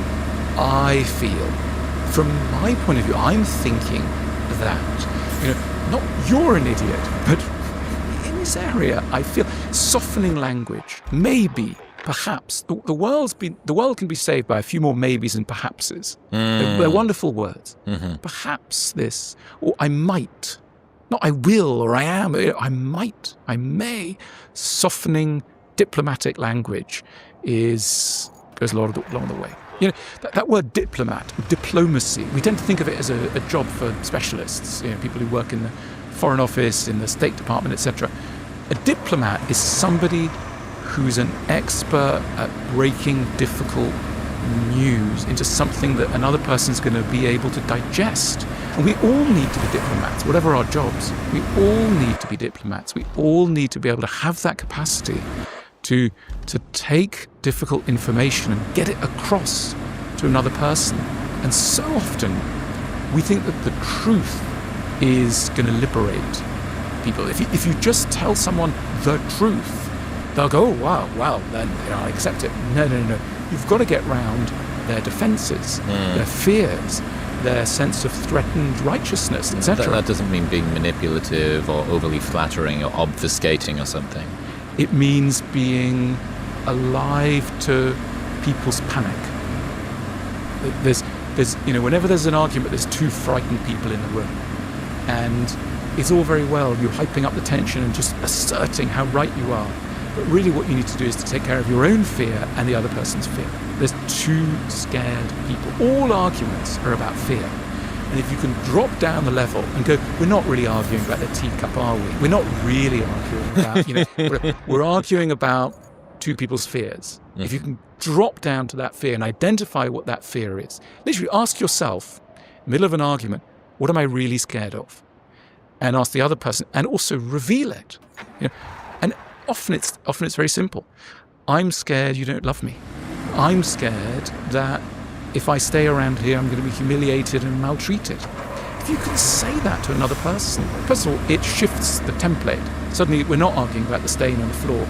We're arguing about somebody who's a vulnerable child. Great. Really good starting point. Because then we can take that vulnerable child and give them a hug. Alan, you're fantastic. I adored our conversation last year. I've adored this one as well. I can't wait to sit down with you again. I don't have anything else to say. Thank you so much. Thank you very much for tuning in. Honestly, I meant what I said to Alan. That guy has been one of the biggest philosophical influences on me. Another big one is Chris Bumstead, also slightly bigger human than Alan, and he's available right here, so you should check it out.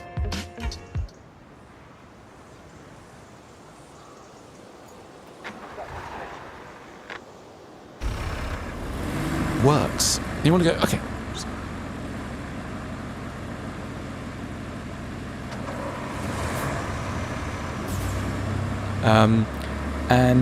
But the mood is fragile. It's very, very easy for other people to say, that's just you. You don't like the walkie-talkie in London. You don't like downtown Frankfurt. You don't like, parts of, I don't know, LA or something. But that's your fault because you're a snob or you're a reactionary or something like this. So what's disappeared is any sense of a canon of taste, any sense that there's a process by which a good decision could be reached. And it's in such contrast, for example, to technology. I mean, think of mobile phones. We live in an ecosystem that is so rife with reviewing culture, where people will review a mobile phone and will say, the buttons on the left, it's a little bit tricky, but, that lovely little light that's, we know how to be aesthetically conscious and how to translate that, but it's in relation to consumer gadgets. When a new building goes up, I'm not seeing reviews that are going, that doorway on the left, and what about the window? And that kind of sensitivity is not there. We are not educated. We don't have a culture of public architectural education. And, what we've got also is a failure of the market. Houses, buildings, streets are not consumer objects. I mean, we buy them. People occasionally buy them.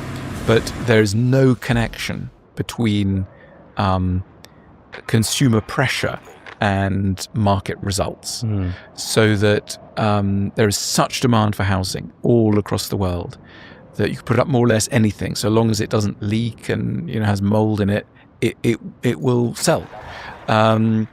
And so we don't know how to do this business of evaluation.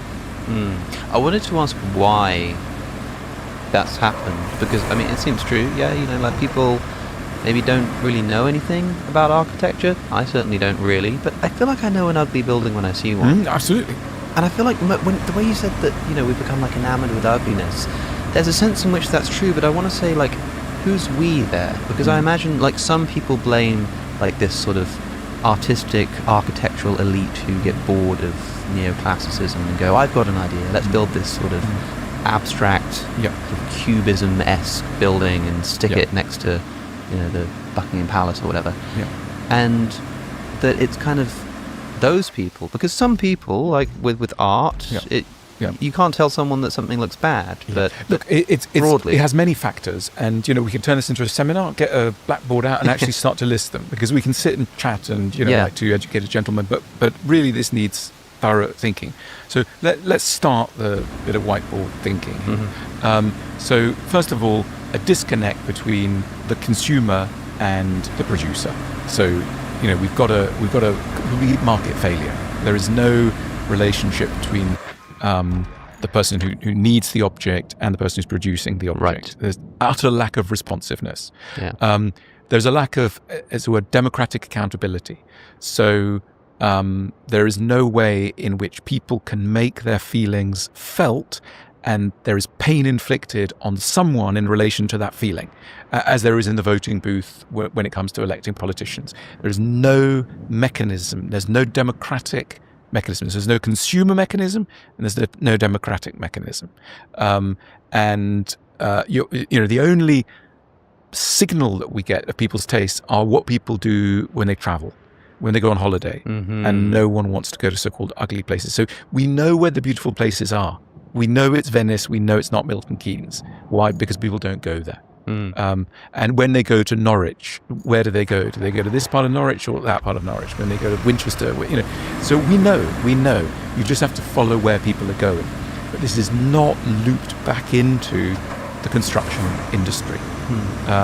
So these are two massive issues that we could start. But why? And why in a way that seems not to have been true maybe 100 years ago? Good question. So construction was, for most of history, in the hands of a very narrow elite who thought very long term and had various constraints that operated in it. First of all, building materials were very limited, and there's not that much you can do wrong with stone and wood and relatively small expanses of glass.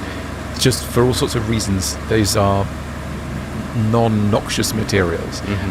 So people were protected from aesthetic danger by aesthetic limitations. So that was very, very helpful. And then it was in the hands of an aristocracy that tended to think very long term and to think about value very long term, because they tended to own the land and were thinking of the next generation and the generation below that. And so that lends a certain sharpness to your thinking, because you're not just trying to flip a house for tomorrow. Right. You're thinking, okay, how long's, this has got to keep going for a long, long time. So longevity was a really important concern. So that kept things safe. And then there was also centralized control over land on the whole. In most places, there was a narrow elite that had control over vast resources and vast tracts of land. The reason why that's useful aesthetically, it may not be useful politically, the reason why that's very useful is that aesthetics rewards consistency. So if you imagine the whole area that was designed around Regent's Park during the reign of Prince Regent in the early 19th century in England, vast tracts of land were brought under one unitary aesthetic vision. But by the time the Victorians come along, the whole thing fractures. Merchant class getting more powerful, lots of local bases of power that all have competing ideas.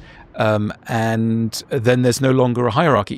Even in an average street, it's like, what's the dominant building? Right. Not everyone can be shouting at the same time. Yes. And what happens is, in a more free market environment, is that everybody starts shouting at the same time. If you think of the City of London now, every building is screaming, and there's no overall plan. You can't have a plan. The very notion of a plan has to do with centralized authority. Now, there could be democratic centralized authority. I mean, think of Java Island in Amsterdam, the wonderful Dockland development there. That was put under a unitary authority for a vast tract of land to be developed with one coherent vision. Doesn't mean everything looks the same. It's very varied, but there's a plan. Or think of the King's Cross development in Coal Drops Yard in London.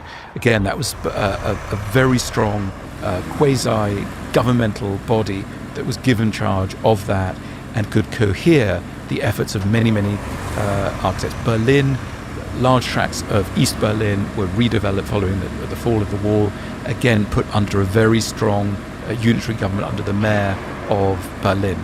So whenever it goes well, it tends to be that there is somebody in charge and that there are commercial pressures are balanced by other considerations for the community. So in order to regain beauty in our cities, we need a stronger centralization of power into aesthetically educated individuals.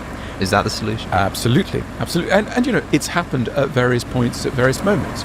If you think of the underground stations that were built in the 1920s and 30s, they were built under a very powerful local government body that had an aesthetic vision and a sense of longevity. That this was going to be a gift to many generations, and indeed anyone who's been to Arnos Grove, etc., will know that's absolutely the case. These are beautiful buildings built according to the materials of the time and the traditions of the time, but they stand alongside buildings of all time as successful bits of architecture. I feel like train stations are a really good litmus test here, because they are the definitively functional building. No one lives there.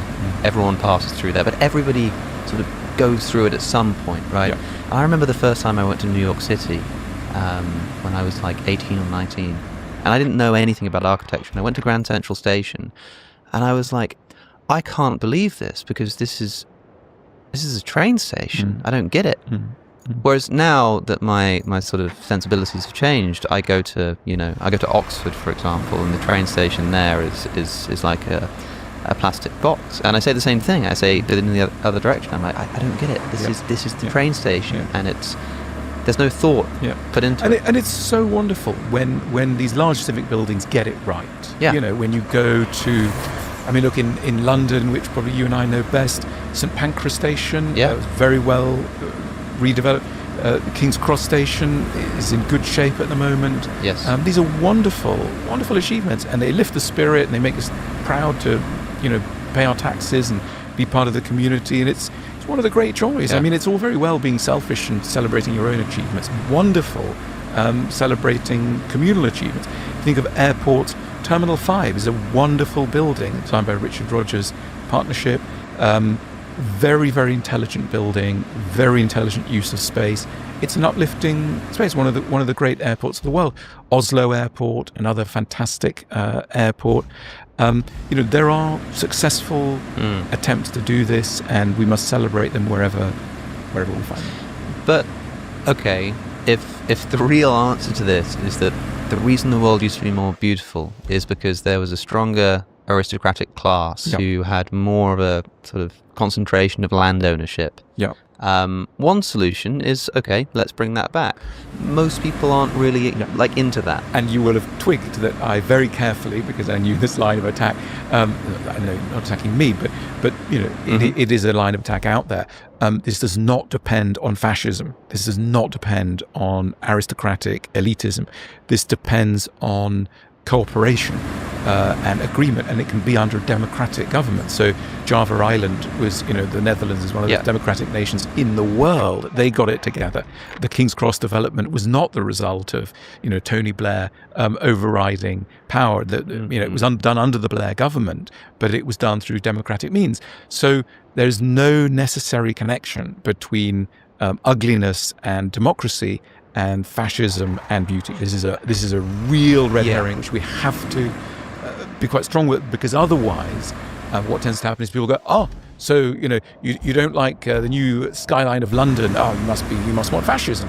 And like, no, it's absolutely possible to have democracy and beauty. No, there's no reason why. I mean, there are some reasons why the relationship's been tricky, but it doesn't mean it's not a necessary and sufficient cause. I do think there should perhaps be a referendum on knocking down the walkie-talkie, but absolutely, short of that, it is sort of difficult to imagine, I think, for a lot of people. Like, I'm wondering if this is sort of feasible on a city or countrywide scale, because you read history and you hear about, the man who designed Paris, and it's just such an unthinkable notion, because we just don't have that kind of authority. There's nobody in London who can realistically give somebody the authority to just rebuild Camden just from the ground up. It just doesn't work like that. And so if somebody feels like they're living in an ugly space, there's this sort of lack of hope that anything can be done. You have to rely on individual landowners of that particular house to all get together, which seems maybe possible, but maybe unfeasible to some people, which is perhaps why it's got this association with... I mean, look, it's what we're hitting on is the problem of intellectuals, people like you and I, sitting around in all areas, and the limits. So, what can we possibly do? And we can do what people have always tried to do, which is to change the climate of opinion, and when there are opportunities, to push for it. And some of what we're doing on a podcast like this, and other friends we have who do this sort of stuff, is try and raise public awareness. So, for example, to start to mention buildings and building quality as an issue that you can discuss, it brings it out of the private realm. And you can then, think of how feminism got going. Think of how new ideas of child raising got going. Think of how human rights got going. It was always a mixture of climate of opinion that then meets political moments of opportunity. Those moments are not always there, but when they're there, there's the ground has been prepared. And, arguably, maybe we can say there are a few signs now of that happening. In the UK, there are figures who've been agitating in this world, in this area, for a while. Does it work? Maybe. I don't know. Let's stay hopeful. Let's stay hopeful. Well, because there is this association, right? Like if somebody says, well, I think the world's ugly and our buildings, they need more, I don't know the words, cornices or whatever. That typically, if you had to take a guess, is that person more to the right or more to the left? I don't know if it's true, but I think people would assume that they're maybe more right-leaning. We even call a derogatory term for this kind of ugly box-like buildings. These buildings is like left-wing architecture, right? This is the end result of changing our political course, and it may be that. Well, it's possible that we could all just get together and change our minds. Yeah, and it's possible we could all get together and look after the poor and end homelessness and never have wars again. But realistically, is it achievable? Look, I think it's another enemy of promise here is definitely the association between aesthetics and the right and the right. And it's fascinating in America that Donald Trump, who's a property developer, by trade, has been championing aesthetics in a way which I think to the left, to architect left friends that I have in America, is intriguing but also very, very, very troubling. It's a bit like RFK's move towards healthy food, which is discomforting bits of the left as well. Because in a way, I'm sort of saying, well, we've cared about this for a long time. Now you've come along and you're doing it from the right, and that's quite strange. So Donald Trump stands there and goes, there's been a lot of ugliness, and you want to go, yes, and then you look at his ballroom and you go, but you're about to add to it. So it's this is when it gets kind of subtle. But overall, I'm quite glad that Trump has put this on the agenda, because it then enables a debate to get going. He is a man who cares about appearance. He's the first US president who's cared very actively about the appearance of his nation. He happens to have what I think is sadly, dramatically awful taste. I mean, what he's done to the White House is appalling. However, he's taking an interest, and that is interesting, and that is intriguing and very provocative. I agree. But that's so in so many words what I'm saying. Like the first US president, in certainly my living memory, who cares about aesthetics, is like the most sort of archetypally, like cartoonishly. So hopefully figure. What we'll get is someone on the left going, well, actually, you know what? I love architecture too. Yeah. But that will force, you see, sure, it will force a response. Yeah. Because, people like Peter Eisenman. Do you know Peter Eisenman? No. I mean, he is, he's the bête noire of the right. He's a left-wing architect who, is a so-called creates ugliness. Right. And he was very powerful as a person of ideas, a professor, and created a lot of buildings that the average person would go, that's why I hate modern architecture, right? So the problem is that, you have Trump and Eisenman as a kind of yin and yang of the debate, and that's a very sterile debate. And this is why we always need to bring in David Chipperfield at this point. David Chipperfield, he behind the museums in Berlin, he behind all sorts of other things. The reason why David Chipperfield is a really important voice in this is that you can't squarely place him in any simplistic, cartoonish left-right debate. The guy obviously understands classicism, but he's not aping classical forms in, naive ways. He's interested in symmetry, but he's not interested in the worst sorts, etc. He's alive to the modern world, but he's remembers the past. So he's kind of a really useful name to bring out. And he's one of the most successful practices. Other practices, he's no longer with us, but Michael Hopkins, who designed Westminster Underground Station in London, Portcullis House, and many, many other buildings. He was very alive to brick and what brick can do, but at the same time, he was working in recognizably modern forms. He was alive to the modern world. Yeah. Another architect, very important in this tradition, Louis Kahn, great American architect.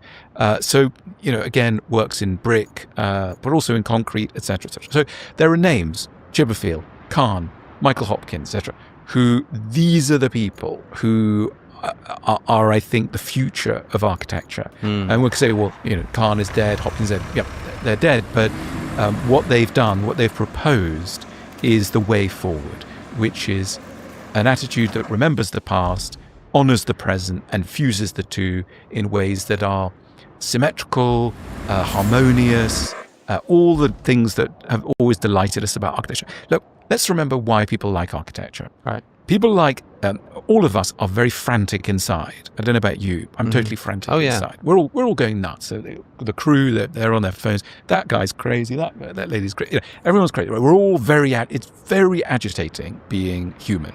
We're on the verge of dying at any moment. Our status is threatened from left and right. Everything's unsteady. We're made of water. We're largely made of water. And we're made of moods. Every day, moods cycle through us, etc. We need architecture to calm us down. The number one thing that architecture needs to do is to be a point of stable reference, so that we get up in the morning and we go, all right. And terrible ideas taken hold, that really what we want architecture to be is fun or dramatic or provocative, of shaking up of the bourgeois order. Nonsense. Who's got bourgeois order? The bourgeoisie is in total chaos. Everything's in chaos. There's agitation everywhere. The reason why we thrill at bilateral symmetry,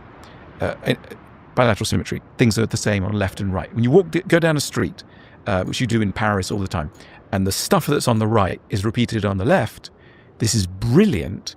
And the reason is that this is a salve to an agitated soul. You think, okay, from the beginning of the Rue Saint-Honoré to the end or whatever, they've held it together within a pattern.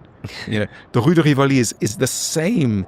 At the beginning as at the end. There's a repetition, and that's it's why we thrill in music to a repeated beat, because it anchors us.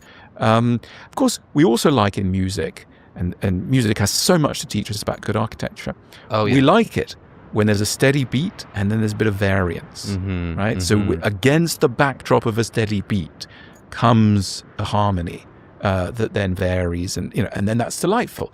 It's like in Georgian architecture, same boring repetition, boom, boom, boom, and then a bit of tracery in the ironwork on the balcony, or a fan-light window that introduces a new note of play, etc.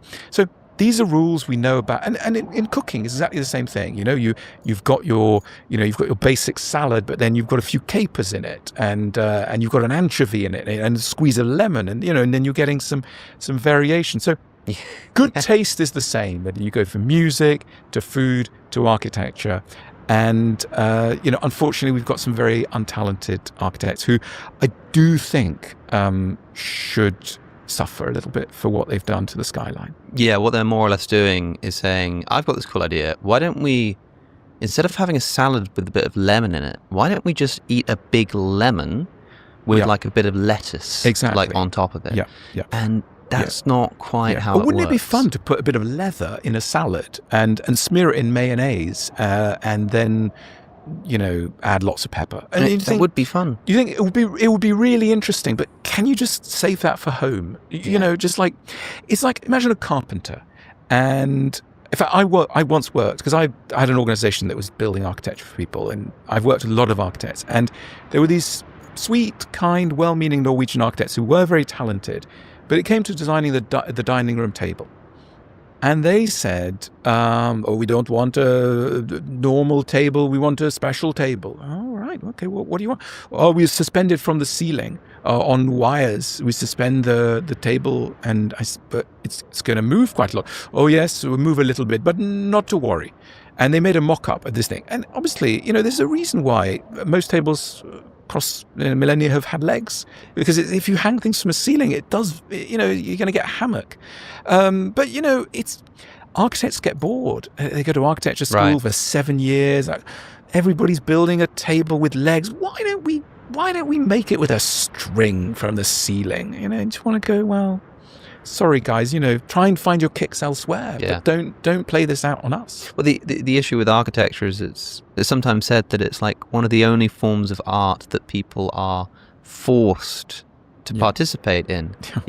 I have no right to say to you, like there's a painting on the wall over there, and if you said, I'm not a big fan of that, I might think you're wrong, but there's nothing I can do about that. Exactly. But if I put that in your bedroom where you had to see it every single day, I think even if you were perfectly irrational in not liking what it looked like, you sort of have a right to say, I don't want to look at that every day. And I don't think I was going to say there's not a single person, but there's always somebody, but nobody is enjoying. Now, there are some interesting experiments. I was hanging out with a group of people at Harvard who were trying to build technology that would give an instant picture of the amount of aesthetic delight and reassurance that a person was going through as they walked through different environments, and throwing up really interesting data. So it's like, as you walk down this street, what's your level? As you walk down that street, what's your level? And the data looked amazing, and really quite convincing. And the first time you got a sense of, again, that democratic feedback. It's like you can put 100 people down the street, and you walk them down this street, and when 100 people look at left and right, and they will have a certain feeling which you can measure. That's intriguing. That's the beginning of something. Because rather than going, oh, lots of tourists went down that street, or I like it, do you like it, and having a debate like that, start to go, okay, well, because the modern age loves data. You can't really get arguments across to people nowadays unless you come at them with data. It's unfortunate because a lot of good things, you can't get the right data to back your case. It's possible that as technology improves, we will be starting to get that richer data, because the good news on this, the really, really good news, is that there is underlying agreement, and there are underlying standards of beauty. And if we can just remove all the blocks, we'll get there. So that's one reason to be optimistic. The blocks are surface. The blocks are to do with lack of accountability at key stages in the process. If you can find a way through those, the news is really good. What you said about things being symmetrical, but with a bit of variance. Yeah. You know, perfect, but not too perfect. It reminds me, we were talking about my friend Sheehan Quirk, who's also been on the show, and he just did this extraordinary video. I forget what it's called, you know, Why is the World So Ugly Now, or something like that. And I was telling you that it's got 4 million views or something, just out of the blue. First video on YouTube. Yeah. Because people do care about this stuff. Yeah. And one of the things that he said in a different context is that he thinks a lot of our architectural principles can kind of come from nature. It's the things that we enjoy in nature, or the things that we are sort of naturally prone to. If you're sat in a forest, there's going to be variance. If you look at a leaf, it's going to be roughly symmetrical, but it's not going to be perfectly symmetrical. And if it were, be a little bit eerie, you know? And his whole thing is, we shouldn't make buildings that look like leaves, but we should take the principles that make leaves beautiful and apply them to buildings too. And it's things like symmetry, it's things like detail. If you zoom in, there's always sort of more to uncover. And he's described sort of some of the buildings in London, they sort of almost look like they're like not finished. Like they're sort of, they've done the base. It's like, great, when's the painter showing up? When's the carpenter showing up? And the carpenter is just not coming, which is a shame. And you know, it is lovely to discuss details, you know, and why they work. You know, you can look at a facade and think, okay, why is this one a bit boring and the other one's quite nice? And it will tend to be things like, well, how big are the windows? And do the windows vary as you look up? And you know, it's an ancient principle of architecture that as you look up, the windows should get smaller. But why is that? Well, because it literally mirrors the sense that as you're looking further away, the thing is smaller, something is smaller. And so it kind of, it gives you, it does what the eye will do anyway, which is to reduce the size of things that are further away. But it's cooperating with that. It's and that I think helps.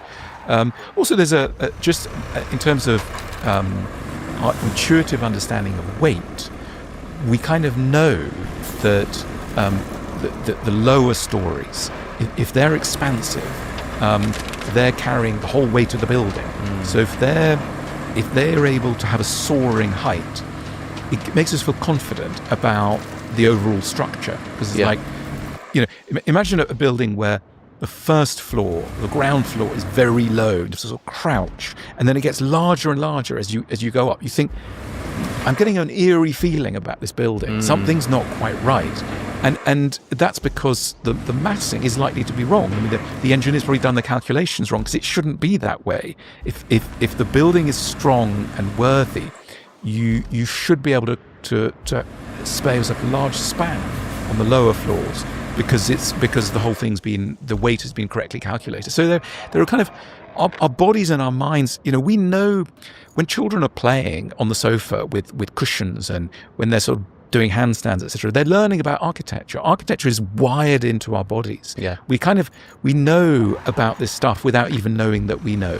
And that's the beautiful thing about it. I mean, I think it's contextually relevant as well. Like you're talking about these principles, and I was thinking, well, there are some buildings that don't do that I like the Empire State Building. It's pretty utilitarian all the way up, but it's in New York. And I have sometimes thought, you know, I'm sure the pyramids of Giza are very beautiful. I've never seen them. I'm sure they're wonderful. But if you were to pick one up and like place it in the city of London, we would probably decry it as an example of these horrible sort of modern architectural trends of brutalism and sort of abstract architectural sort of uninventiveness. And so I think it sort of depends. And that's one of the it's one of the fascinating things about architecture, that we on the whole, we like local architecture. You know, we don't like local phones or local bicycles. I mean, somebody said, you know, this is an Austrian bicycle. You think, well, I don't really like, I mean, I just want a nice bicycle, etc. But we like, you know, the spirit of the place in some ways to be reflected. And that's why many architects have traditionally spoken about, you know, you pick up the soil in an area. What colour is the soil? And can that be reflected in the colour of the buildings? And you get that in many traditional Italian hilltop villages, but also if you go to Edinburgh, you know, it's a certain kind of grey, and that grey is of the stone and the soil, and so it's pleasing when something responds to the locality. It's pleasing to know that there's a difference between place A and place B. That there's something that's, honouring the distinctive features of a place. If you're by water, is there something that's honouring the fact that you're by water, etc., etc.? And many settlements that are by water are very colourful. It's quite intriguing. Yeah. Because the sea is very monotonous, very, very monotonous. And so I think there's an impulse when you've got a huge expanse of utterly coherent visual surface to vary things enormously. So there's a kind of, often what we're searching for in architecture is balance. When the landscape is pulling one way, we want to pull it another. If you go to Switzerland, what's wonderful when you're in a very rugged, extremely raw sort of place, where the human body feels quite fragile and at risk, is that the buildings are really pulling you towards safety and solidity, and there's an extra sense of reassurance from the fact that the door is heavy and shuts without everything. But if you're in the Caribbean, remember that architect Oliver Messel, who did these houses where there are no windows and everything's open and the structure is very, very light. That's again, working with the climate to provide a coherent response to a place. That's what you want from architecture. I think there's one sort of principle of aesthetic influence and influence on a person's mood and their interpretation of the vibe of an overall place. That's also become far too universalized, which is often just completely ignored in conversations like these. It's a bit of a sort of elephant in the room because it is literally invisible. I'm talking about music. I have a whole thing about this. This is like the other day, we went for dinner the other day, and we sat down and ordered a Diet Coke, and I insisted, I made us get up, pay the bill for the Coke and go somewhere else because of the music that they were playing. Now, I'm not like a snob or anything. Depends who you ask, I suppose. But if I'm in like a nice sort of like French restaurant, and you sort of put some effort in, and you've dressed up, and you've coming out, maybe you're on a date or something, and you think about the amount of effort that goes in to designing this restaurant, how long they spent on the wallpaper, the different colours and the different light, the furniture, agonising. And then finally when it was complete, they're like, you know what this needs? Some Dua Lipa. Exactly. Yeah, that's what will really sort of complete this. That to me is probably... It's when you said earlier about all these buildings sort of shouting and competing for space. That's literally happening all the time. But at least... when I go past the BT Tower, I'm afforded the small mercy of being able to look the other way. Music Here's a tip, is everywhere. Here's a tip that I've learned, because I, like you, have done this, and you can't... generally, if you say in restaurants, could you turn down music, they'll say no. The manager likes it, etc. People like it, etc. So the thing to do for any viewers is to say that you have got a medical complaint. That you've got a disability, and that you may go fragile. You may have a psychotic episode because of the music, and it could actually be true. I mean, it's fascinating. In the UK, if you order any dish, they'll go, "Have you got any allergies?" And we understand allergies. We understand that you can be allergic to something. But the music is not one of them. And why not stretch our definition? But, one thing I want to talk about is, here we are in this environment, and it's got a very particular decor. Look at this armchair, look at the carpet, the fireplace, etc. And one of the really interesting questions is, why do people have the taste they do? Because there are real differences of taste. Somebody will think that this living room, this library, is really nice looking, and others won't. And a really interesting question to ask yourself is, why do some people think this is home, this is good, and others go, ooh. So, for example, I don't like this decor at all. I hope you don't mind. Someone's getting fired. I know. No. It's him that's getting it. Okay. I don't mind. In the carpet, it's really, the fireplace, etc. Now, I have a friend who loves this kind of decor. And he and I often talk about it and our differences. So he grew up in very unsteady circumstances in Glasgow, which is a very brutal town when he was growing up in the 70s, and he was growing up in a brutalized sort of space. He loves a touch of old-fashioned English aristocratic charm. He just absolutely goes for it.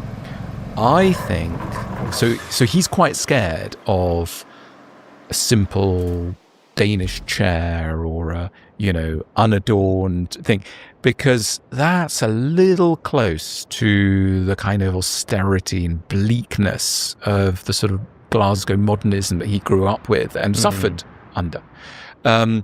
For me, I've got a completely different upbringing. I grew up in Switzerland, which is the home of kind of tasteful modernism and good quality modernism.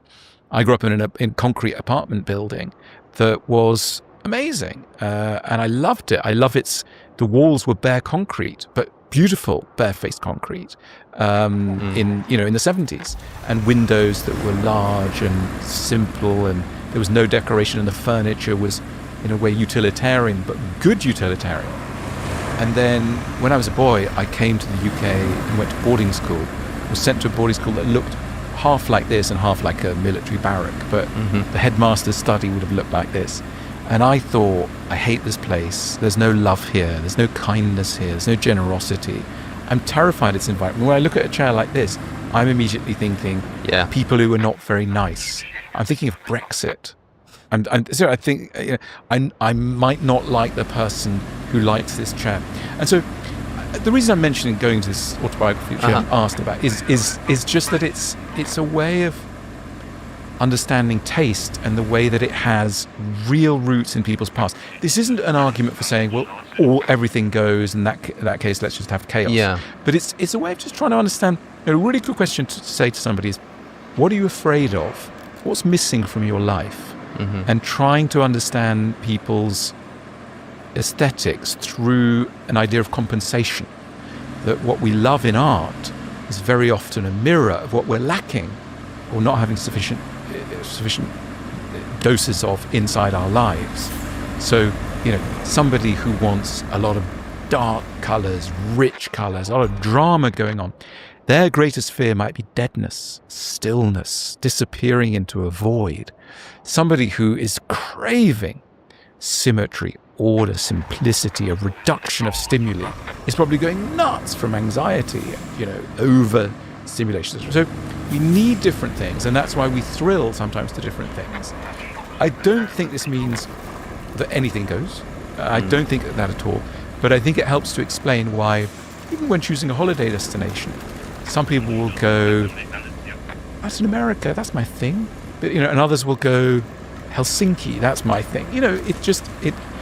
It's what's missing in you, and what are you in danger of suffocating from? What are you in danger of excess of? It's a German theorist called Wilhelm Worringer, who in the early 20th century tried to build a theory of taste, and he precisely built it on this notion of compensation. Right. And he argued that the very rich styles of the Islamic world was an attempt to counterbalance desert life. That the richness of, let's say, an Arabian rug was a response to the wastes of Arabia. It's a playful, interesting, intriguing kind of thing. It's sort of like, if you want to know what an age feels like it's missing, look at what its taste is. For example, we live in a highly regulated, bureaucratic society. An artist like Damien Hirst goes down really well with bankers. So, the financial elite really thrill to Damien Hirst. Why? What's the relationship? Well, imagine if, your life is operating in a certain kind of emotional pitch, emotional register. Along comes a bad boy who breaking the rules and is, creating a certain kind of drama, etc. You're so far from that. You've got so little of that in your life. You grab onto it with two hands, and you might love it with a certain intensity of somebody who's leading maybe a quieter, more emotionally balanced life, might not feel need of. So always ask oneself, why are you craving this thing rather than another thing? Favorite artist of mine is Agnes Martin, an American minimalist artist, very full of mental illness, unfortunately, had a very, very difficult life. Her work is just a repetition of certain minimal form. For me, beautiful. And she was obviously compensating for the fragmentation of her own mind by creating these very beautiful geometric shapes. I'm not, on a good day, as far down the road of mental unwellness as she is, touch wood, but I understand that slope, and I thrill to it because it's, it's art for the fragile mind. And so it's, as I say, making the same point, it's good to ask yourself always, what's missing in your life? Where are you mentally to try and understand taste? These things are very connected. Yeah, it's a little bit like what we seek in like romantic partners. Yeah, I mean, it's a similar kind of thing, like the sort of steady, respectable man who falls for the bad girl, or vice versa. The bad, I know he's no good for me, but there's something attractive about it because it kind of balances out what might be a quite strict, regimented existence. There's something sort of exciting about it, but also something comforting about that. Yeah. But it seems like definitely not universal, at least. I mean, when you talk about the fragmented mind and what it produces, like my mind goes to like Goya. Yeah. And sort of painting this horrifying image of probably Saturn devouring a slightly older version of the child to this sort of toddler figure, like biting its head off. And that is this sort of frantic, sort of horrifying image that is representative of what is probably quite a frantic mind. I mean, he painted it on his dining room wall, and it wasn't supposed to be seen by anybody, right? Yeah.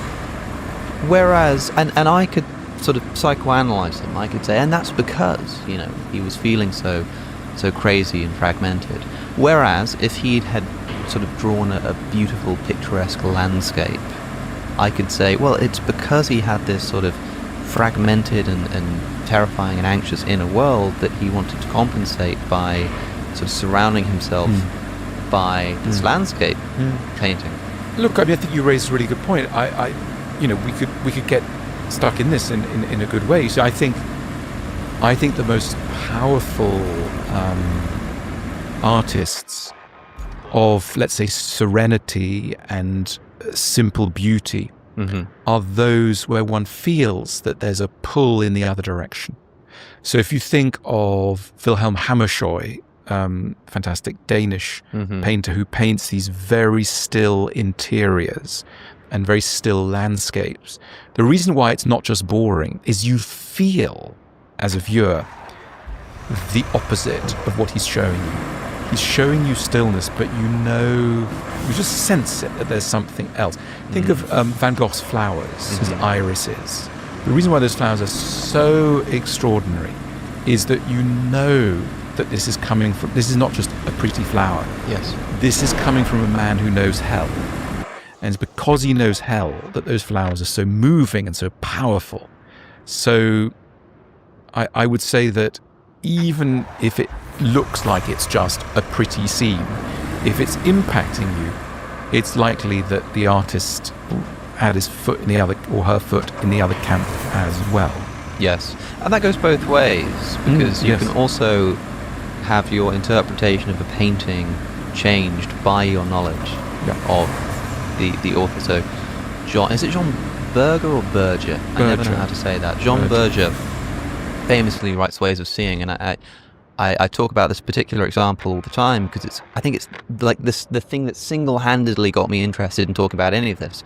Which is when he shows this image of Van Gogh's sort of crows in a wheat field. He doesn't tell you who it's by. I mean, you can see it's probably a Van Gogh, whatever. And he says, just look at this and see what you think about it, and then turn the page. And you turn the page and it's the same image, except now it's got this caption. This is the last image Van Gogh painted before he killed himself. It may not actually have been, but it doesn't matter, because instantly you're like, oh, was this him trying to sort of imply that he was seeking this freedom represented by the birds? Whereas before, genuinely, I look at it and I go like, it's another. I'm not a big fan of Van Gogh. I'm like, it's cool, it's great. It's like it's neat. Like I like some of it, don't like. But there's so much of it as well that when I see sort of another Van Gogh, I'm like, sometimes I'm like, cool, but with something like that, I'm like, Yeah. whatever. But Yeah. but that sort of caption has changed it. Yeah. Look, I mean, it's it's a almost comedic side of us human beings that we are very susceptible to, as it were, frames being put on things and suggestions of where value lies and of what things mean. Yeah. I mean, we know there's experiments with wine. You tell somebody it's a really expensive wine, people go, that's a lovely wine. You tell them it costs nothing. Think of a fried egg and caviar. If you gave a child, a fried egg and caviar, and you said, what's nicer? The child probably would go the fried egg. Take an adult and you say, this is an amazing thing, caviar, it costs thousands of pounds per millimeter, etc. And this is a fried egg and it costs absolutely nothing, And I think we're always having to rediscover our own genuine feelings, and maybe in some areas, frighteningly, there isn't such a thing as a totally authentic feeling. We waver, and we're comedic. On a good day, we could call us sweet, and otherwise we're gullible and miserable. Yes. Do you think there's such a thing as fake art? And I mean something quite specific here. Like, have you seen? I haven't. There's a movie called F for Fake. I can't remember who directed it. Some famous director. I've forgotten who it is. But basically, it's about a real life person, although it's fictionalized, who made a living forging paintings by famous painters, and he was sort of a master painter, and he could make it look like a perfect Monet or whatever. And of course, you can sort of imagine purchasing this painting and going like, I'm a private collector, that will go wonderfully in my living room. And then finding out 10 years later that the painting you had and adored so much was not really painted by Monet. Yeah. Does it become less beautiful? No, I mean, here I feel quite strongly. I think we've become obsessed by the idea, essentially for financial reasons, that the original work of art is important. We don't think about this in other areas. We don't think about it in terms of, tables. A table is a good table, whether it's the first table that looked like that or the 100 millionth table. We don't care about provenance. We don't care about this in terms of books. I mean, very few people want the first edition, but most people are like, it's going to be good if it's just printed. I don't care that it was the first or the 100th or whatever. It's just the same. Well, at least they care about a different thing, don't they? The person who wants the first print and the person who wants to read the book. Yes, exactly. And so I think that in art, what I would love, and it really is to do with the financial system, is that we accept reproductions and the role of reproduction. I mean, this is where people thought that we were headed in the 19th century. People thought we were headed towards an era where art could be reproduced on a mass scale, and that everybody could have wonderful works of art on their walls. And in fact, what's happened is the opposite. It's become rarer and rarer, and people are obsessed by provenance, and it's got to be, absolutely by, Hockney or by, Picasso, etc., rather than it's just a reproduction. And so the poster has a very, very low status. The reproduction is seen as ridiculous. To my mind, museum gift shops should be selling the entire corpus of what they've got on the wall in high quality reproductions, and that those things should be seen as no less valid than anything else. I mean, of course, it's good to have the first one, but like we have the first copy of Ulysses or whatever, let's keep it in a library and keep it there. But the rest of us, what are we doing? Neglecting the talent of certain people and simply reducing it to a postcard. I think that photography has in many ways kind of at least changed, maybe sort of ruined our interaction with art. And I don't mean because photos compete with art. I mean photographs of art pieces. Because I could put a picture of the Mona Lisa on screen right now, which maybe my editor will do if he's feeling inclined. And I can say, look, you're looking at the Mona Lisa. And you could say, no, I'm not. I'm looking at a reproduction of the Mona Lisa that's being... I'm looking at it through a screen. It's like, Well, I've been to the Louvre and I was looking at it through a screen as well, like 3 inches of bulletproof, perspex or whatever. And most people who are there are actually looking at it through 2 screens because they spend the few precious moments taking a photo of it. So they're looking at it through more screens than a viewer is now. But really the answer is that we can create copies of the Mona Lisa that are absolutely excellent. Right. And why wouldn't we value them? Why wouldn't we create, and these are seen as kitsch, and on the whole, we don't have access to them. I mean, there's a painter I really like called Caspar David Friedrich, wonderful artist, and I thought, God, I'd love a Caspar David Friedrich in my house. I looked up online, and, they start at, I think, 700 million, and they're all slightly outside the budget. And then, but you can buy a poster. I don't really want to buy a poster. Can't I just get someone to paint it? And there are people in China who will do it for you, but it's slightly sort of black market, and there's the whole thing's slightly dodgy, and it's not it's a little tricky. But why not? Why not honor the talent of fantastic artists? And look, we started by talking about architecture. Why don't we repeat patterns of architecture? This is what, in the great days of architecture, people just did the same thing again and again, and no one thought that was a problem. No one even knew who was the first person who did that style. It just worked, and you just did it again and again. And nowadays, it's like, no, it's a singular building. I mean, I pass buildings in London now. There are a lot of buildings going up in East London, for example. Honest, simple, beautiful bits of apartment buildings, civic buildings, churches, etc. And I think, wow, it's kind of nice, unshowy, etc. And I think, why don't we just roll that out? If the whole of London were just made out of that would look great. People go, oh no, that's a one-off. It's got to be a one-off. I think, why a one-off? The Georgians just repeated it again and again. If something works, I mean, imagine making a mobile phone, thinking, no, it's just a one-off. Sorry, it's going to cost £100 million because it's a one-off mobile phone.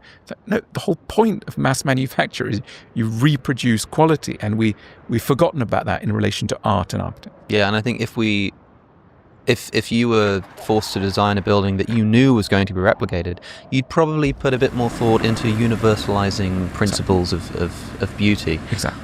I think that's fair enough. But then when I think about this concept of fake art, because I'm fully with you on that, right? Like, if it looks like a painting, it's a painting. I mean, it's like, it's almost as if you can imagine the opposite as well. Like, there's that painting on the wall over there still. It's just like a portrait of someone. And if I just told you, like, we've just discovered that, like, Rembrandt painted that.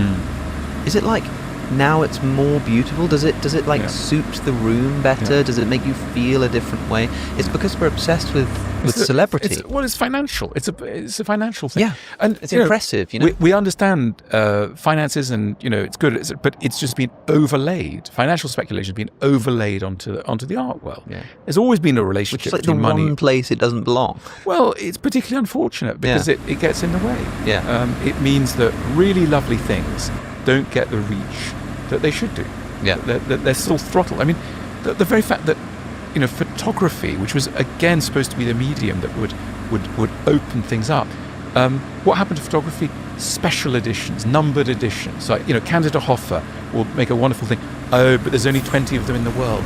Why 20? Why can't you just press print 100 million times? I mean, she'll make less money, and poor Candida Hoffer, but it'd be great for everybody else. Why can't she? Why can't we press print and find other ways of compensating artists? Why does photography have to fall in with a pre-modern system of distribution? Why can't we reward artists in other ways other than by throttling their production? Probably because scarcity breeds value. Sure. Even if it shouldn't. Absolutely. But let's try and create value in other ways. Yeah. Let's try and, reward these photographers in other ways, other than by saying the only way you can make a living is by making 5 editions of these. And not 6 or 100,000. It's the same thing with furniture, like, if I genuinely, like, I can tell the difference between, like, an IKEA MDF table and, like, an oak, coffee table or something, but, like, there's a table in front of us and it looks real, it looks nice, but genuinely that could cost like 50 quid or it could cost 1.5 million, and I just wouldn't know. And I also genuinely don't care in a way that I kind of do with art. In a way that I'm not. I wonder if it's because there's this fear of tackiness. Like, for example, not a trick question. Do you like the Eiffel Tower? Do you think it's pretty? Yeah. There's also an Eiffel Tower in Nevada, in the United States of America, right? On the Las Vegas Strip. If I asked you if that, I don't know if you've seen it, I don't know if you've been there. If you've seen that, like, do you think that's pretty? Because in a way, it really is just kind of the same building, slightly smaller, reproduced, and yet we kind of want to say it's tacky. I don't like it. It's kind of ugly, even though it, literally speaking, it's the same thing. Caesar's Palace is also in a way, Vegas should be the most beautiful place on earth because it follows all of the principles. Yeah, well, look, I get your point, but I think we can hold steady because I agree, it's a sort of terrifying moment. We think, oh God, Vegas. Yeah. First of all, if you actually look at the way in which things are assembled in Vegas, they're assembled really badly. They don't actually look very good. You go up to it and it's because it was very cheaply built, so there's that. There's also the idea of unity and mixture. Part of the problem with Las Vegas is it doesn't really know what it is, and therefore it's a mix of everything. Now, there is actually there is a beauty in Las Vegas. Oh yeah. So the architect Robert Venturi famously made a case for Las Vegas as having its hodgepodge. It's like a sort of mood when you think the buffet is okay. Let's just go with the buffet. Let's celebrate multiplicity. Also, it's surrounded by desert, which helps. That stilling environment. It's like here is a little moment, a human orgy in the midst of deadness. Nature is not yielding anything. There's not a single plant around, but we're celebrating light, and so one can have time for Las Vegas. One can even have time for the Eiffel Tower. But I think you appreciate the Eiffel Tower in Vegas in a different way. It's sort of like, look at this lustful greed that's sucked in from all corners of the world, something that is, look, it's like every now and then, there's a space for a garish building, a garish piece of clothing, an outrageous spirit, etc., even piece of food, etc. We need that sometimes. We need that within a context. So, Las Vegas has its charms. Definitely has its charms. Like the Eiffel Tower works, I think. And there were a lot of protests, because you can imagine being in Paris at the time, and they want to stick this like largest building since like Lincoln Cathedral in the middle of Paris. And it seems like, but it works because it sort of stands on its own.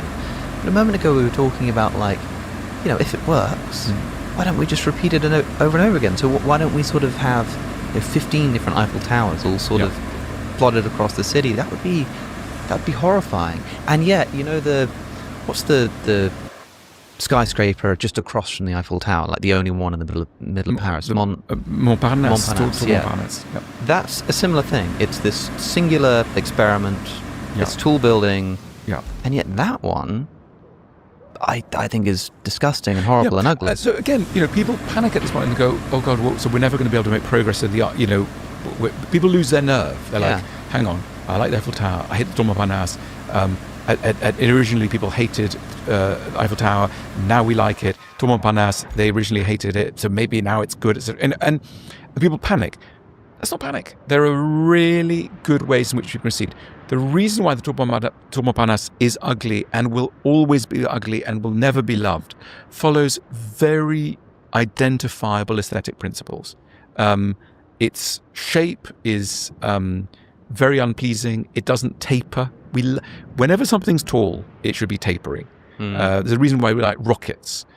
We like that the top of a very tall building is smaller because it's aerodynamic, as it were. So even if the building isn't going to take off anywhere, we like the suggestion of velocity up a building. Tour Montparnasse doesn't do it. Its material is a very unyielding grey concrete, formed unilaterally right across the whole thing.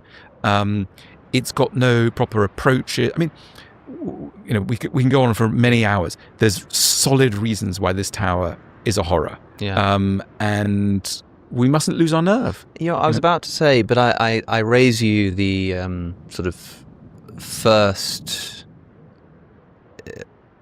version of the World Trade Center in New York. This sort of replacement world, or the actual the original one, the first, the two, where people used to say, oh, they're the boxes that the Empire State Building and the Chrysler Building came in. They thought they were disgusting and horrible, but I think they're beautiful.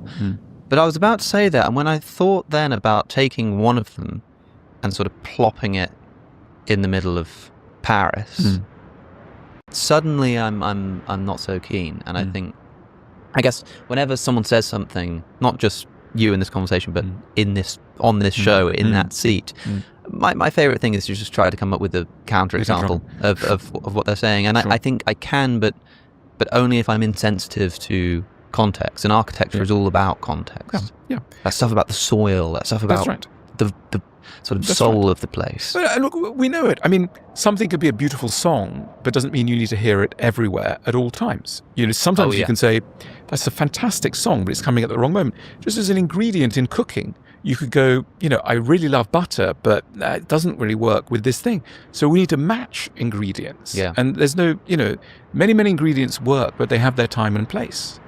I think going into a restaurant and hearing, I like Dua Lipa, That's right. But hearing it there is about as jarring as going into like a nightclub because you want to sort of get down some electro, and they're playing Bach. Or someone giggling at a funeral or whatever. I mean, it's just, we exist in context. And so something that works really well in one area and something that is really good in one area might not be good in another. We understand this instinctively, as you say, with music, with laughter, with social codes, and it's no different with architectural codes. There's a time and a place. I think that's true, and probably universally true, and almost obviously true. But I think that, what is it they say? The smartest people just remind you of obvious things that you have forgotten. How do you say that? I think that's true. I agree, and we do, talking of snobbery, we do tend to have a view that intelligent things have to come in pretty incomprehensible packages, and there's a role for something that sounds very simple. And again, link it back to architecture. Some of the most beautiful buildings, it looks like they're just simple and obvious. There's been a lot of thought to create that apparent simplicity and obviousness. Well, Alain Pt.n, thank you for your time. It's been fun. Thank you. If you enjoyed that, you probably liked the conversation I had with Sheehan Quirk on all things art, architecture, and beauty. You can watch it by clicking the link that's on your screen. To support my work and get early, ad-free access to episodes, subscribe to my Substack at alexoconnor.com. Thanks for watching.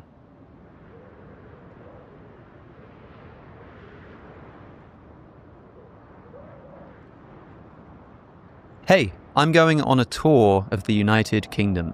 If you've ever been interested in that big question of God's existence, or tried to make sense of religion in the 21st century, or consciousness, or anything philosophical, then join me on stage as I try to work out some of these topics with you. I'll be in conversation with a good friend, but also bring questions, because there will be an extensive Q&A, and maybe even an opportunity to hear and rate some of your philosophical hot takes. The tour dates are on screen, the link to buy tickets is in the description, and I hope to see you there. John Sellers, welcome to the show.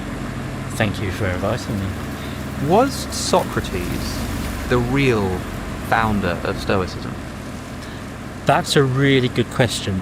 I think in many ways he was, or perhaps it would be better to say he was the kind of grandfather figure for Stoic ethics in particular. And obviously there are other bits of Stoicism that I'm sure we'll talk about a little later as well, so physics and logic. But for ethics, I think, yes, that's a good way of putting it. So he's the first Greek philosopher to put on the table the idea that it's a virtuous character, and only a virtuous character, that's key to living a good life. And that's the kind of famous Socratic idea that the Stoics then take up. But typically, if you ask somebody who was the founder of Stoicism, they'll tell you it's this chap, Zeno, right? Yeah, that's right. Zeno of Citium, who's not the same Zeno famed for the paradoxes. That's correct. So there's Zeno of Elea, who's the paradox guy, who was a pupil of Parmenides, and they were in southern Italy, so that's much earlier. Zeno of Citium, so Citium's in Cyprus. He comes from Cyprus, he comes to Athens. There's a great story that we have, which may or may not be true, which is that he was sent to Athens on a business trip by his father, and with a ship full of cargo. And as he approached the harbour near Athens, there was a shipwreck, and he lost everything. And he kind of managed to survive the shipwreck, drag himself up onto the beach, by the Piraeus port, made his way, as he sorted himself out after the shipwreck, he kind of found a bookstore and started reading in the bookstore. And one of the books he picked up was Xenophon's Memorabilia of Socrates. So literally, the story we have is that his first encounter with philosophy was reading about Socrates. And he then, again, this is all probably apocryphal, but he says to the bookseller, "Wow, this Socrates guy sounds amazing. Where can I find people like him?" And at that moment, another philosopher walks past, a guy called Crates, who was a cynic. And the bookseller says to him, "Follow that man. He'll teach you what you want to know." So that's the kind of origin story. Yeah, and Zeno is the guy who then gets credited with founding what comes to be known as Stoicism. And we'll get into what Stoicism actually is.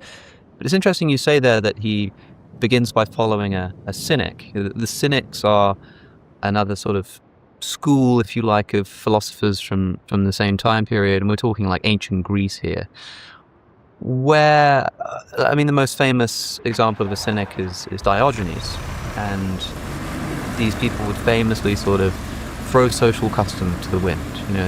Diogenes is said to have lived in a barrel and to just sort of urinate in the street, and when Alexander the Great comes to him and says, "Is there anything I can do for you?" he says, "Get out of my sunlight," And so this story sort of begins with this recognition that a lot of the stuff in the world kind of isn't really like relevant or meaningful, or it's kind of arbitrary in some degree. And so do you think it's fair to say that Stoicism kind of grows out of cynicism, is influenced by cynicism, or is this just a sort of historical coincidence? No, there's definitely an influence, and it joins the dots with us for that connection with Socrates. So famously, Plato had described Diogenes the cynic as Socrates gone mad. So the thought is that what Diogenes was doing when he develops this sort of cynic philosophy is he's taking Socratic ideas and pushing them to the extreme. So Diogenes takes that idea that it's a virtuous character that you need in order to live a good life, and only that, and then develops this attitude of complete indifference to literally everything else. So, as you say, kind of sleeps in a barrel, doesn't care. At one point, one of our anecdotes suggests he was sold into slavery. It's like, well, what do I care? My virtuous character is still intact. Why would that bother me? So you get this kind of extreme view in Diogenes and the subsequent cynics, where virtue is the only thing that matters to live a good life. So I'm not going to care about anything else that goes on in my life whatsoever, right? And as I say, that becomes very extreme. And part of that, connected to that, as you hinted at, is the idea that traditional social customs and conventions then become irrelevant. So there's a rejection of all of those traditional conventions, and there's the idea that instead of living according to custom or law, you live according to nature, right? You're just following nature's prompts. And again, that's a key cynic idea that the Stoics will take up. In terms of what happens to Zeno, perhaps I'll sort of say a little bit more about that, just to flesh things out. So Zeno kind of follows Crates for a while, learns all about the cynic philosophy, perhaps ultimately decides that's not for him, even though it's obviously a big influence on him.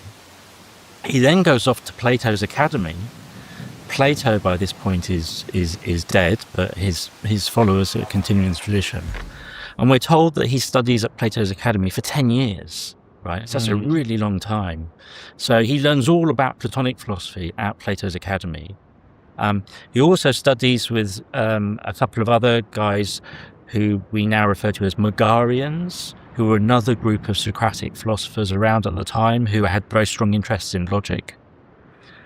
But ultimately he decides he doesn't want to be a Cynic, he doesn't want to be a Platonist, he doesn't want to be a Megarian, and so then he finally decides to set up under his own name, if you like, and that's when he starts teaching at the Painted Stoa in the centre of Athens. And so that's when he kind of starts the Stoic tradition, pulling elements from all of these other people that he studied with beforehand. Yeah, and that's where we get this name Stoicism from, the Stoa where Zeno and his followers would meet to discuss philosophy.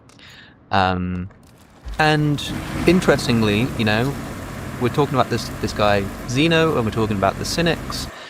A lot of people might think, okay, but I've heard of Stoicism, and I thought it was like a Roman thing. There's like, Marcus Aurelius and his meditations, it's a Roman thing, and Seneca and guys like these. But I think we can tell a story here of what Stoicism is and point out that it sort of begins in Greece and it comes in stages. Another thing that people might know about Stoicism, and I'm sort of framing this, people have asked me a lot, like, to talk about Stoicism. They say, what do you think about Stoicism? And honestly, I've always just said, I just know nothing about it, and that's why I was so excited to learn about it and try to get some thoughts together so I could speak to you and do this as a bit of an introduction. And I think the first thing to note is that in the popular imagination today, Stoicism is viewed essentially as an ethical philosophy. To be a Stoic is to live in a particular way, to sort of be sort of tolerant in the face of suffering and stuff like that. And while that is true, the thing that people need to remember is that ideas like that don't just spring up out of nowhere. Not only is there a historical story to tell, but also Stoicism is a broader philosophy that contains not just ethics, but also a really important tradition of logic and logical thinking, as well as physics or metaphysics relevant to the nature of the world and God's existence and stuff like that, out of which the ethics are supposed to come.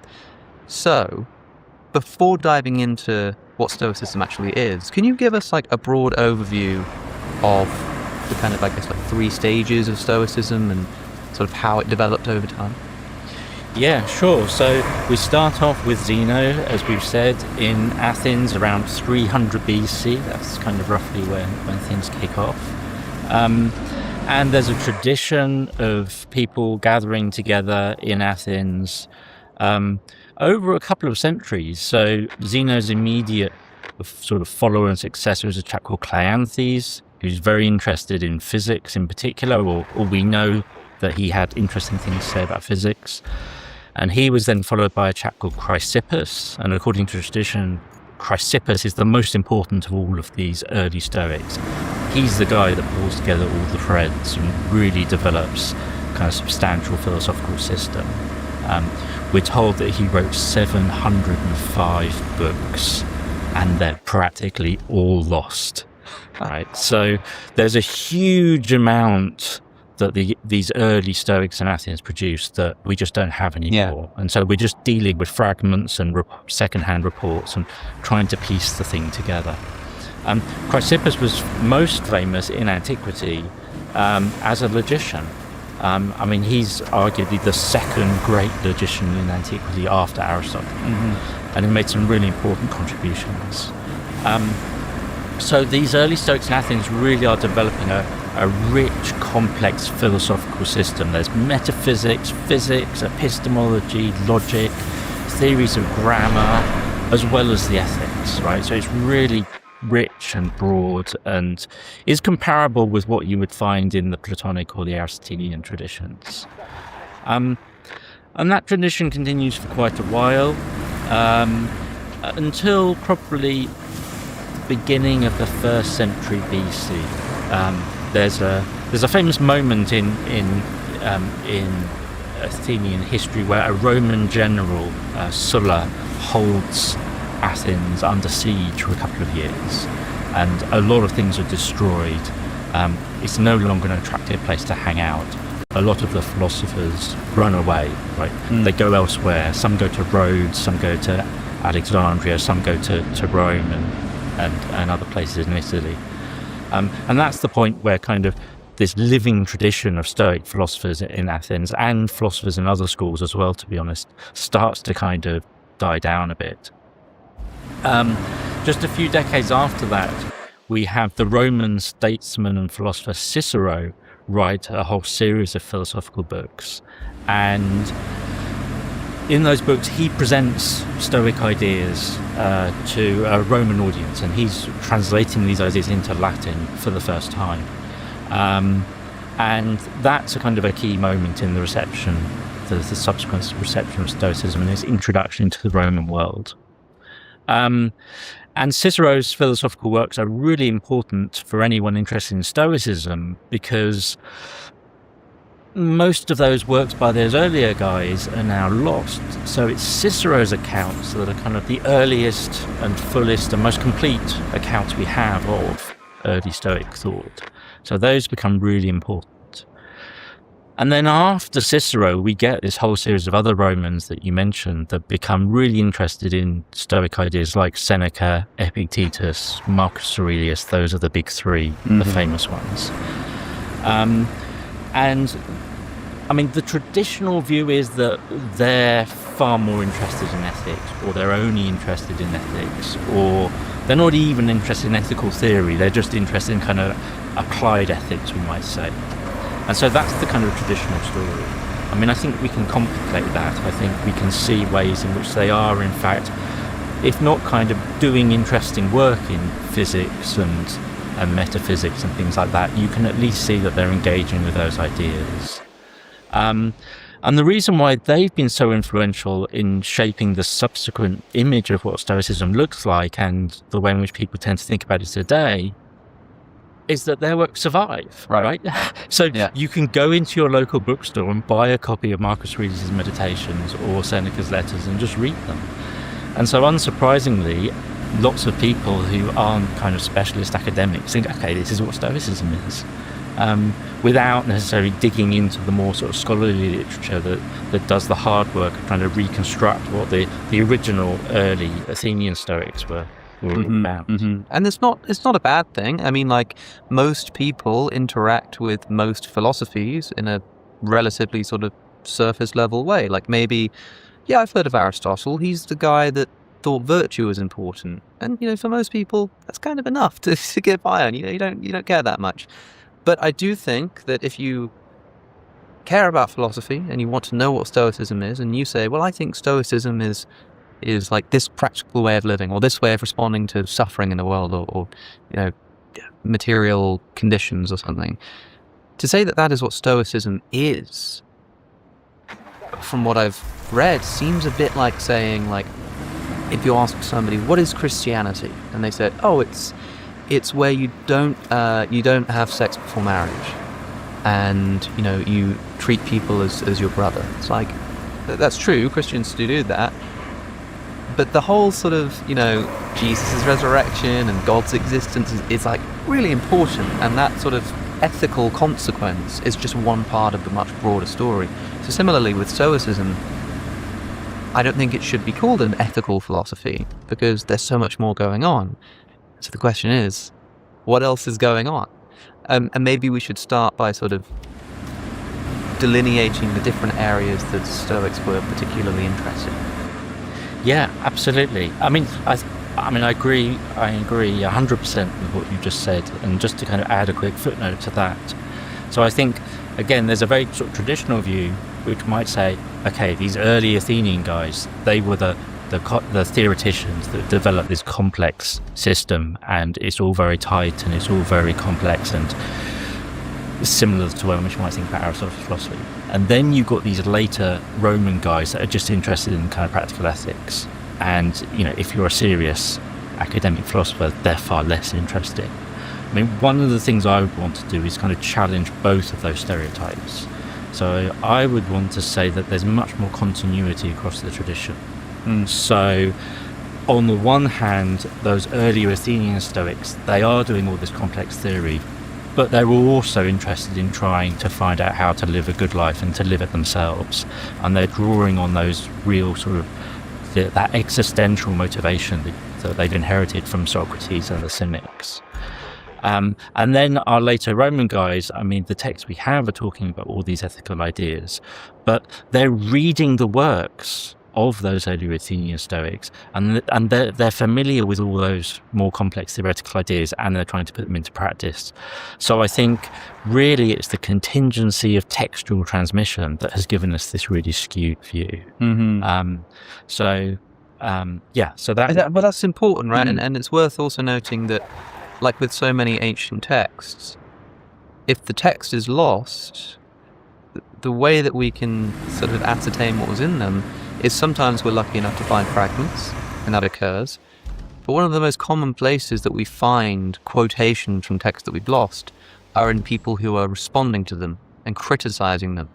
So we have kind of access to what they said, but through the eyes or through the writing of their opponents. It's a bit like if the only knowledge of the Bible that you had was quotes from like The God Delusion by Richard Dawkins. Like, you could probably piece together some of what the Bible was about, but you probably wouldn't get the most sort of Christian picture of what it was. And I think we need to be aware of that when we're talking about the earlier Stoics, that there's a lot of uncertainty, but we can get a broad picture of the stuff that they cared about and the worldview that they attested to. We'll get back to the show in just a moment, but first, this year is just flying by, and a patent has been code, and with that foundational starting point, I think most people start, and you start your book on Stoicism with logic, right? Rather than sort of jumping in with this ethical stuff, it's almost like you could just shelve that and forget it for a moment, and start with the foundation of philosophy, which is logic, how arguments are constructed, how words are used, how we ascertain truth. And the Stoics had their own sort of unique approach to this, right? Yes, that's right. So, as I mentioned earlier, Chrysippus is famous as a logician. He develops his own system of formal logical argument. He effectively develops, what we call now Stoic syllogistics. So, Aristotelian syllogisms are of the form, all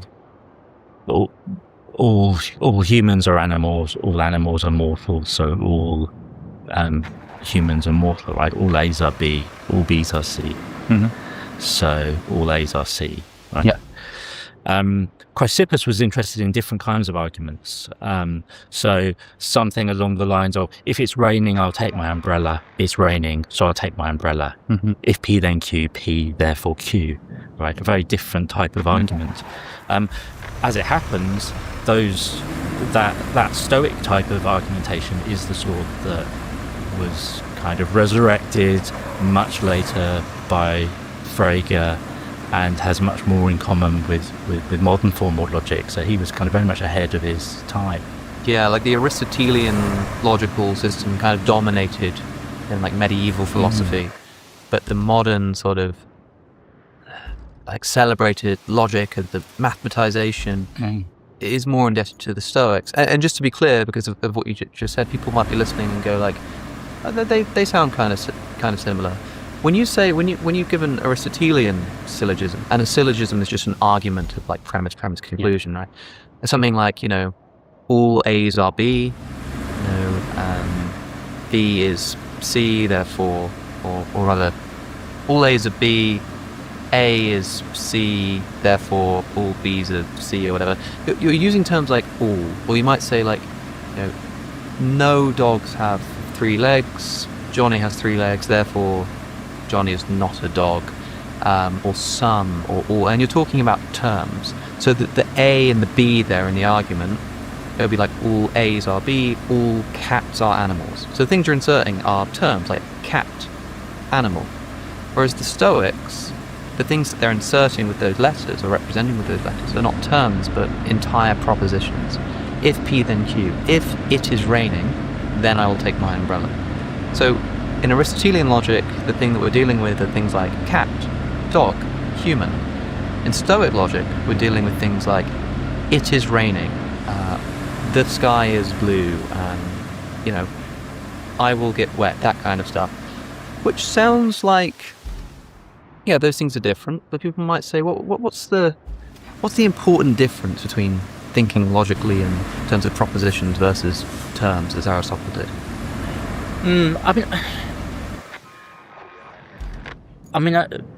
I don't think we need to see them as being in competition with one another. I mean, obviously they're both useful systems to have. In the Middle Ages, we have, Aristotelian logic dominates, and there's a sense where it's, okay, this is just what logic looks like.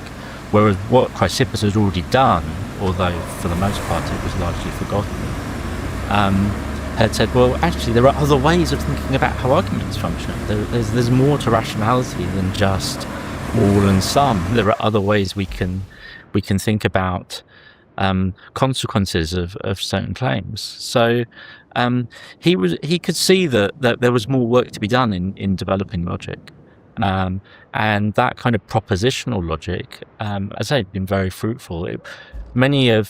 Some of his logical ideas we see taken up in the Middle Ages by very famous philosopher and logician Peter Abelard. And it's not entirely clear whether he had access to some text that gave him some hint about what Stoic logic was all about, or whether he simply had kind of managed to develop it again himself, because he was such an able logician himself.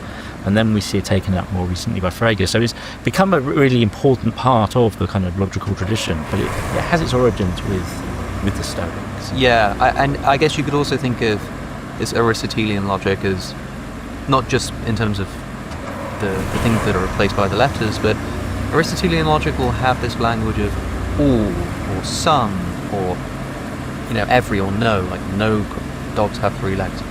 Whereas the language of Stoic logic is more like if, then. It's like conditional claims. It's like showing what sort of follows from other things but putting that into like the premises, right? So it's just like 2 different ways of thinking about the world. But this is like the foundational starting point for philosophy, right? We've got this sort of logical system. We're thinking in terms of propositions and how they follow from each other. Like, okay, but the Stoics have that. But what do they build on top? Let me roll back a bit. Uh-huh. So the Stoics divide philosophy into 3 broad areas: logic, physics, and ethics. Yeah.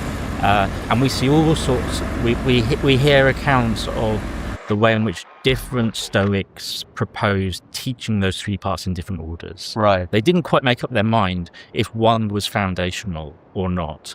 So, some of them would have started teaching physics first and then logic later. So I think it would be a mistake to think that logic is the foundational bit. Mm-hmm. I think we've got this really complex interdependent system where ultimately you need all 3 bits. And what order you learn them in is kind of an aside. But is it broadly agreed that the ethics comes last, even if we don't know what comes first? Or do some people maybe even start with the ethics? No, I think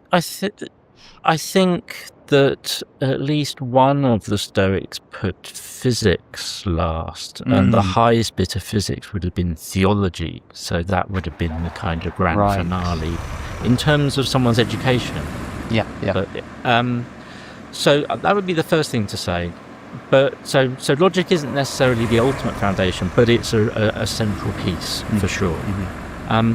And the other thing would be to say is that when they're talking about logic, they mean something much broader than just the kind of formal logical argumentation that we've just been talking about. Yeah. So logic includes everything to do with logos. And the Greek word logos means reason, argument, it means word, so language more broadly. And I suppose, and within logic broadly conceived, they would include epistemology, so theories of knowledge, where we get our ideas from. Mm-hmm. And the Stoics are empiricists. Right. So the kind of the foundational claim, I suppose, in Stoic logic is that we're empiricists. So we gain knowledge through the senses. We gain information through our senses. We receive that in our minds. The the Stoics think that we then kind of translate that into propositions, right? So you see a cat sitting on the mat, your mind is presented with this proposition, the cat is on the mat. And then you decide whether to assent to that proposition or not. You either say yes or no, I believe it or I don't believe it. And if you say yes, I believe that, then that creates the belief in your mind that the cat is on the mat. And of course, if that belief is true, then you have knowledge. And then the formal logic that we were just talking about, that's kind of constructed out of all these propositions that are in your head, right? So knowledge through the senses first, you assent or reject to the information you receive, that creates these beliefs in the form of propositions, and then you start constructing your logical arguments off the back of it. And so that's the kind of what logic's concerned about. And if your senses are reliable and you assent correctly and you don't make mistakes and then your arguments are valid, you're going to end up with knowledge out the other end of this kind of process. Right. So the Stoics believe in empiricism. They think that all knowledge ultimately comes from the input that we get from the world through our senses, our eyes and our ears and things like that, which, sounds sensible, and people will say, well, I've heard of that view of empiricism. Someone like David Hume might come to mind, and some people, if I'm not mistaken, think that the Stoics kind of anticipate this Humean picture of the world. Like, people have probably heard of David Hume and some of his ways of looking at the world, and the Stoics weren't too dissimilar, at least in their epistemology here, right? Yes, that's true. I mean, the other famous early modern empiricist is John Locke. And in John Locke's famous essay, he described the mind at birth as like a blank sheet of paper on which experience writes our beliefs. And we have information that the Stoics also had already said that at birth the mind is like a blank sheet of paper on which impressions stamp themselves. So that core modern empiricist idea is already in Stoicism. Absolutely, 100%. One sort of corollary of this is that if all of our knowledge comes through the senses and the mind is a blank sheet of paper, then there are no innate ideas. There's no pre-existing information that we have already. And that's obviously a challenge to kind of Platonic idea that we kind of have some kind of, innate knowledge that we simply recollect and bring back to our minds through experience. Yes, and the Stoics sort of position themselves against Plato's views in some important ways, right? So one of the things that Plato is most famous for is his sort of dealing with universals. So I'm sat on a chair, and you're sat on a chair. These are not the same chair, right? Yours is over there, mine's over here, they're in different positions, they're made out of different physical material, and yet they're both chairs. So there's something that they've got in common that they share, and yet, they're totally separate things. And so Plato is like, well, that's because there's this form of like chairness in which they both participate, and the physical world is just a sort of imperfect reflection of this perfect realm of forms, where there's the form of a chair and the form of the good and the form of justice and all this kind of stuff. And so this is a way of saying that individual chairs participate in this universal thing called chairness.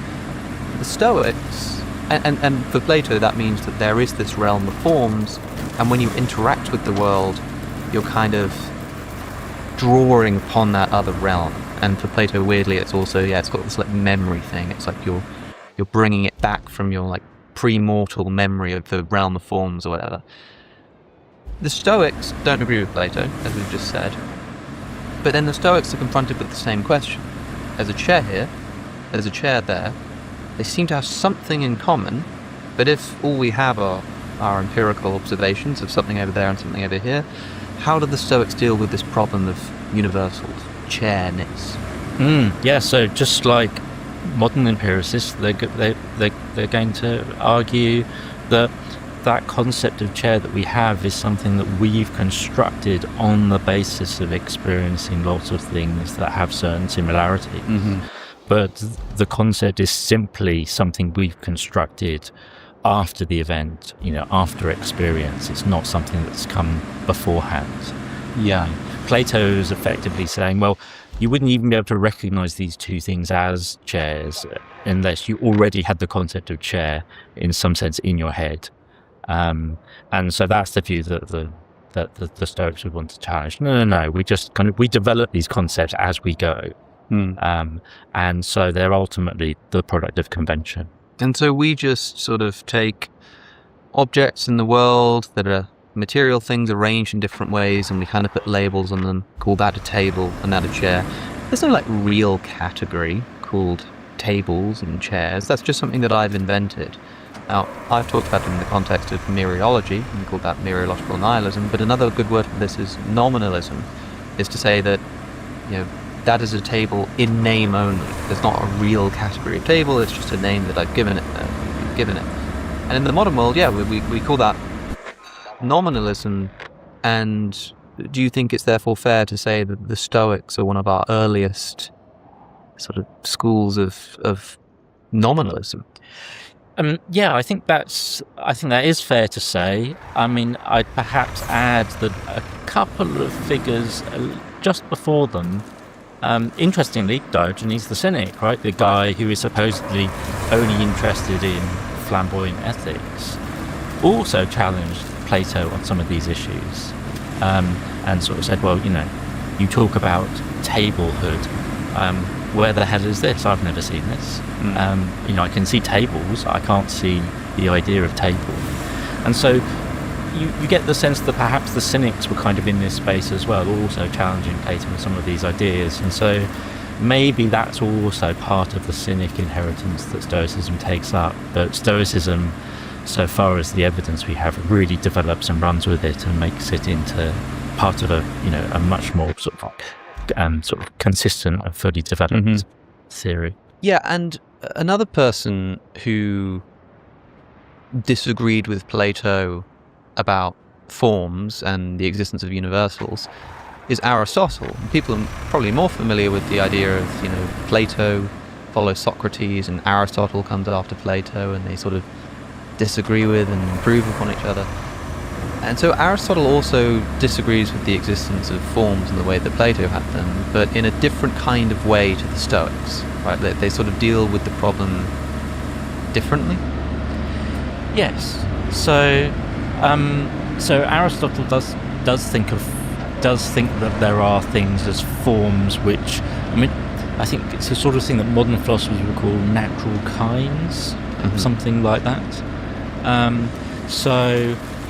There are, we were talking about chairs and tables, right, which are just artificial. But if we were talking about, say, different species of animals, which is very much what Aristotle was interested in, then it's like, okay, there are birds over here, there are horses over here. This isn't just us arbitrarily coming up with labels and making distinctions. The distinction between these different types of creatures is, a fact of nature. So in that sense, there's a form of horse, and you can go and look at individual horses and point at them, and you can see the form of horse. It's right there. It doesn't exist independently of those individual horses, but there's clearly a shared set of properties that all these horses have, which is beyond just what we're choosing to think about it. And that's that seems like a really good, sensible thing for Aristotle to say, right? He's a really smart guy. I'm a huge fan of Aristotle too. But the Stoics don't go down that route so much. They don't want to talk about forms in precisely that sense. Although they do talk about objects in the natural world having certain qualities. So, and this is where it gets really quite complex and difficult to sort of piece it all together. So they kind of acknowledge that there are kind of qualities that objects will have, but they'll resist talking about forms having any existence beyond the particulars. So there's a certain amount of common ground with Aristotle there, in that we're interested in particular things existing, and of course also, like Aristotle, they're empiricists, as we've said. So in that sense, both Aristotle and the Stoics can seem surprisingly modern compared to the kind of the popular view of Plato, for instance, which looks quite different. Yeah, and so we've talked about how knowledge comes into our minds, like according to the Stoics, we've got this kind of empiricism, and we've talked a little bit about sort of logic, what they do with the resulting information. But let's talk about the actual nature of the world. Let's talk about their metaphysics. And I think this is where we move from talking about logic, or logos, which, as you say, encompasses more than just propositional logic, the epistemology stuff as well. But on top of that, we might want to build a picture of what the world actually looks like. So I guess we can start by just saying that the Stoics are materialists about the world. They don't believe in anything except for sort of physical matter, right? And how would they cash out what that means? Yes, so famously they say only bodies exist, right? So physical things in the world.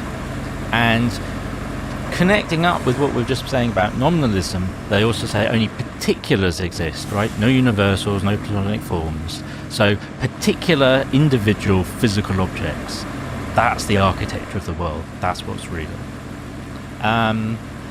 And so in that sense, we would naturally describe them as materialists. So that's the kind of the basic foundational idea.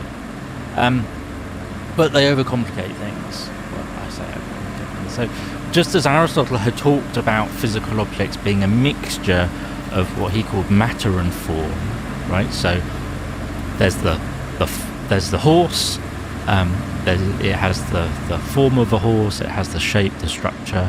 And there's the matter that it's made out of. And so the horse is a combination of matter and form. This is his hylomorphism, right? Mm-hmm. The Stoics also think that everything in the world is a combination of two things, one of which they call matter, and the other, and this is where it gets really difficult, they call pneuma, which is breath or spirit, as it becomes later in later tradition.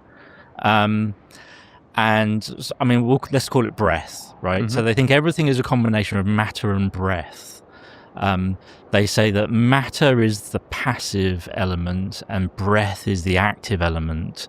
And every physical object in the world is a combination of these two things. Mm-hmm. Now, superficially, that might sound a bit like what Aristotle's saying, right? There's the form that gives something its structure and its kind of identity, and then there's the matter that's just the stuff that it's made out of. The Stoics are kind of saying the same thing, but with one really important difference, which is the pneuma or breath, they think, is another material component.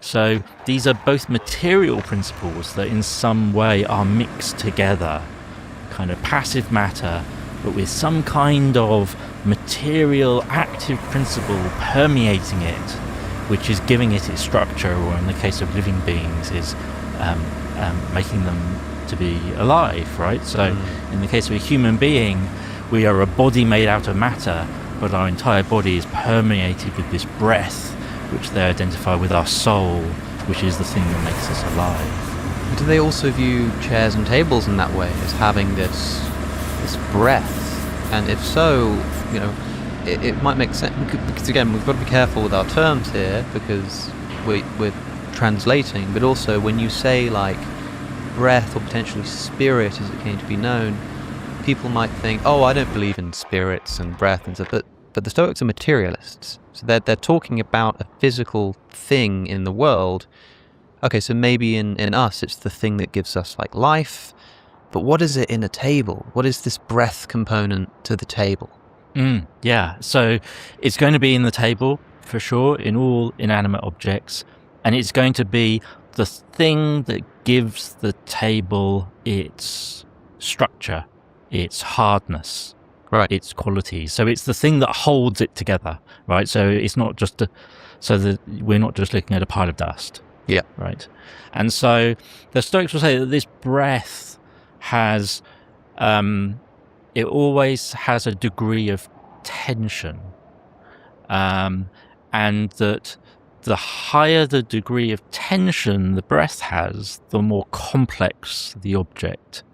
So the most basic level of tension gives cohesion to the table or the chair. A next higher level of tension will give plants their kind of principle of life. And then in animals, it will give the principle of kind of perception and movement. And then in human beings, it will give rationality. And in each case, what we're seeing is an increase in tension. So, I mean, this is often referred to as the scale of nature, right? So there's no radical difference in kind between any of these different things. There's no difference in kind between the human rational mind and an animal mind, or even what's going on in a plant. As one scholar has put it, what we're really thinking about here is different levels of complexity. So the breath is what is giving objects the complex organisation that makes them what they are. Yeah. I mean, this is really interesting for so many reasons. One is that, again, this doesn't sound too far detached from Aristotle and his view of the soul. So Aristotle, many people will know, some people will not, that he believed that like all living things had souls, but that there were kind of different levels of souls, or different sort of kinds of souls.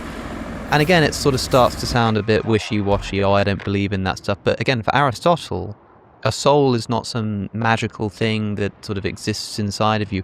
A soul is like a sort of physical arrangement, essentially. It's like a form of matter. And he believed that plants had the lowest level of soul, which gave them their sort of qualities they have. They can take things in, follow the sun and stuff. Animals had that plus a bit. They've got like locomotion, they can move around. And then humans have that plus a bit, which is rationality. Again, the Stoics seem to be saying something kind of similar, but just like cashing it out in different terms, and also saying that it's not just a continuum between plants and up to humans, but from humans all the way down to like physical objects, including artifacts like tables and chairs, right? Yeah. Do you think that is a fair comparison to draw, in other words, as like a touch point for people who are familiar with Aristotle? Yeah, absolutely. I think you can see there's a similar structure in the way that they're thinking. I mean, as I say, they're both empiricists, Stoics and Aristotelians. They're both interested in developing a scientific understanding of the world. They're both broadly materialists. There's quite a lot of common ground in the theoretical philosophy, even if there are also some important differences. And the way in which they're using terms like the word psyche that we translate as soul, I mean, they have the same understanding of this word because it's just common philosophical currency. Yeah. And it's, again, I mean, a word like soul can sort of raise all sorts of red flags for some people, right? They might have a problem with this. I mean, it's not really complicated or difficult. You've got a living human being and you've got a corpse. Right? What's the difference between the two? One of them has soul and one of them doesn't. Soul is simply the thing that explains why it is that this thing's alive and that thing's dead. Yeah. Even if that's like a material thing, that's just something in the brain or the heart or whatever that thing is just what's being called a soul. But weirdly, I suppose here, if you had a corpse and a living human being, Aristotle would look at those two things, and Aristotle would say the living being's got a soul, the corpse does not. Whereas the Stoics would say that both of them have breath, it's just that the living being has a lot more tension in the sort of organisation of the breath than the corpse does, and that's what gives it this extra sort of stuff. Right? Is that fair? Yeah, I think that's exactly what they're going to have to say. There's a sense in which the corpse has lost some of its complexity or tension. And I want to ask, how is this related to specifically the fact that the height of the soul for Aristotle is like the rational human being? It's like this ability to use reason. And Stoics will also look at humans and this extra special thing they have, and yeah, they've got this quality of rationality, allows us to do logic and stuff. And if they've got this sort of continuum that goes down to the bases, do they intend for us to take that sort of quality of rationality, consciousness, that kind of thing, and sort of extend it all the way down to the baseline of reality? Or is there a point at which we're no longer really talking about the same kind of thing anymore? Because in other words, I mean, like, we do a lot of philosophy of mind on the show, and we talk about competing views of materialism and idealism and panpsychism and stuff, and some of the stuff that Stoics say about this, like, continuum of stuff, it's just, like, more complexly arranged when it comes to a plant than an animal than a human, ties in quite nicely with some of these views of consciousness, which say that it's like, it's present foundationally in the universe, it's just really rudimentary, and it's when you put it together complexly that you get, like, human brains. Is there, like, a parallel to draw here with Stoic thought, do you think? Yes, I think so. And this active principle that permeates and animates the world and organizes the world. As I say, they use this word breath, but they also will use the word logos to describe this active principle. So it's reason that's permeating everything. So there's a sense in which reason goes all the way down, right? There's a rationality to the way in which the inanimate world operates, as well, we might say. There's a structure. So in that sense, that they certainly would want to stress that continuum. And of course, all of these things, right, all of these particular physical things that exist, whether it be human beings, plants, tables, chairs, are all parts of the totality of nature. And as well as saying that only individual particular bodies exist, they also want to stress the fact that we are all parts of a single entity called nature, like with a capital N, and there's a kind of an order and a logic and a reason to the way in which nature as a whole works, which is this logical principle sort of at work. Well, when we say that someone is a materialist, that everything's just made out of matter, there are kind of two ways, I think, that we can picture what's happening here. To be a materialist, you either take the sort of high-flying stuff that typically is thought to be kind of a bit out there and immaterial, things like, consciousness, justice, universals, and you grab them and you just drag them down to the level of, like, atoms and physics and stuff like that. Or you take the sort of the arena of physics and atoms and stuff, and you kind of elevate them into this sort of higher plane of, like, reason and logos. And it kind of sounds to me like the Stoics are doing something more like the latter, in that, like, the modern materialist who's like a reductionist, who thinks everything is, you could drag it down to this level, is not actually quite doing the same thing as the Stoic, which sounds from what I'm hearing like a bit more like elevating almost. Yes, that's a good way of putting it. And I mean, at the time when the Stoics are active in Athens, the kind of famous other competing school of philosophy are the Epicureans, right? Who are kind of reductive atomists in many respects, and so the world is simply the product of this dead, inert bits of matter that just randomly bump into one another. And things like consciousness are going to have to be emergent properties that in some way come out of the interaction of these lifeless atoms. And so the big kind of philosophy of mind question is, well, how on earth does that happen, right? Yeah. You stick enough bits of dead matter together and suddenly consciousness appears? How does that work, right? No one has an answer to that question. So that would be the challenge to that version of materialism. And that was a challenge that the Stoics in antiquity were already raising.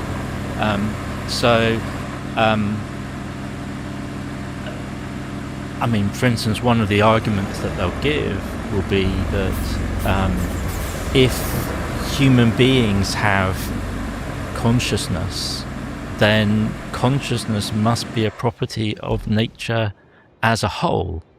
I mean, slightly anachronistic to use the word consciousness, but you kind of, you know what I mean, right? To be rational and animate. Oh, you're talking about sort of logos, really. Yeah. Like this sort of reasonableness, I guess. Yeah, so they'll explicitly say that this can't be an emergent property. It must already be in nature if we have it. And so they'll very explicitly want to challenge that version of reductive materialism. So, and that's it. That jumped out at me because I sometimes get accused on this show of sort of I get really interested in like an idea like idealism or panpsychism or something, and I get accused of sort of bringing people on and just talking about how wonderful that is. But I was preparing to speak with you, and I was reading about the Stoic view of like reason permeating the world and this kind of, and I was like, damn, we're gonna have to do the consciousness thing again, because it really does sound like they're getting at a similar thing. And I was just surprised. I had no idea that the Stoics even thought about this stuff, let alone like had this interpretation of, you know, reason as an animating principle of the entire universe. I think it's fascinating. But okay, like when I talk about idealism or panpsychism, the question is, okay, if you kind of believe that there's this the universe itself then must have some kind of consciousness, or that everything's made up of some like breath, and that kind of sounds a little bit religious. Kind of sounds like maybe we're describing the universe as a kind of god in the way that Spinoza does, where when we say materialism and nature, we're talking about a very elevated form of the natural world, which, you know, some people think it might be sensible to call God. So the question is, and, you know, I know this is something of a trick question, but you're probably the person to ask, did the Stoics believe in God? Yes, they did, right? They and exactly along the lines that Spinoza would do much later, they identify God with nature.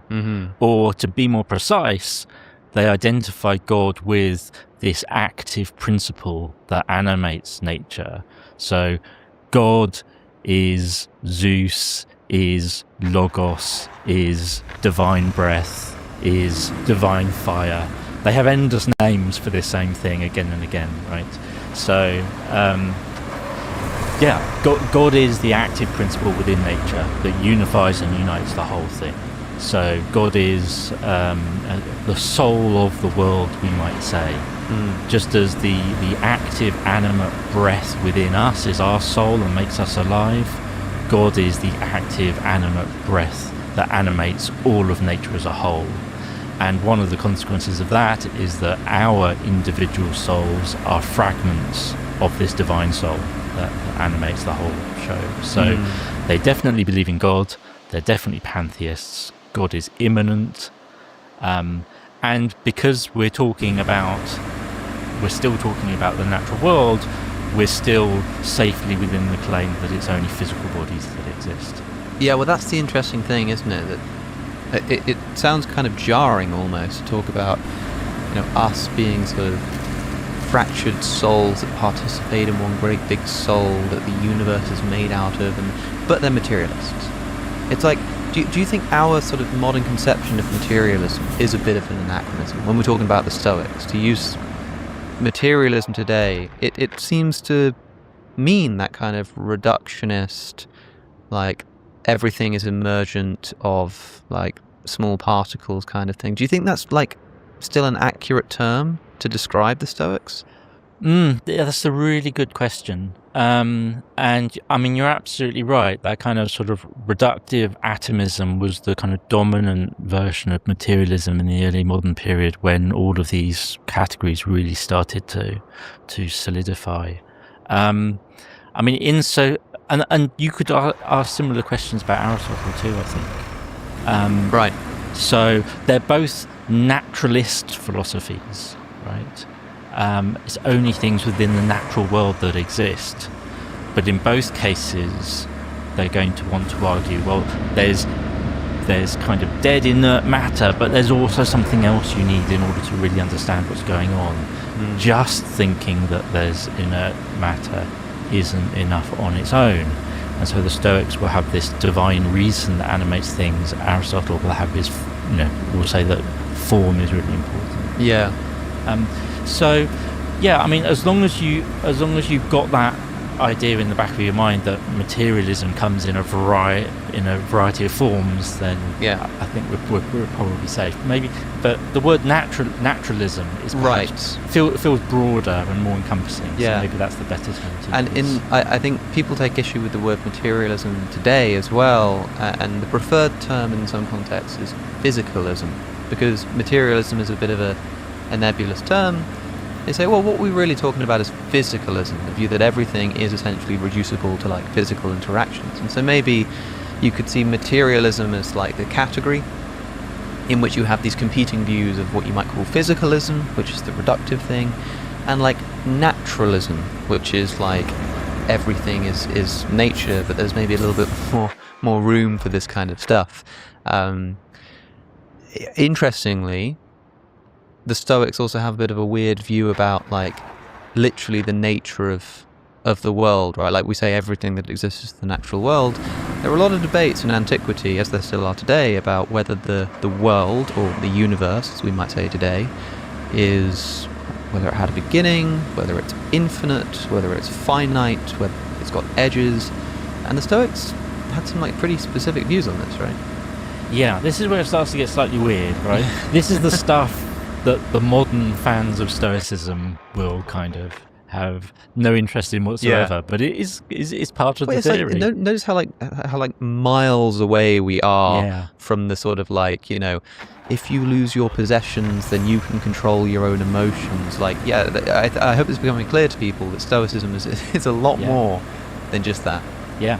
So, we've got nature identified with God, a living being.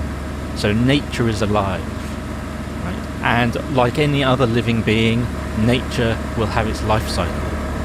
And so this is where it starts to get crazy. So the Stoic view is that the natural world is in effect born at a certain moment, and it has its life cycle, and at the end of this life cycle, it is then destroyed. And the moment of birth and the moment of destruction is characterized as all of the passive matter being consumed by the active principle, identified with reason, identified with God, identified with breath, but also identified with fire. Right? This is an idea that they take from the earlier Greek philosopher Heraclitus. And they suggest that the entire world is consumed in fire. Right? It's kind of a moment of singularity. Everything becomes pure active principle, so everything becomes pure God, right? And then it's reborn, kind of like a phoenix, and then God has another life cycle, right? So, as I say, some of these ideas may have come from Heraclitus. The idea that there's logos animating nature, the idea that fire is a kind of key principle. And so God has this life cycle, and each cycle, they say, is identical, right? So again, the idea of eternal recurrence that is often associated with Nietzsche. The Stoics never use that phrase, but they effectively have that theory, right? If the world is organized rationally by this divine principle, then what he's going to produce is going to be perfect. So why would he change it second time round? So you're going to get exactly the same cycle, second time, third time, and so on. So you have cyclical time, and you have endless repetition of exactly the same events.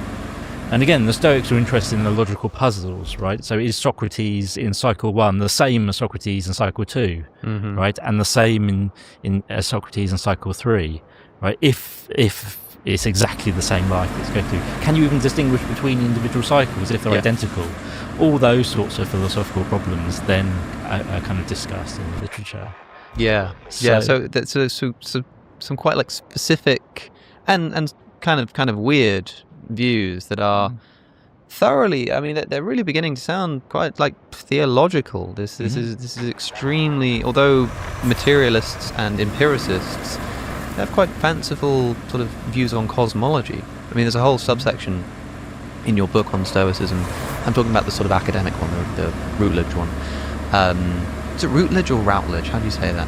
I've never known for sure. Routledge, I tend to say. Routledge. Let's go with that. I won't claim to be.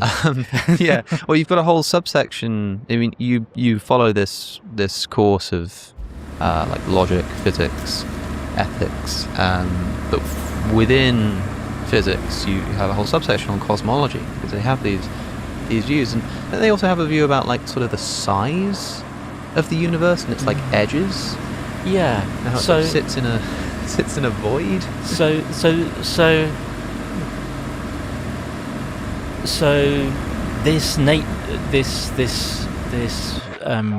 this single unified nature identified with God is spherical in shape. I think they probably thought that the Earth was at the centre of this, just as Aristotle did. Now, when it's all consumed by fire, I think they think it gets bigger. I honestly can't remember off the top of my head whether they think it gets bigger or smaller. Check the book afterwards, folks. But I think he thinks that it gets slightly bigger, right? And so as a consequence, it needs space to expand into. Right. And so as a consequence, they think that there must be void outside of nature in order for it to expand and contract in this moment of conflagration. Yeah. By contrast, I mean, Aristotle also thought the world was spherical, but he thought there was nothing beyond its limits. Yeah. So again, that's them in dialogue with Aristotle. Yeah. Offering a slightly different theory and saying, no, logically we're going to have to say that there's void beyond the limits of the natural world. And don't they use this argument? I don't know if the Stoics used this per se, or if this was floating around at the time. But when debating, the edge of the universe, is there something beyond it, or like a void, or is that just where everything ends? There's this thought experiment. Well, if you put a person at the edge of the universe, and you told them to like lift up their arm to like sort of push it out of the universe, one of two things would happen. Either their arm would sort of go through the wall, in which case there's something outside that the arm's going into, or the arm would like be prevented. It would sort of hit up against the edge. But if it hits up against the edge, there must be something beyond the edge to stop the arm. So given that those are the only two options, either way there must be something outside of the universe. And that's one of the arguments given for why this void outside must exist. Yeah, exactly. So that was a famous objection raised by an ancient philosopher called Archytas, that he raised against Aristotle. When Aristotle says there's nothing beyond the limit, he comes up with that brilliant objection. Right? It's clever, right? Like it always makes me think of The Truman Show, the movie, where the guy gets to the end and then he's kind of knocking against the edge of the world. Yeah. So yes, surely there's got to be something beyond. And so the part of the Stoic claim that there must be void is a way of avoiding that objection. Yeah. Also. Okay, so one thing I think we have to mention then is we'll have to rewind ever so slightly here, in that we were talking about materialism before. So, as you put it, the Stoics believe that only bodies exist. So anything which exists is like, physically embodied, like tables and chairs and stuff. But we've just said that there is a void outside of the Earth, which presumably the void kind of has nothing in it. There's no physical matter there. And there are other things that the Stoics believe in, like the existence of time, like the existence of meaning that we ascribe to propositions earlier. And these are things which the Stoics think exist. They think the void's there, they think time's there. Yet these things aren't like made out of matter, are they? No.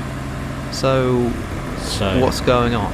Yeah. So they call these things incorporeals. So they're not corporeal, they're not physical. One of the defining characteristics of bodies that we've said exist is that they can act and be acted upon, right? So they causally interact with one another, right? And so that's one of the reasons why they say, look, the soul must be physical in some sense because it has causal power, right? And it makes things happen. But these things don't. Void doesn't make anything happen. So it can be incorporeal, that's fine. And again, the same with something like time. or as you said, the meaning of our propositions is something that's kind of non-physical. We can tell that epistemological story about information arriving from the external world into our sense organs, being processed in our brains, and we can describe that in purely physical terms. But the actual sense or meaning of what we're thinking is the non-physical bit. So that's also one of these incorporeals. So they do have those kind of exceptions. Now, I mean, critics would challenge the Stoics on this, right? And they would say, well, what on earth has linguistic meaning and void and time got to do with each other? This seems like a slightly random ragbag collection of things that don't neatly fit into your materialist theory. Yeah. And so you've just kind of sort of thrown them together and said, okay, we'll say they're incorporeal too. Right. So some people will say maybe this is a weak point in Stoicism. Yeah. They've had to kind of acknowledge these things exist. The other one is place, right? Because there are four. There are four of these incorporeal things that the Stoics believe in. There's time, there's place, so like where the physical object goes. That's not like made out of stuff because it's where the stuff goes. Yeah. But it's like, it's there. And there's the void, and then there's this lector, right? Or the meaning of propositions. Because they think that propositions are physical. They think that vibrations in the air, and then, the air sort of hits the eardrum and whatnot. But in theory, I could say all of that in French, and it's the same physical stuff. The words are being said, but if you don't speak French, you won't get the meaning. So there's like this extra thing, which is incorporeal. So they accept the existence of those. And yeah, it's a little bit weird if their metaphysics is true. It's like the universe is made out of this stuff, except for these random little bits. But also it makes me think, when we said earlier, well, yeah, the Stoics are materialists and they think only bodies exist. Doesn't this just kind of make that like untrue? Well, they would say that these incorporeal things don't exist, but they are in some sense real. So they want to draw a kind of metaphysical distinction between those two types. Between existence and like realness. Yes. So there can be something that's real but doesn't exist. It's similar to how some important medieval like religious thinkers believed that things could exist like in the intellect. And they're essentially talking about like imagination here. So you can like imagine a unicorn, and the unicorn doesn't exist. It's not in the world, but it's real in the sense that I can imagine it in a way that I can't imagine a four-sided triangle. Like that definitely isn't real and doesn't exist. The unicorn, even though it's not in the world, it's still got something more than the four-sided triangle. Because there's a sense in which that has more existence than the four-sided triangle, but it's still not in the real world. So maybe thinking in those terms will be helpful to understanding why you might say something is like real, it's really there, but it doesn't exist. But then maybe again the Stoics just need to sort of adapt their terminology. I mean, that's quite a convenient thing to do, isn't it? To just say of all of these things that challenge your view of what exists, you say, well, yeah, no, I'm still right that they don't exist, but they're still real.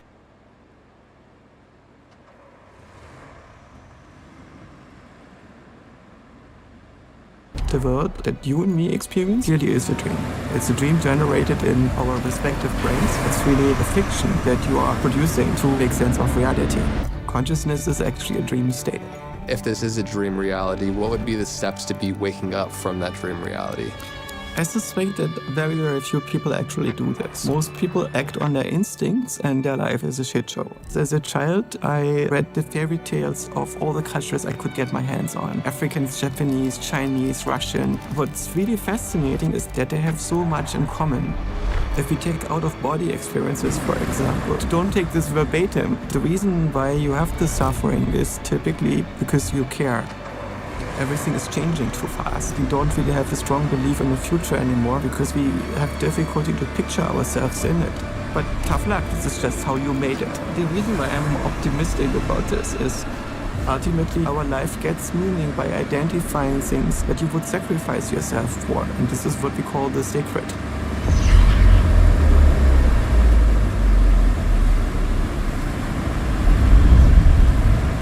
Yosho, thank you for being here. Can you explain in layman terms the relationship between mind and matter from your perspective? Well, in absolute layman term, you could say that mind is a causal pattern. This is something that has a structure that can cause effects in the world. And this causal structure itself is not mechanical. It's not something that's made directly out of atoms, but instead it's a pattern inscribed on the atoms. And this pattern is controlling, possessing part of the physical universe. And the old word for such a self-organizing, possessive pattern that can reproduce itself by moving matter around is spirit. And the modern word for this is called software. When we think of software, we often think about what people are doing when they're programming. They use a programming language and they use computers made out of silicon semiconductors or other circuitry.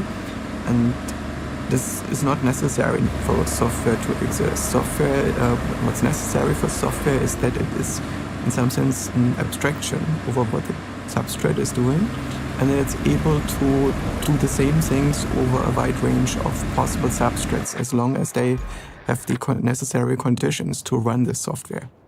And the software that we find in nature is not written by humans, but instead it has sparked itself into existence together with the origin of life, because life is actually about this possessive software. And since then, it's growing and evolving. And so we could say that, in some sense, Darwin's perspective, the origin of species and evolution as the competition between species, has been supplanted later by the perspective of genetics by Dawkins, who basically puts the gene in the center and says that evolution is actually about these weird molecules that use phenotypes to reproduce themselves, and is not so much about the phenotypes. And I would say from this last perspective, it's actually about software agents that are reproducing themselves by beating matter into shape, into cells, into organisms made out of many cells, into groups of individuals made of many organisms, or into civilizations made out of many groups. So we have many layers of organization, and all these layers can in some sense be described as self-organizing software agents. And so I would say the spirit, this old word, means self-organizing software agent. I call this position a little bit tongue-in-cheek cyber animism, because it's basically getting us full circle to the beliefs of our ancestors and all other cultures outside of Western science, that spirits actually do exist, that they're intrinsically agentic, that they're able to control the future, and there's nothing magical about them. They don't require us to rethink physics. They are basically patterns within physics, inscribing themselves onto particles, onto molecules and their dynamics. So can you then give your distinction of how you think about the shortcomings of the physicalist, idealist, and panpsychist notions of consciousness, how from the physicalist view, non-conscious material could develop complexity at a point in which it would need to become aware of itself, versus the consciousness understanding is a more physical or fundamental substrate of the universe. How do you think, and where do they fundamentally fall short in their assumptions? To me, the greatest shortcoming is when we pick a belief despite being unable to prove it.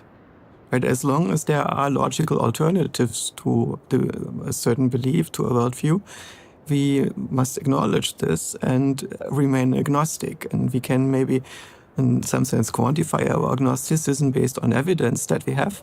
But as long as something cannot be logically ruled out, it's possible. And so we cannot simply say, well, it's possible and I don't see a logical reason against it, but I don't believe in it because I like this view better.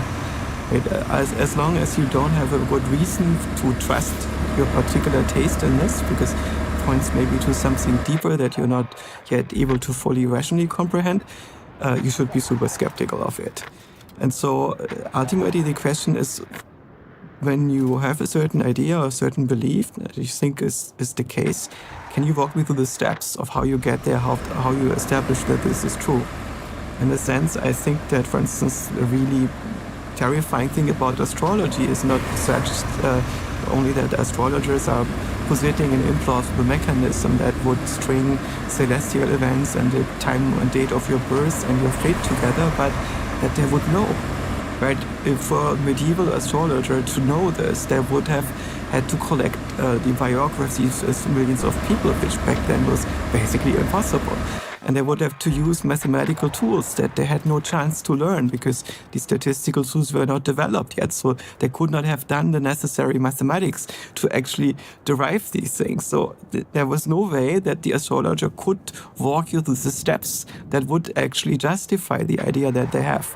Now, if we go back to panpsychism or idealism, the beliefs, for instance, that matter itself is conscious. How on earth would you establish this? Right? How would you see this? And I suspect for a lot of people, well, it came to them in a dream. For instance, they meditated on it, or they had a spiritual experience, or they used psychedelics and experienced that everything is conscious. But what does this experience refer to? It refers to a mental state, a dream state, right? And it's in the same way as we dream physical reality around us, and it's not the physical reality that we dream, but some abstraction in which we see people and expressions and colors and sounds and have emotions about all those things, right? This is a game engine our mind is producing. It's not the physical world. But the beliefs that we get in this dream do not necessarily correspond to the ground truth, to the reality that contains us and that produces us and makes us happen. And physicalism is a particular hypothesis. And this hypothesis says that there is a causally closed mechanical lowest layer to reality, something that exists without intentions. Something that exists only in the dynamics of atoms, molecules, elementary particles, and so on. And all this stuff just plays out as some kind of automatic game. And the second part of physicalism is that we directly supervene on this level, which means the dynamics, the patterns that emerge in this physical reality contain us and make us possible, instead of there being another layer in it. Like, imagine there would be a parent universe that contains some server farm, and we are run as a simulation in that server farm, right? And we would not be in base reality, but in some kind of simulated reality. And that could still be physicalism. It could still be that our parent universe is the physical one, but you can never visit it. We can never know because our computer simulation insulates us from it. So physicalism has these two components. One is the universe is basically self-contained, closed, mechanical. And second, we directly supervene on this layer. And this hypothesis makes certain predictions. For instance, that events largely play out without our intentions on the lowest level. For instance, whether you win the lottery and so on has very little to do with your intentions. And if you keep winning the lottery, what you typically find is the people who win the lottery in a very improbable way, they happen to know somebody who is working at the lottery. And right, so there is some kind of intentional act going on that where the mind is messing with matter in a way that is actually compatible with physicalism. Somebody is actually interfering with reality. There are some weird phenomena, for instance, when people are performing rituals and so on, where it's tempting to think that maybe there is also mental structure outside of brains, that it's possible to mess with reality by basically influencing the vibes. And we know that some of these vibes exist, for instance, in perceptual empathy between people. When you have some person that you are resonating with very much, you can often experience their emotion. And what happens is that you're basically building a feedback loop through the mind and the body of the other. And you can experience states together that you couldn't experience alone. And if we imagine that these networks between organisms form something like a giant biological internet with lots and lots of distributed agents on them, who knows what's possible, right? But so we don't need to leave physicalism to account for the idea of telepathy. This doesn't mean that telepathy is real, but physicalism itself does not prevent us from exploring it or from considering it possible because it is not in no way precluding it. The alternative to physicalism, I think, would mean that we live in some kind of simulation environment, some kind of conspiracy that only makes it looks like everything is mechanical and physical, like the dice are falling because of mechanical laws. Instead, you exist in some kind of meta dream, and in my dream of a larger agent in which you are just an idea. And I think what makes the whole affair so confusing is that the world that you and me experience clearly is a dream. It's a dream generated in our respective brains, but it's a dream world. The world that you experience is one in which miracles are possible because you can be hypnotized into experiencing them. Your mind can have glitches, your mind can construct arbitrary experiences for you, and you can witness those experiences. And in our culture is mostly pretending that the world that we see is the physical universe, and this makes it very confusing, right? Instead, the physical universe is apparent reality that we cannot actually visit. It's the world that is described with arcane mathematics and foundational physics, and it's very hard to understand. It's not the world that we experience. It's not the world in which we are conscious. The world in which we are conscious is a psychological one. It's a dream world. Consciousness is actually a dream state. I heard you mention, and I quote, "At some point it became apparent to me that we obviously do live in a dream, but that this dream would have been dreamt by some kind of mind on a higher plane of existence, probably via some mechanical function." So I'm curious how that realization arose to you, whether it was through conceptual inquiry, whether it was experiential, transpersonal experience that was in there or something. I'm curious. No, it's mostly that I was trying to take stock of the causal mechanisms that I observe in my environment. And I found that the world that I inhabit is largely explainable through mechanical interactions.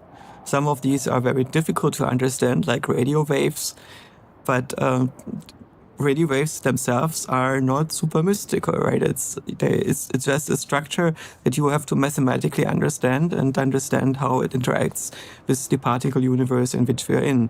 And so at some point as children, we might start building a radio, and then we see that radio waves are real, and we notice when our hand gets close to the antenna of our little radio that the oscillator changes its frequency, and you can hear your hand coming close because the water in your hand is distorting the electric field around the antenna. And then my father made an experiment once. He wanted to find a water pipe between two houses to dig it up. And so he decided to try us to do dowsing. My father was not esoteric and did not necessarily believe in these things, but he was an artist, and he also did not necessarily believe in the scientific institutions which tell us that dowsing doesn't work. So he just tried. And he tried by getting his two children, independent of each other, walk down the street with an improvised dowsing rod from two pieces of welding wire. And we were told, when you walk down the street and you walk over this water pipe, we don't know where it is, these two rods will start touching each other. And it was clear to me I have to make some kind of subconscious movement when this is happening.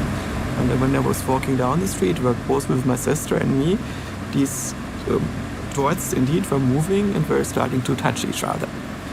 And I didn't think that was very mysterious. I thought this can be explained in the same way as the radio is picking up my hand moving close to the antenna, right? Because if the water in my hand can change the magnetic or electric field around the antenna, maybe my body can act as an antenna and pick up the change in the electric field of the water pipe when I walk over it.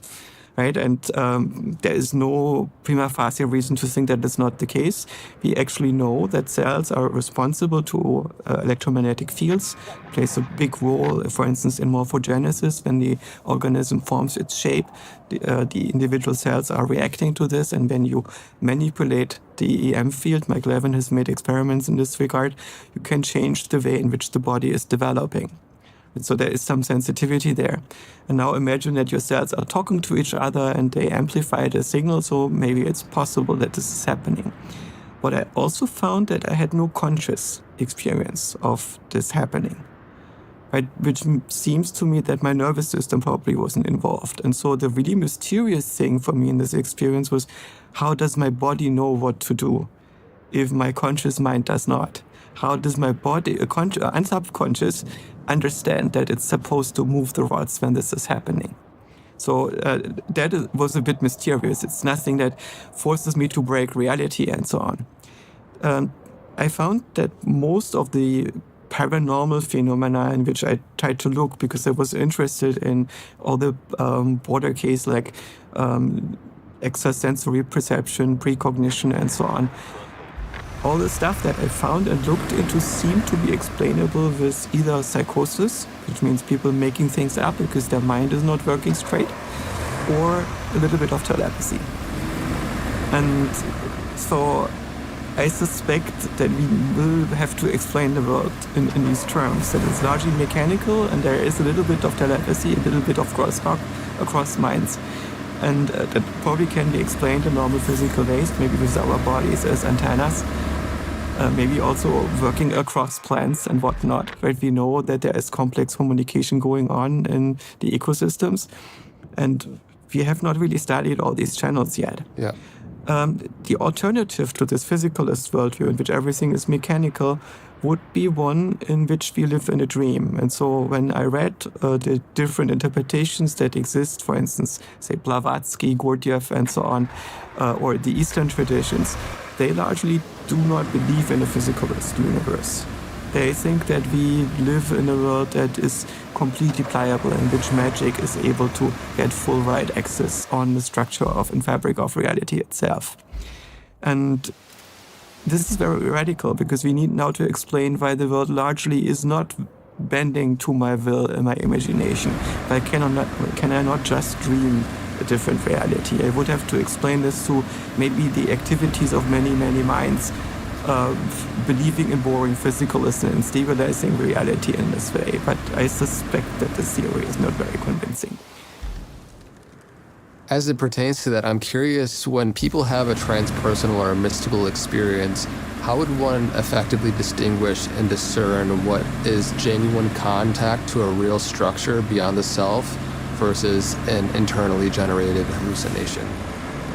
Yeah, the thing is, as soon as we accept the possibility of hallucination, of telepathy, to some degree, right? Even if it's just a few bits that you are getting from the other person via using your body as an antenna, it means that your mind is not entirely yours anymore. Instead, it becomes a slightly distributed entity.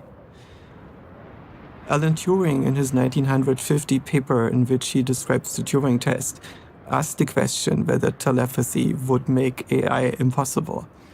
Right? And he's going through all the counter-arguments against AI back then in this paper, and he captures most of the current arguments still. It's already in this early paper. And I found it interesting that most of the biographers of Turing and the people who read this paper ignore this section. Why Turing was interested in telepathy and even considered the possibility. Some argued that maybe he read this study from the 1930s that was not properly evidenced and peer-reviewed. But I don't think that Turing believed in peer review very much. These were the 1950s. Peer review was really a thing that was much more popular 60s, 70s into now. Back then, the world was made by smart individuals who basically constructed reality that by themselves and by talking to each other rather than by submitting ideas to peer review and hoping that the peers are getting it right on average.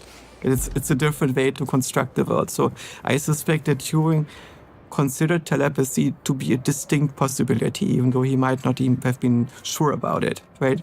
But if telepathy was possible, if you basically can have an antenna that is attuning you to other minds that you're resonating with, then there will be distributed minds in the world. And maybe there will be minds at the level of the entire biosphere, right? So maybe it turns out that Lovelock's Gaia theory, that there's basically a mind at the planetary level, could be literally correct. I don't personally believe that, but we could not rule it out, right? Mm-hmm. And I would still not invalidate the possibility of AI. Maybe AI would just be more disconnected and autistic than the minds that are interconnected in this way.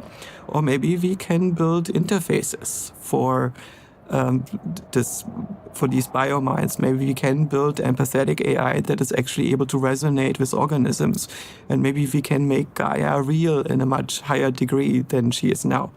Mm. It makes me think about, especially when you were giving the example with the sticks above the water pipes, how through the various studies, our body, give or take up to 20-something seconds, making decisions before our conscious awareness. And I'm curious your thoughts on the process of how consciousness plays in a role, if it's a participator, if it's an observer, if we are making decisions before we are consciously aware of having made a choice, and what that says about the nature of free will and choice and consciousness in general. Yeah. I personally don't think that consciousness is the thing that makes the decisions. I think consciousness is the thing that dreams reality. And the decision-making is happening in the nervous system on very different timescales and in a very distributed way. You can test this if you look at conditions like the restless leg syndrome. I had this after surgery. I had sometimes an urge to get up and move around, and it felt like this is a conscious decision, but it's something that was decided in the periphery of my body. And subjectively, it was more like an itch, but it still felt like scratching this itch, walking up and down, and getting up was a conscious decision. It was just something that I could not decide against. Right? And it was sometimes very impractical, because could happen when I was sitting in class in university and I was forced to sit still and be quiet, and I could not combat the urge to get up and walk down the aisle. Right? This was quite embarrassing, and I realized basically these are the boundaries of my free will, where I have the impression that I'm free to decide what I do, but I'm doing the thing that I actually don't want to do because of a condition in my spine. Right? It's a very interesting observation. And so I think what happens is that our mind is constructing a model of what is the origin of the action. Is this a glitch that happens in your nervous system? Or is it something where your nervous system cannot detect a glitch? And if there is no glitch, it assumes that some part had the proper authority to trigger this action, and therefore you actually wanted this. And you is a construct over all these different behaviors that integrate with each other, that tells itself a story about the reasons why you did this. And it's trying to come up with the best possible reasons so you can learn from them and improve your behavior in the future. But it's not always the case. And we notice this when we have compulsive behavior like this restless leg syndrome, or when people have eating disorders or addictions and so on. They notice that they do things that they actually don't want to do, where they are acting against their rational intentions about the things that they can reflect. I think that free will is not something that is happening by an outside interference of the mind into the world from a parallel universe in which your mind resides.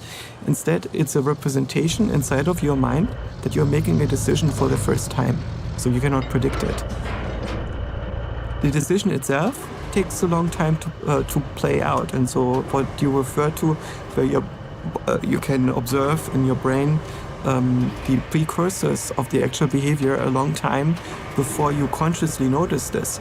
This is because it takes a long time for your brain to actually run these processes.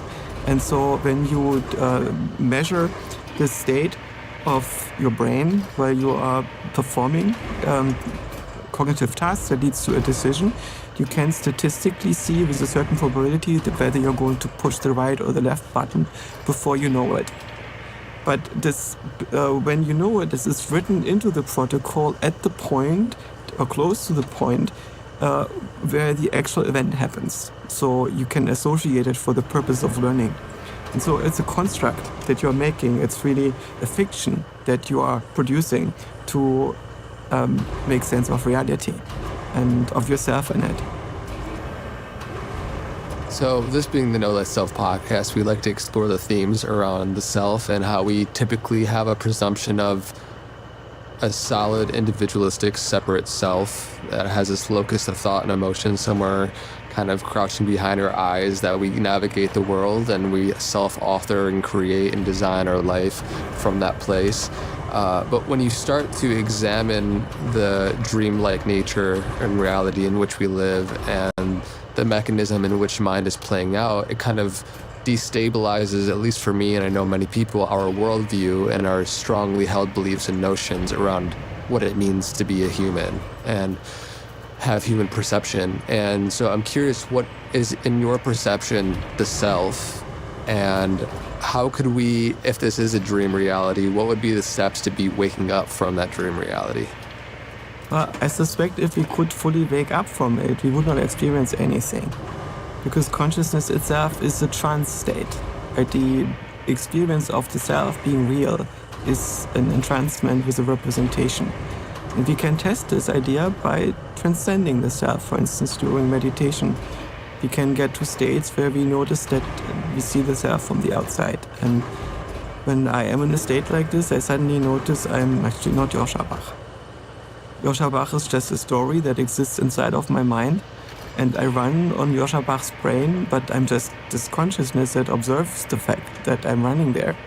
And I know this biography of that guy and his proclivities and goals and embedding in the world. And I have a weird relationship to him, but I'm actually not him. He's just a construct that is being told or created to tell a story for the purpose of learning and making sense of the embedding of this organism in the world.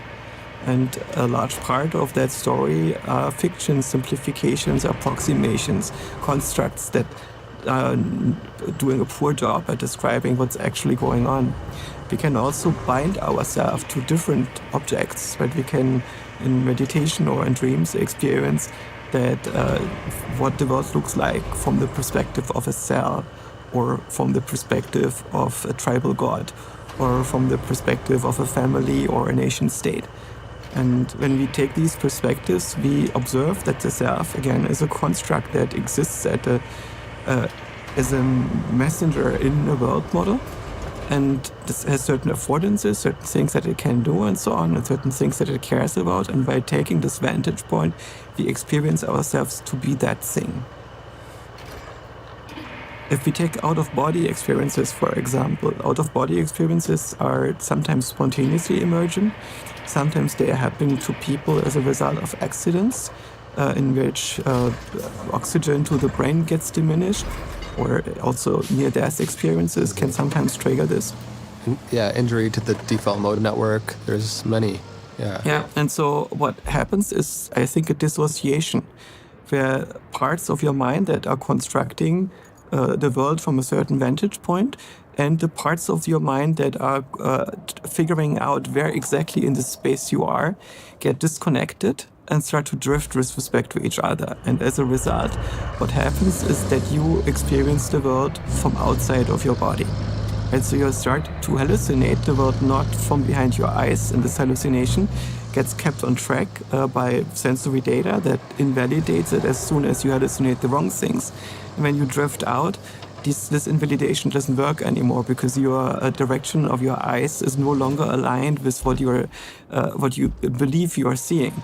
And so as a result, your mind fills in details that it cannot disprove because your eyes are not looking there. And I noticed this phenomenon in a paper by Sam Parnia, who was at the time working at the University of Nottingham in the hospital. And he had a lot of people in his ER who described near-death experiences because they had heart attacks and put into the ER as a result. And some of them had out-of-body experiences. And so he affixed boards over their beds with writing on top of the board. And he hoped that maybe one day somebody is going to drift up there and can read what's written on the board. And he found that nobody was able to read it. Right? Some people were actually able to drift up there and saw the boards from the upside, but nobody noticed the writing. And so I think that's compatible or points to the fact that this out-of-body experience is actually a fiction, in the sense that you also don't actually observe the world from behind your eyes. Right? It's a construct that is trying to interpret the data in the best possible way. But when this interpretation is no longer possible because part of your brain is not working as it should, then your brain is tricking itself by constructing it from a different vantage point. And so you start to dream the world from a different angle. But you're not getting information that you're not supposed to get, because your senses, your organs are not directed on this information. right? And would it be surprising if it would be otherwise? Because if you could just gather information by dislodging your mind from your body and putting it elsewhere, why go to the trouble of creating eyes and a visual cortex that is directly connected to the eyes and evaluates these data that comes in from the eyes? Right? Why would the organism need to go to all these lengths to build all these biological systems? How does that practically change how you orient yourself towards the sensations of physical reality that you perceive? Like if you take on the notion that we are essentially simulating our own reality, that we are perhaps hallucinating a novel vantage point that we are, Yosha and Andre are looking through, gaining a unique perspective, and you sort of wake up beyond the story of a self that is playing out. Like you realize that you are not Yosha, you are not Andre, you are this thing perhaps animating a story called Andre or Yosha. How does that change how you relate to life in a practical sense? It doesn't change anything. It's sometimes unfortunate that I cannot take this at will, because I'm unable sometimes to drop out of myself or to drop into myself, because I'm not always able to configure myself the way I want to. But there is no alternative to me being a construct, because when you look at me with scientific instruments, what you will see is that I don't exist. Right? What exists is a bunch of cells that talk to each other, a few trillion cells that form a shambling mound of flesh that is being kept together by communication between the cells. And in the patterns of the communication of the cells, there needs to be a model of what it would be like if all these cells were one single agent that has a unified set of goals and unified actions. So one hand is not contradicting what the other hand is doing. All the muscles are coordinated in such a way that you have one single coherent being.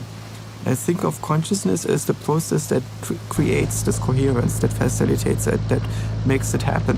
And my self-model is a tool in making me coherent in my interactions with the world.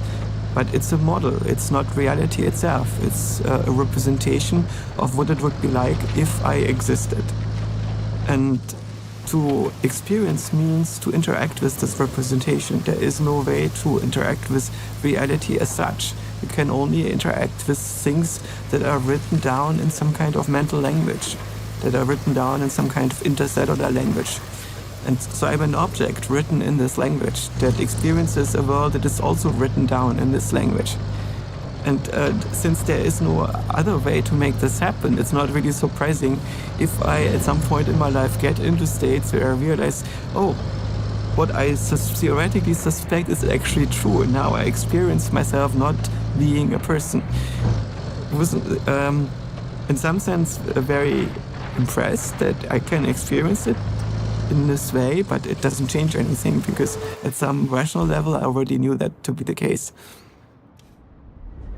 Hey everyone, a quick share. If you've been listening for a while, you know one tool that I've really enjoyed over the years is red light therapy. For the past few years, I've started my mornings with meditation and a few days per week with red light. It's made a noticeable difference in my sleep and my energy. There are over 4,000 peer-reviewed studies showing benefits for cellular healing, boosting collagen, supporting testosterone, and more. If you're curious about trying red light, Bond Charge is a solid choice for their red light devices. This one right here is called their Demi Light. And it's great because they have the lowest EMF levels on the market. There's no flicker, and combine both near infrared and red light in one lightweight device. They ship worldwide and have an easy return policy, and also offer other science-backed wellness products worth checking out. You can head to bondcharge.com/knowthyself and use coupon code knowthyself to save 15%. That's BONCHARGE.com and use coupon code knowthyself to save 15%. Bond Charge products are all HSA, FSA eligible, giving you tax-free savings of up to 40%. I hope you enjoy. Back to the show. Well, I would say there is, at least in my experience, a stark difference between the rational realization and the ontological realization. Like the prolonged subjective experience of waking up and putting the content of your experience in a larger context of awareness, realizing like the illusory nature of self, for me, radically changes how I orient towards life, because I'm no longer strongly identified with the notion of being a doer, which would affect my reaction and compulsive behavior towards how this perceived self is responded to. So I'm curious why you, I was actually a bit surprised when you said that nothing really kind of changed or changes. Well, why would it? I mean, there is a certain disidentification that happens. I find that if I am depersonalized, it's very difficult to have sentences that start with I. Instead, the sense is more like, instead of I am thirsty, I need to drink something, it's more like, wouldn't it be good if there was more liquid in this volume of space? Well, I agree in the fact that that having a construct of a self is very useful and necessary for navigating in the world.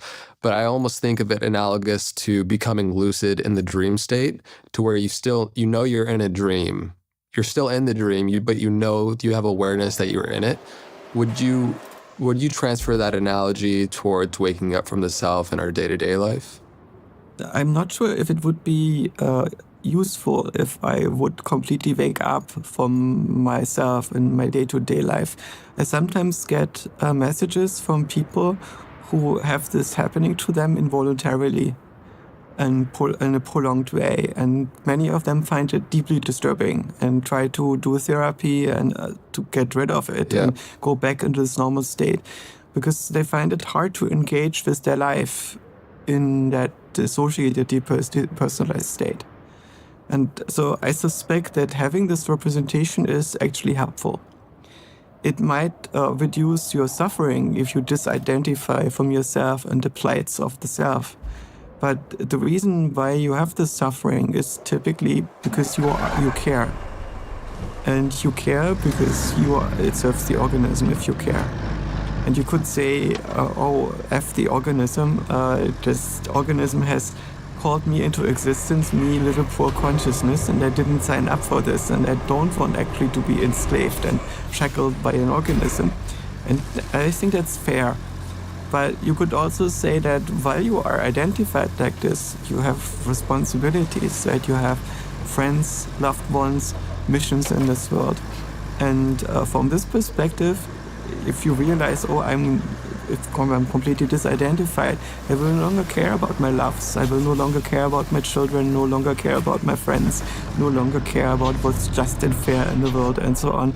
Is this actually a good thing, right? And there is no absolute vantage point. In the identified vantage point, you would say, oh my God, that would be terrible, because you take the perspective of, say, your partner who realizes, my partner is gone, right? He's now enlightened and is not suffering anymore, but he could as well be a vegetable, or he is just going to go now on a journey of self-fulfillment through the world and is no longer taking care of the family. That's a disaster. Right, so it's difficult to have an absolute answer to this. You could say that from the perspective of the Buddha, that he left his family to become the Buddha and became completely enlightened, and maybe this was the right thing to do. It really depends on the mind that you are, and nothing actually matters except the perspective of a mind that cares. Do you think that meaning is inherently self-procured, or is that have some sort of existential reality outside of a self that makes it? I think that there is meaning above the self. The self is a model of this local organism, and this local organism is set up in such a way that it serves larger patterns of meaning. And these larger patterns of meaning are the structures that we are participating in. Like emergent self-organizing systems that... Yeah, emergent agency is, for instance, the causal structure of your family is an agent itself, and your family, by you serving the family, becomes an agent that you can take this perspective and you ask yourself, what is it that me, this little person, needs to do from the perspective of this larger, more important thing that you are serving, right? And ultimately, our life gets meaning by identifying things that you would sacrifice yourself for. And this is what we call the sacred, right? Sacredness is purposes above the ego, above the self. And so we are constructing a self that is seeing itself as a servant to more important things. And if we scale up these agentic structures that we are co-creating by serving sacredness and go to a global optimum of agency, we call this God, right? And so in some sense, when we ask ourselves about what should I be doing, the question that I ask myself is, what does God want me to do? And the idea is not that God is some kind of entity that is talking to me through a priest or through an oracle and just possesses a part of the world, but it's a thing that I'm co-constructing, where I ask myself from the perspective of the best possible agent that it can be part of, what is the thing that I should be doing? And so in this sense, I believe that there is meaning above the self. But of course, you can transcend your connection to God in the same way as you can transcend your connection to the self. You can drop into different layers of enlightenment. Jeffrey Martin had these ideas of grades of enlightenment in his PNSE paper, the persistent non-symbolic states. He talks about 4 grades, but you can experiment with this in meditation, where you basically go to a level where you're no longer reactive to the world, and the arisings that are happening in you, for instance, if somebody cuts you off in traffic, don't lead to a reaction anymore, or anxiety can no longer get you, and only love exists, and everything that you do is instrumental to love. But you can also transcend the sense of love, and you only have aesthetics left. In this state, you only look for structure in the world, and it's not that the structure is good or bad anymore, it's just interesting or boring. And if you transcend looking for structure, I find that I fall asleep. I just space out. If I don't make this effort of paying my neurons for discovering structure, there's just no point. And then if I, in meditation state, go to this level where I relax this particular part, this aesthetic part, then I find myself coming to 20 minutes later. Yeah. I think that at least, Alan Watts has this great voiceover audio where he talks about if you could dream any dream, you would start by having all these fantastical creations and live all this extravagant life, and you would eventually come to towards the end of dreaming the exact dream that you were dreaming right now, because there is an inherent coherent structure to the way that we are living a dream for the purpose perhaps of a greater meaning beyond the self, or however you want to say it. I think that there is this juvenile perception of transcendence being correlated to negation of the human experience, because in the way that you were describing things, it makes me feel like we of course are here to have a deeply human experience, and transcending, or I suppose waking up to more of our true nature doesn't remove our involvement from it. And so I think that if it's approached in a way that maintains your sanity, which it can be quite destabilizing in the cases where there's psychosis or something. But yeah, do you have any thoughts in regards to that? I think it's possible to transcend it, but it's risky. I suspect that people like Steve Jobs have at some point transcended part of what held them back and turned into this immense scalable thing. Or if you think of Jeff Bezos, who at some point seems to have had an epiphany that turns him into a universal scalable service platform that he just then implemented in the world, and layer by layer builds all these structures and services, right? So you basically get these Napoleons, people who are programming themselves from being this local entity that is trying to find some stable cycle in which it can live, into this linearly evolving thing that is always growing and is going to disrupt reality massively. How much have you studied masters and teachings from the Far East as opposed to the Western. Bezos and Jobs are an example of an area of a certain level of organizational coherence that bears fruits in a huge enterprise. I'm curious, I suppose, how you think about intelligence and how it manifests differently from somebody who becomes very successful in the world objectively, externally, versus somebody who has an immense amount of weight in their presence that you can feel, and how you relate and discern between the two, I suppose. I did read the Vedic scriptures, and I read writings of Buddha and so on, but I don't have a very deep understanding of them because they're not my culture. And I also didn't have a great affinity to the schools, as largely because I was personally repulsed by the way in which Buddhists experienced me to learn.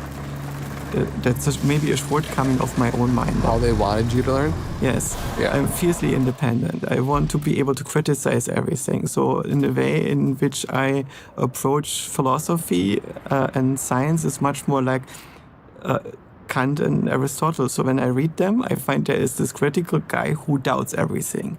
He is reading all the related stuff that other people have written, but he doesn't believe it. He's trying to disinfect it, sanitize it, and put it together into his own worldview. And to me, this is a very natural way to do, whereas Buddhists, typically the people I met, expected me to accept their stuff. And why? Because their teacher told them to.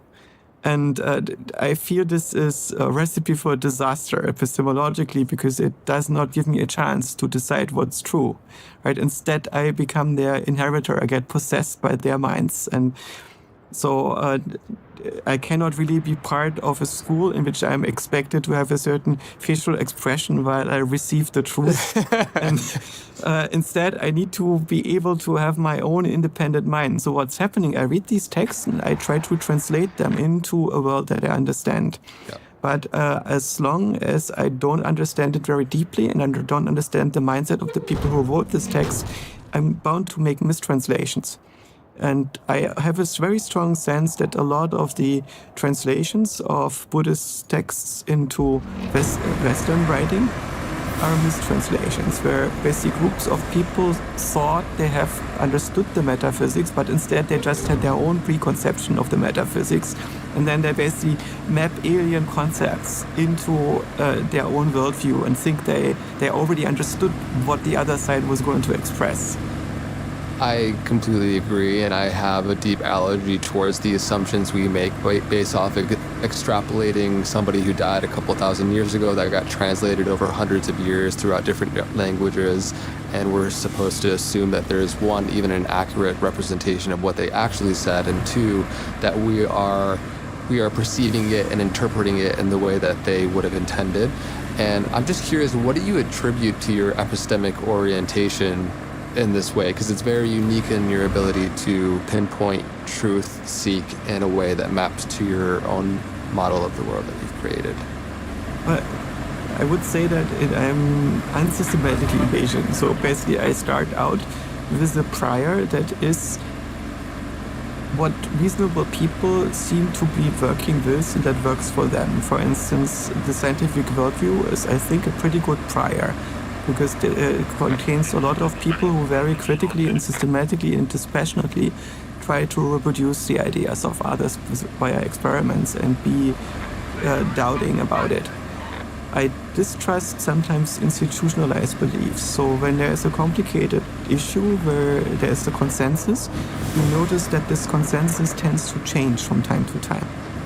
And so I don't trust this consensus, because I suspect if you have a consensus that changes from time to time, there are political mechanisms by which people arrive at the consensus, rather than people having really done all the experiments and really evaluated beyond a reasonable doubt. So I still have to defer to the consensus opinion very often, because I don't have anything better to offer.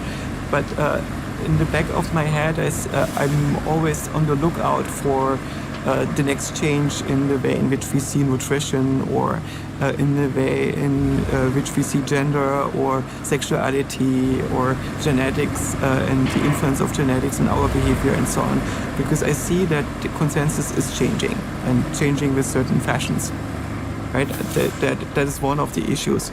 The other one is I look at reports that exist and that describe phenomena that seem to be somewhat invariant across cultures. For instance, as a child, I read the fairy tales of all the cultures I could get my hands on. African fairy tales, Japanese, Chinese, Russian, French. Right? And what's really fascinating is that they have so much in common, because they all have, for instance, have spirits that live in the forest. They all have a version of fairies or several versions of them or an ecosystem of them. And why is that? Why do they all have these same archetypes? Is it because human minds tend to come up with the same superstitious dreams because of some quirk in the way in which you process concepts and perception?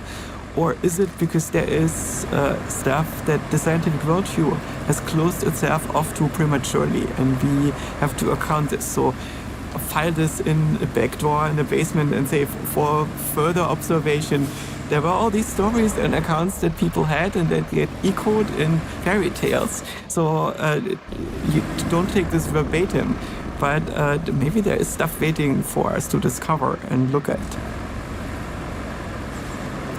Do you think those archetypal, symbolic, like imagery, or like you think that they potentially have an existential reality to them and not, like, I'm curious. Clearly. So one thing, for instance, that I had difficulty to understand for a long time were gods. Gods. Yeah. Because I live in a world largely without gods. Not only is it secular in the sense that people don't believe in the authority of religious institutions to explain reality, and the entities that the religious texts describe are seen as superstition or as allegorical or metaphorical instead of being real. But from time to time, I've been running into people who talk to angels or have a voice of God in their head and or talk to Jesus. And these people are not necessarily stupid, right? Some of them are high-ranking engineers or CEOs and smarter than me. And so I ask myself, how is their mind compatible with these delusional states?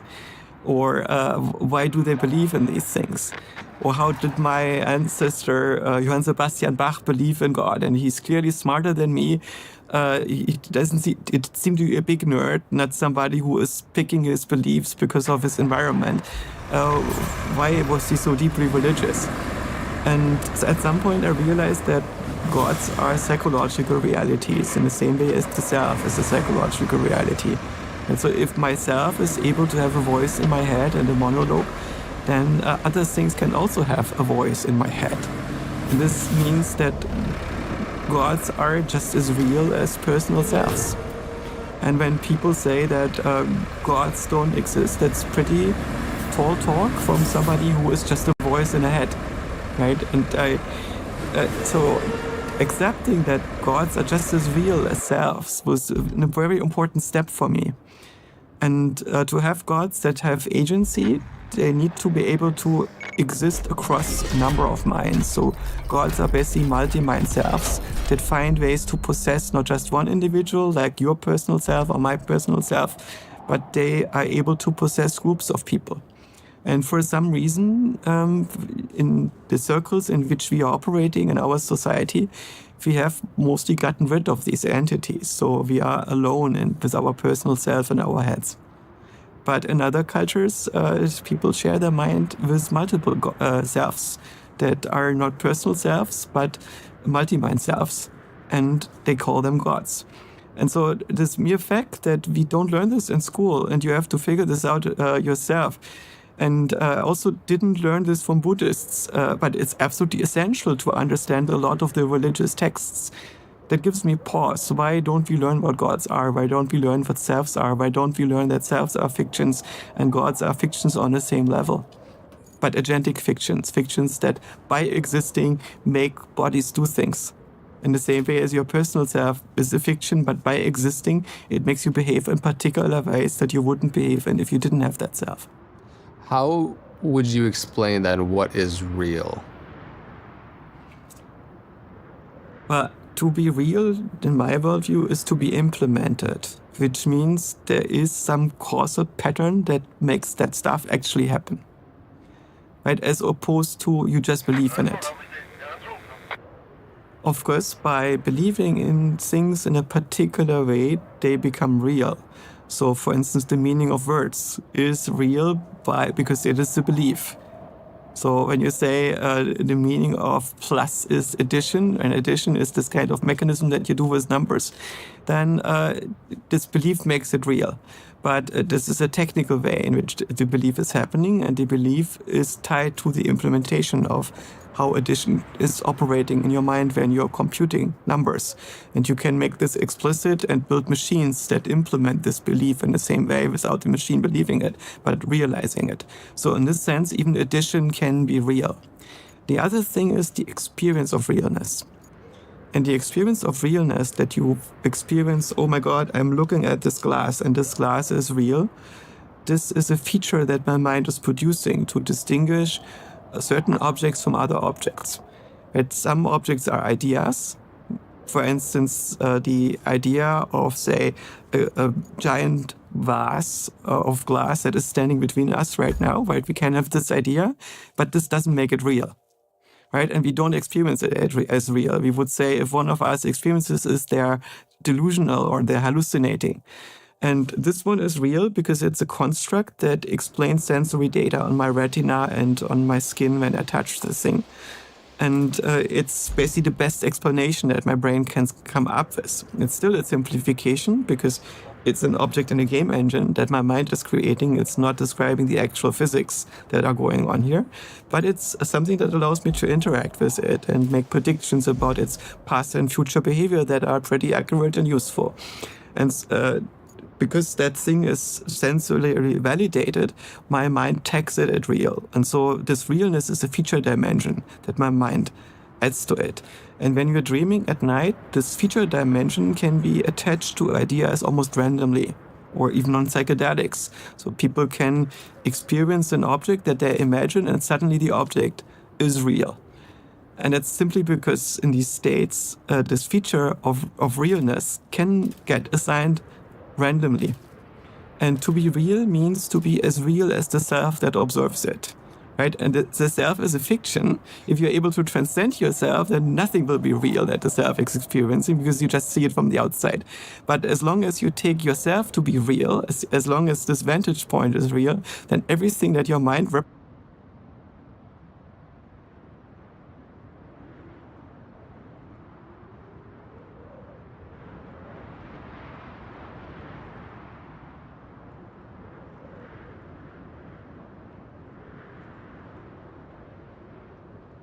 There are time periods throughout history when humanity collectively loses its mind.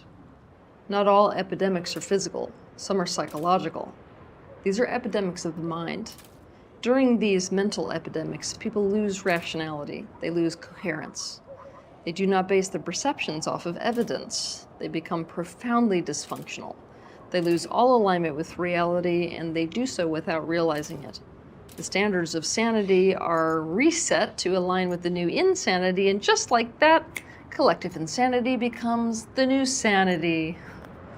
We are currently in one such time period, and a big element of this specific epidemic is independence sickness. But what does that mean? Everywhere you look, you're going to see that in today's world, people believe wholeheartedly in the virtue and rightness of independence. It has become a new definition of what it is to be healthy and empowered.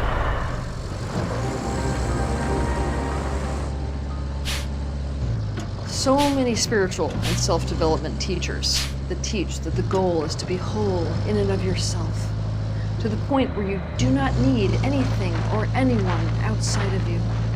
So many therapists that tell people that to heal is to learn to be alone, to rely on yourself, and to meet your own needs. So many parents that raise children specifically so that they can go off on their own into the world and stand on their own 2 feet. So many political ideologies that shift the responsibility for well-being to the individual. We have completely lost touch with the truth and reality that human beings are a social species. Humans thrive in groups and are relationally dependent. Yes, even into their adult lives, because no matter how old a human being is, he or she still has relational dependency needs. These are needs that, as a human being, you A, cannot give yourself, or B, even if you can give them to yourself, 2, that doesn't remove the need to get them from others.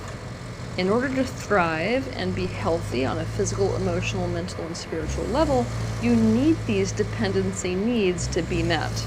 If you want to learn more about this, by the way, you can watch another one of my videos that's titled Dependency Needs, the thing that no one will accept that they have.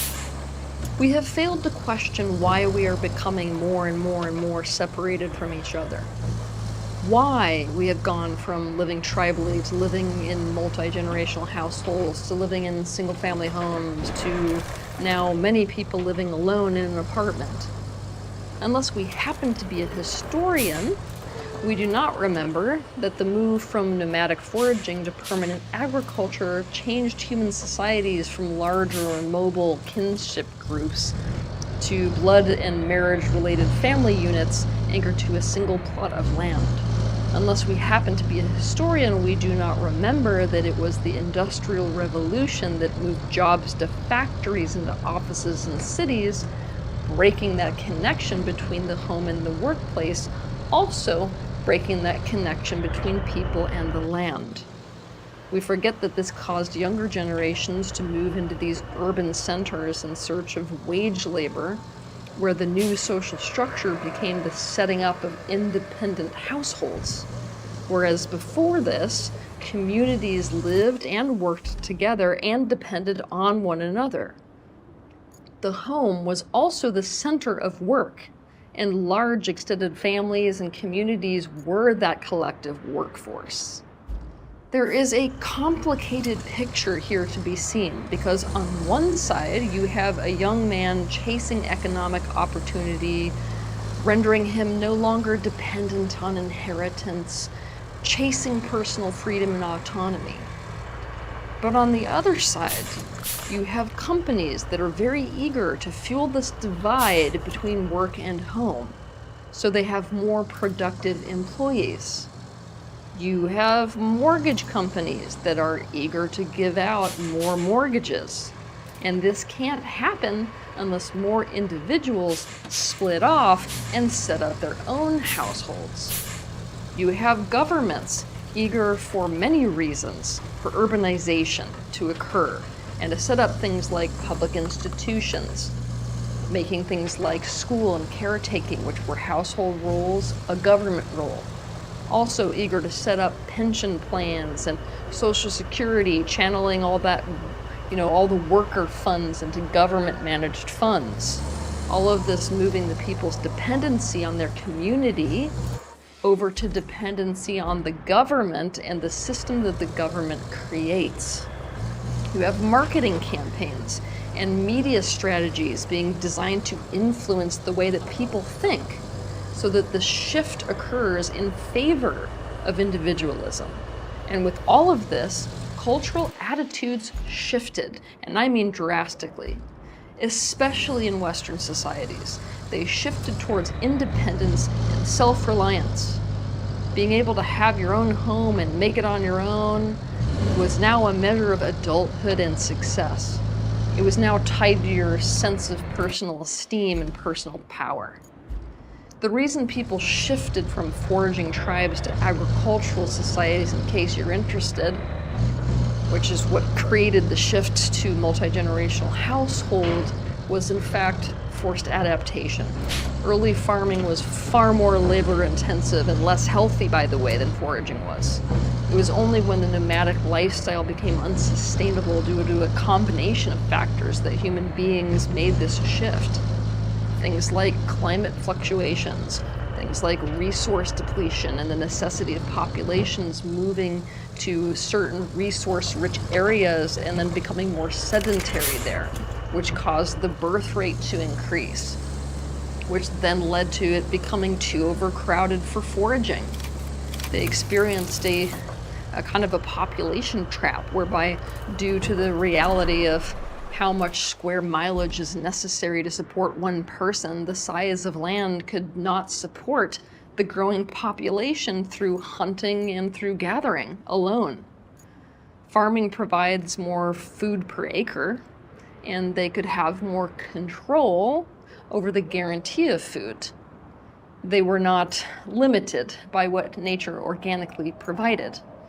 And even though, very important to know, individuals within a farming group were far less healthy due to poor diet and disease than their foraging counterparts, they could support so many more people than foraging bands. Their sheer numbers allowed them to organize into groups capable of outcompeting and outdisplacing remaining foraging tribes. Suddenly, farming was a necessity for any group to be able to survive amongst other farming groups. Foragers saw resources as communal. Agriculture necessitated the concept of private property. So let's fast forward, shall we? The big shadow that is lurking behind people going in this direction of separation and independence in the post-agricultural world is relational pain. The distress that we experience in our relationships. And this is still the shadow lurking behind the world's current obsession with independence. Everyone falls somewhere on the scale of experiencing relational pain. All you have to do in order to relate to the pain that made people vote for independence and separation with it in the post-agricultural world is to imagine what it would be like to move back in with your parents and grandparents, to be totally financially dependent on them and dependent on what they own. In these multi-generational households, there tends to be experiences all the way from social friction to severe relational trauma. People find the constant presence of this relational friction and these uncomfortable and painful interpersonal dynamics stressful. And if you're in a dysfunctional family system, not just stressful, traumatizing. And we don't feel like this relational distress is limited to our families. We experience it with other people in general. Decommunalizing our lives makes it so that we don't have to live in that social friction. We're not powerless to the whims of authorities such as elders. We don't have to be observed and disturbed by others. We can create psychological, emotional, and physical room where there is no pressure to be any specific way for others. This causes us to relax and to feel relief. Throughout time, in response to these pains, so many philosophies and social movements have arisen, such as the Enlightenment, including Kantian autonomy and classical liberalism of the 17th and 18th centuries, transcendentalism and existentialism of the 19th century, modern individualism of the 20th century, and here we are today. An era ruled by neoliberalism, liquid citizenship, self-help, radical self-optimization, and New Age spirituality. Independence is now a value that sits atop a pedestal for people in the modern world, especially in the modern Western world. And it is such a sacred cow, so to speak, that people are missing the following awareness. We can talk all we want about self-empowerment, but there is no such thing as independence. At the most basic level, we are dependent on so many things. You're dependent on oxygen, water, sunlight, foods. You're dependent on the microbiome, such as the bacteria and fungi that are essential to you even being alive. You're dependent on the ecosystem. You're dependent on your dependency needs, such as social connection and physical touch. And let's go further. In today's world, we live in the illusion of independence despite being, in fact, more dependent than we ever were before throughout all of history. Wait, how could this be true, Teal? And yet people don't see it. because the modern belief in independence rests on our ability to live alone, make money for ourselves, work remotely, and not depend on our community and our parents and partners, the people we know. But this is only possible because of an underlying dependency on the system, a highly complex web of infrastructure that people do not recognize. It used to be that we were dependent on what nature provided. Now, almost all people have lost the knowledge and skills to be able to live off the land. Instead, we're dependent on financial institutions. We're dependent on farmers growing food, transport services getting that food to the stores near us that sell us the food. The same is true of all goods that we need to thrive. The clothes we wear, the cars we drive. We're dependent on internet connectivity. We're dependent on resources like oil and electricity, and all the people and processes that make all of that available to us. We're dependent on the government for all kinds of things, such as the infrastructure that enables us to live daily life, emergency services, public utilities. A person feels independent when they go to the bank and deposit money in their own account and use that money to buy their own apartment. Now, we can use the conversation around that being empowering for another day when we're talking about self-empowerment, but they miss that in doing this, they're dependent on the entire financial system, on the bank, on the mortgage company. A person feels independent when they're able to follow GPS to wherever they want to go, but they miss that in doing so, they're dependent on the GPS system to work. That they have outsourced the basic survival skill of navigation. Unlike our ancestors, who, even if they had a specialty, were generalists in that they had many skills and knew how to find food, build shelters, navigate, etc., most of us in today's world are only specialists. We develop and trade one skill for everything we need. If the need for our one skill becomes obsolete, our entire means of survival is obsolete. We're living in a profound state of dependency that no one sees until it fails. This makes us uniquely vulnerable and uniquely ignorant. We can go around convinced that we're independent and encouraging everyone else to be independent too, and totally miss that we are in fact totally dependent. We have simply shifted what we were dependent on. We've shifted from a kind of partial social dependence to a total systemic dependence.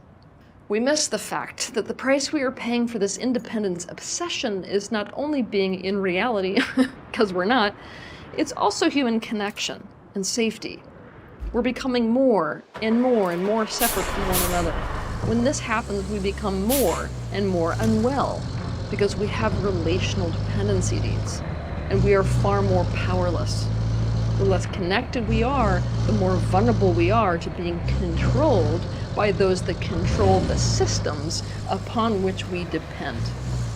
The more dependent we are on those who create and run and control the system, the more powerless we are to stop them if they go out of alignment and against our best interests. The reality is that dependency scares the living crap out of people. Dependency has become a dirty word. Why does dependency scare us so badly? Because it makes us feel powerless to things external to us. And what are people the most terrified of? Being powerless to other people.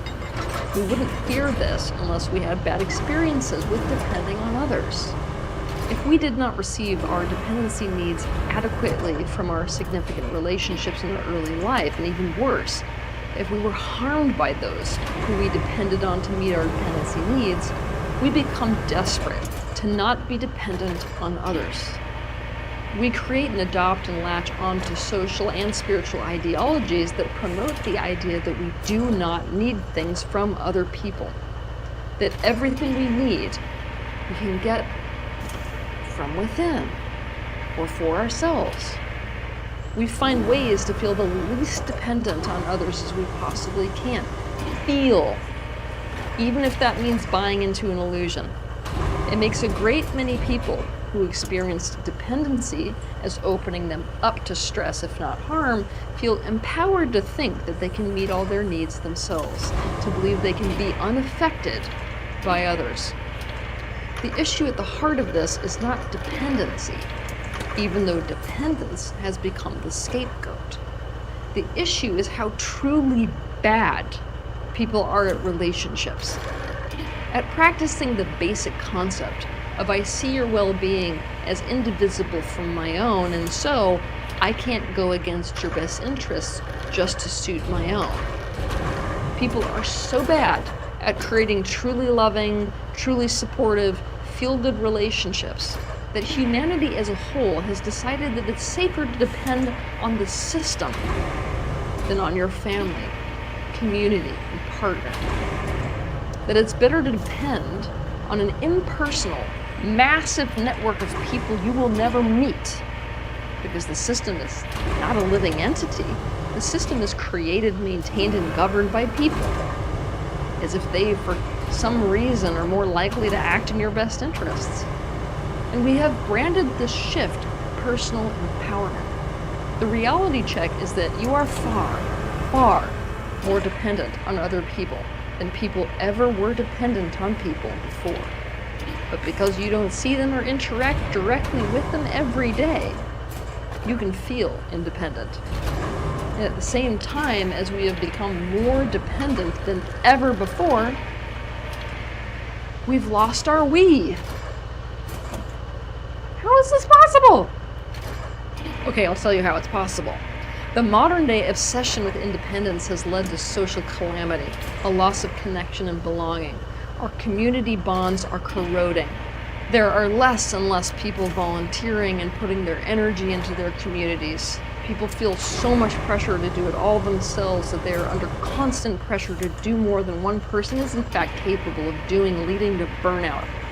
And not burnout because they're overworking, burnout because this keeps a person in a state of constant stress. People don't seek support out of shame, nor are they supported when they do seek out help. People are not exposing system failures because individuals are blamed for problems instead. People are going away from the mutual vulnerability required for deep emotional connection because relying on anyone emotionally and co-regulating, which is our very nature, is now treated as a form of personal failure. People are behaving more and more narcissistically, like an island unto themselves, further reinforcing the experience that people cannot be trusted, which further reinforces the obsession with independence. And lo and behold, we are living in a true loneliness epidemic. Our social ties are being snipped. They are being snipped, and we are not really doing anything to prevent it. Instead, we are joining in and we are snipping our social ties for ourselves.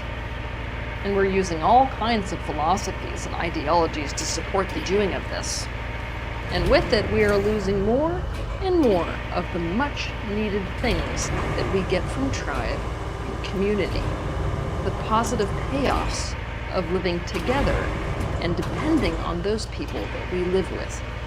We can't build a we when everything is about me. So we're lonely, and we're vulnerable. This independent sickness has led to a state of hyper-individualism, but we are fighting for that loneliness, for that vulnerability, and also for the illusion.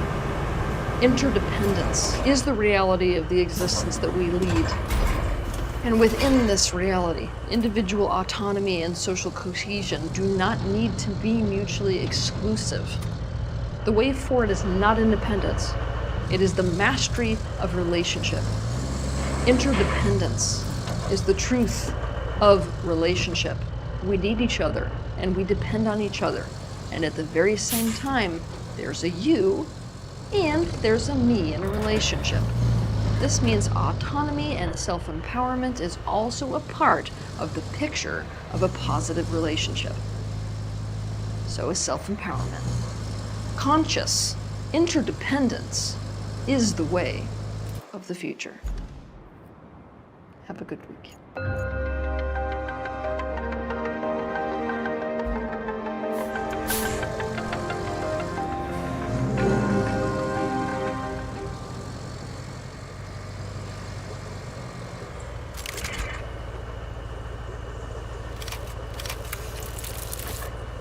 Hey there. If you've been watching videos and interviews or attending my workshops, you have probably heard mention of the completion process, but you may not have a solid idea about exactly what it is and what it's for.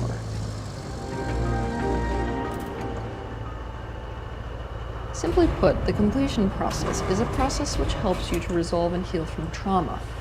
If we distill it down to its essence, the completion process is a process where you deliberately use a trigger to go back to an unresolved trauma that is at the root of that trigger, so as to consciously re-experience it, reverse the process of dissociation and fragmentation, resolve the distress that is still unresolved, and gain massive awareness about yourself that can then translate to positive changes in your daily life. But wait a minute here. If you feel like this doesn't apply to you, because most people have absolutely no idea that they have experienced trauma. And yet the reality is, all people have experienced some kind of trauma. So what does all this mean? It means that we need to take a fresh new look at trauma. First of all, what is trauma? A simple definition of trauma is distress without resolve. What should stick out to you about this definition of trauma is that this could mean anything from an infant being weaned to chronic experiences where you end up feeling like your worth to others is only about the quality of your performance, all the way to a veteran watching comrades being blown up by landmines at war, to complex sex abuse and trafficking. Trauma is something that happens in all demographics, across all social classes, to people of any age, race, class, religion, or sex. And there are so many types of trauma that a person can experience. Everyone has experienced distress in their lifetime that is unresolved. Everyone has made adaptations to their personality as a result of experiencing trauma. And everyone's current adult life was influenced by the traumas they experienced in childhood. And it is, in fact, these events that lie at the very root of the vast majority of the problems that we face and things we struggle with in our adult lives. I'm going to say this again because it is so very important to understand. The root of the various issues you are facing in your adult life, things you have no idea have anything to do with past traumas that you have experienced, is trauma.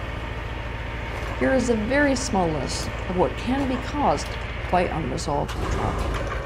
Stuckness, sexual issues, indecisiveness, addictions, financial blockages, loneliness, a lack of purpose, fear of failure, the feeling of not being good enough, social anxieties, numbness, chronic stress and overwhelm, shame and guilt, patterns of self-sabotage, mental illnesses, anxiety, powerlessness, control issues, physical health ailments, identity crisis, perfectionism, codependency, fear of intimacy, burnout, trouble setting boundaries, eating disorders, all kinds of relationship problems in any type of relationship, PTSD, chronic dissatisfaction in life, and believe me, so much more. Trauma changes the course of our lives. When a trauma happens, we experience distress. We make that painful thing that we've experienced mean something. And that in turn alters the way we think, the choices we make in life, and the actions we take, the behaviors we exhibit. People are often totally unaware of just how much the traumas they have experienced influence the course of their lives. Now let's go a little deeper. As I mentioned in the beginning of this video, the completion process uses a trigger as a doorway to resolving the trauma that is linked to it. A trigger is anything that causes you to recall or bring to the surface any element of a traumatic memory from your past. It can be a word, a tone of voice, a smell, a sensation, a face, a place, or any situation or thing. You might not consciously know what is causing you also to suddenly feel sick, hurt, anxious, or uneasy, but your subconscious mind knows. In this way, a trigger is a reminder of a previous trauma, and it is a signal to address the issue. Despite the fact that triggers are very often unpleasant, triggers are not actually negative. Rather, they are an invitation for you to resolve what is unresolved within you still. They're an invitation to reintegrate fractured parts of yourself back into your being and to become whole again. When memory surfaces as a result of a trigger, it doesn't necessarily come back all at once in one neat and coherent chunk. This is because memory is often stored in a fragmented way. The sights associated with the memory can be stored separately from the sounds associated with the memory, or the feelings associated with the memory. Why is all this important? Well, because what this means is that a trigger may cause only the feeling associated with a memory to surface. When this happens, a person is experiencing memory recall, but only the felt aspect of memory recall. Let me give you an example. Imagine that a woman is walking through an aisle where she suddenly smells the same cologne that the man who molested her was wearing when she was young during an assault. She may not even consciously realize that she has smelled this smell, or that it reminds her specifically of this experience. She might suddenly feel a sense of total doom. Her heart might start pounding. She might feel totally isolated, regardless of there being so many other people in that place with her. And she might feel a panic attack coming on. Now, because she has not consciously put two and two together, the experience that she is having does not make sense in the context of her environment. The smell of that cologne was a trigger, and we may now say that she is triggered. And maybe in a term that you hear. The completion process can, in general, be divided into steps. However, it is meant to flow as one continuous process. So that you can get a better feel for completion process, I'm going to outline these steps for you. First, when you experience a trigger, you're going to turn your attention inward and place all of that attention on that feeling with unconditional presence. Essentially, you will be doing a practice of emotional experiencing. The next part, step 2, you're going to invite the memory that is attached to the trigger to surface to your conscious awareness. 3, you're going to choose with your free will to re-experience the memory in first-person perspective if possible, opening up to the full sensory experience of it with curiosity and accepting what happened exactly as it was, without changing anything. And you're going to validate the feeling/experience contained within that memory. Step 4, the process is then going to switch from an active witnessing experience to an active visualization process, and you are going to bring your adult self into that memory. You can choose to either experience this from the perspective of your adult self or the perspective of your child self within the scene. Or you may choose to switch back and forth. Step 5. The adult is going to provide some kind of resolve for the child regarding the traumatic experience within this memory. One of the most important aspects of this is for the adult self to validate the child self's emotions and experience. Step 6, once the relief is felt, you're going to speed up this healing process by calling back any other potential aspects of yourself that may have fractured off from you in this traumatic experience. 7, you are then going to meet the child/children's plural needs within the scene of the memory. This step is designed to bring resolve to the distress being experienced within that memory. 8, once you have met the child's needs, you're going to give this child the choice to stay within the now altered memory, making sure that the child's reason for wanting to stay is actually in alignment with resolve for that child, or what's more likely is that you're going to take the child to your safe haven. The safe haven is a safe space that you create within your mind to bring these children to any aspect of you that has been in this traumatic experience. 9, if the child chose to go to the safe haven, you're then going to bring the child to the safe haven and deactivate that memory.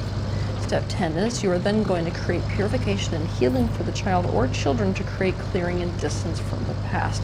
This is usually done within that safe space by bathing the child in healing water.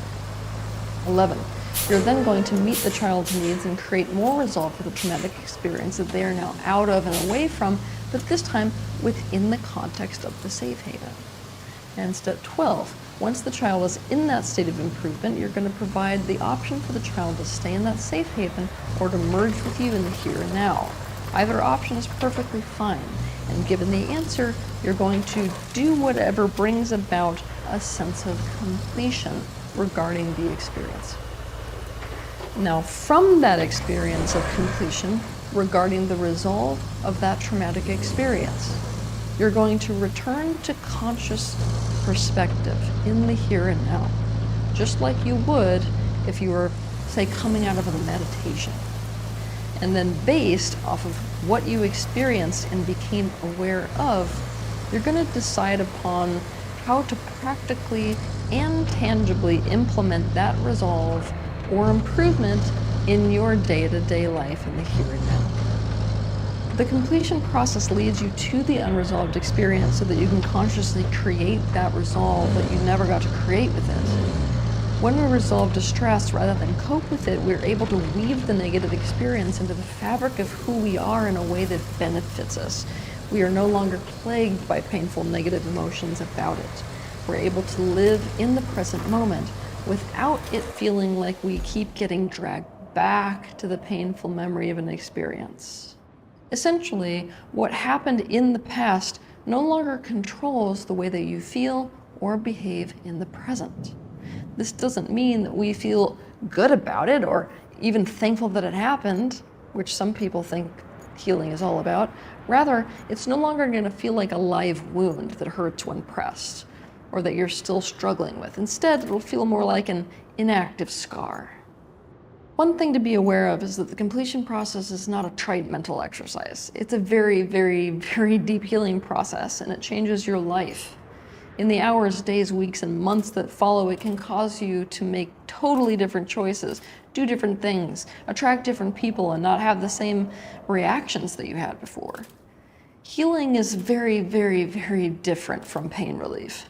The vast majority of people find their way to spirituality and to self-help through pain. This means they are in a state of distress. When people are in pain and distress, they want two things. They want to heal, which is actual resolution of the problem itself, and they want immediate pain relief. But these two things can often be like two roads that are diverging in completely opposing directions. You're probably familiar with anesthetics, otherwise known as painkillers, such as like Novocaine or morphine, right? The benefits of anesthetics goes without saying, but there is a real downside to them if they are used in the wrong situations or the wrong ways. Pain exists for a reason. Pain is always the indication that something needs to be paid attention to, done, or changed so a person can come back into alignment with their well-being. For example, the pain of touching a hot stove is calling you to remove your hand. If you could not feel the pain, you would leave your hand on top of that stove and it would burn completely. The completion process is not designed to just make things feel better. It's designed to create radical healing change, and that process does not always feel good. I'm going to give you an example so you know what I mean. Let's imagine that there's a woman who decides to start using the completion process. The reality is that in her childhood, she lived in a really dysfunctional home where she was treated a lot like a doll rather than a child. Let's imagine that her mother dressed her in whatever she wanted her to wear, only met her needs when she decided that it was okay to have those needs, maybe expected her to have the interests that she wanted her to have, refused to recognize any boundaries, and ignored her completely when she behaved anything less than sweet. This little girl had to abandon her sense of self to conform to her mother. She learned that this was the way to have safe relationships and to have any chance of getting her needs met at all. Now fast forward. This woman, having adapted to her trauma, has chosen a life for herself that is a direct byproduct of those adaptations. the husband she chose, the life focus she chose, the friends she has, the way she dresses, where she lives. And when she starts using the completion process, not only does she have to really see the reality of what was not okay about her childhood and feel that pain deeply in her being, it isn't like she's going to come out of the process and feel amazing towards the life she's living. Imagine that she chose to marry a man who, just like her mother, expects her to be a doll. Nothing more than what he wants and expects her to be. It's unlikely that she's going to come out of the completion process and suddenly feel better in her particular marriage. It's more likely that she's suddenly not going to be okay with the things she used to act like she was okay with. In fact, she's going to want to change her marriage. And how will her husband react to that? There's a real potential that he's going to react badly to that, and so marital conflict is going to ensue. She has, after all, presented herself as one thing, only to begin changing into someone else. Maybe somebody that he would not have wanted to marry in the first place. So this means potentially even a divorce. When she is going through a process like that as a result of healing, it doesn't feel good. It may feel necessary, but necessary things don't always feel good. It will be an improvement, but it sure may not feel like that when you are in the middle of it. Because of this, it can sometimes feel like the completion process makes things worse before making them better. So I'm going to say this one time. No, I'm going to say it a bunch of times. A person should not do the completion process if they are unwilling to make real, tangible changes to their life based on whatever their individual process reveals. Another thing to become aware of is that people are often blindsided when they expect their families to be on board with their healing, only to find their own family, maybe even friends, opposing their healing.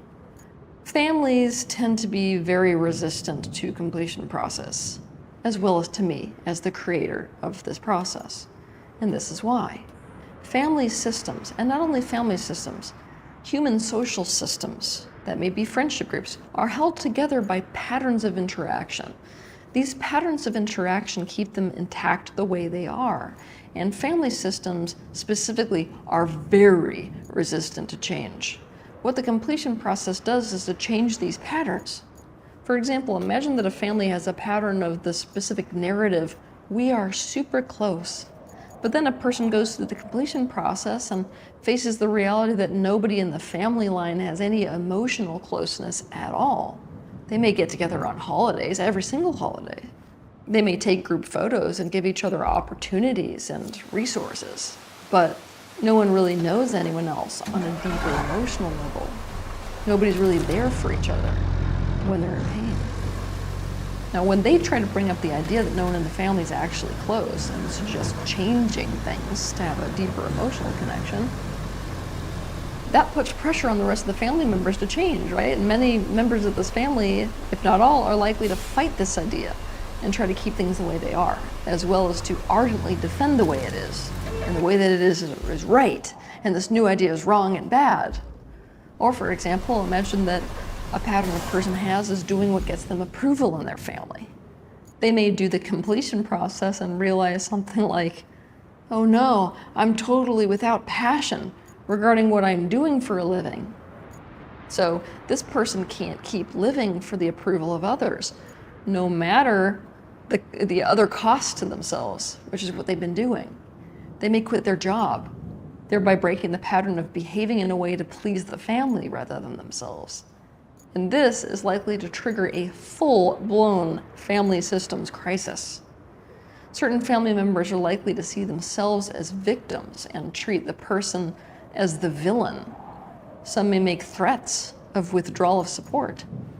Others are likely to blame the completion process itself for messing with the person's mind. Others may start sending you slander about me. When you change, it forces any system that you are a part of to change too.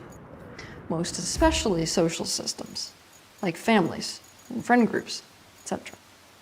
You can very easily find yourself in the position of the scapegoat when you are changing yourself. It doesn't matter whether you're changing yourself, the completion process, or something else. But when you're changing yourself and changing the way you interact with others, and especially when you're trying to enroll any other people into that change, it's very hard for other people. This doesn't mean don't do it. It means be very smart about it and don't simply expect a positive supportive reaction. If you do get a positive supportive reaction and a willingness to change along with you, consider yourself part of the very real blessed rarity. Minority. When you can't resolve and integrate the experiences that you have been through in your life through no fault of your own, part of you remains frozen in time, affecting your entire life.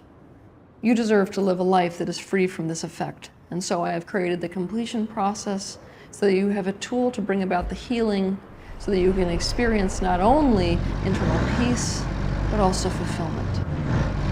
If you have an interest in learning more about this process, as well as how to do it, and if you're interested in trying it out for yourself, you have some options. The first option is to do it through the e-course. I designed this e-course to really hold your hand and lead you through all the knowledge and different exercises, as well as doing the process itself. If you like this option, you can find the completion process course on my website at tealswan.com. The second option is to be led through the process by a certified practitioner of the process. For years, I've been training people around the world to facilitate this process, and having someone to do this with you may feel like the support that you need. If you feel like this option, you can visit thecompletionprocess.com. And the third option is to read the book I wrote about it. This book is quite literally titled The Completion Process. You can find it anywhere books are sold. The completion process has transformed my own life. It has transformed the lives of millions of people around the world, and it can completely transform your life for the better.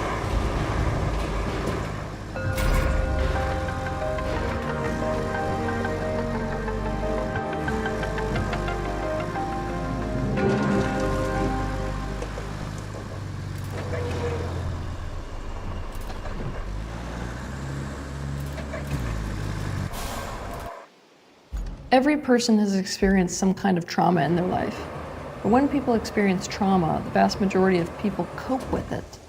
Coping is very different from healing, but these coping mechanisms give people the illusion that they're okay. This is compounded by the fact that society itself not only condones and supports coping, but also has a real blindness to trauma. The result is that we live in a society full of people who are traumatized but whom don't see that they have experienced trauma. A society full of people who need healing, but who don't know that they need healing. In today's video, we're going to take an in-depth look at the main reasons why most people don't see and recognize their traumas. Let's start with why people don't see or recognize their traumas. After all, it may seem strange that we don't see or recognize our traumas, given that traumas are such a standout part of our lives. Well, there are several key reasons why this is the case. One, the first big issue begins with the faulty definition that people have of trauma. When most people think of trauma, they're thinking only of things that they judge as really big. Things like being sex trafficked or experiencing like a high-speed car accident in which you lose someone you love. But the reality is, trauma is any situation that causes you distress which is not resolved. This means that trauma is not only these things we judge as big and classically associate with the word trauma, it's also things like a baby being weaned and having no way to know why he was suddenly cut off from his source of contact, comfort, nourishment, and abundance.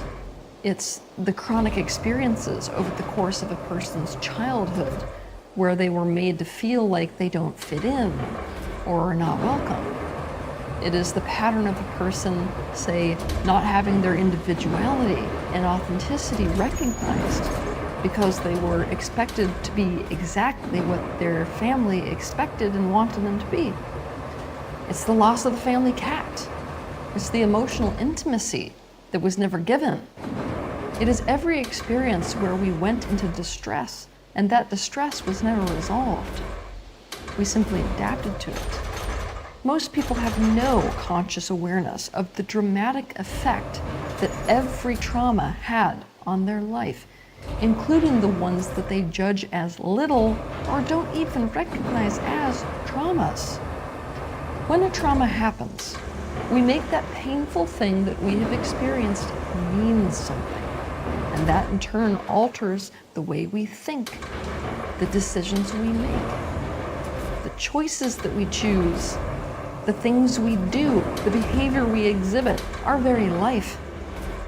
2, normalization.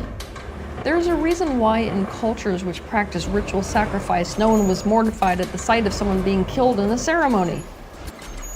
Right? There's a reason that no one thought anything when in the 11th century, no one used forks. Why? Because forks were blasphemous. There's a reason why no one thought anything of a pregnant woman smoking and drinking alcohol in the 1950s. The reason for all of this is that it was normal. Human beings tend to acclimatize to and then accept whatever situation they find themselves in. This is even more true when we are children. We don't know any better, we don't know any different. Whatever we experience as common in our environment becomes our idea of normal. So what is normal? Normal is whatever conforms to a standard, is usual, typical, or expected. The thing is, though, that normal is not a measure of health.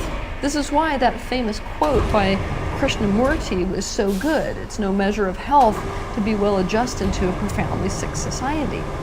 It's such an important thing to come to the awareness of. Normal can become a blinder through which we see the world. It can be a way of staying in denial, remaining unconscious, and never, and I mean never, being able to heal or progress. Many of the things that had a profound negative, maybe even positive effect on you, you may not even recognize because you saw them as normal. If you see something as normal, it's not going to stand out to you as anything of interest or anything notable. You may completely overlook it, but this tendency can go, in fact, much, much further than the human tendency to not realize that something is out of alignment when it is the norm. It can, in fact, serve as a negative coping mechanism as well.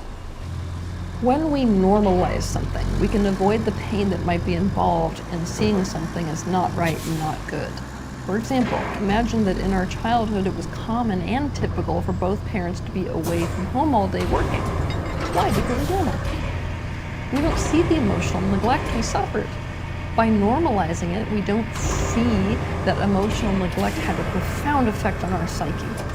For example, we don't see how it has led to the pattern of maybe selecting unavailable partners in our adult life and ending up so depressed and lonely that we are on psychiatric medications. Because it was normal, we don't see how unhealthy our societal structure is, so we do nothing to change it. We don't have to see that our parents hurt us in any way, so we don't have to acknowledge any rupture between ourselves and them. We can follow in their footsteps, thus validating what they did with us, which, by the way, establishes closeness, which is absolutely critical for a social species. But the problem is, the effect is there. We just can't attribute it to a cause, much less the correct cause. In the same vein, something that goes hand in hand with normalization is minimization. To minimize something is to downplay the significance of it, and people do it all the time. When you use minimization against yourself, it's a form of self-deception.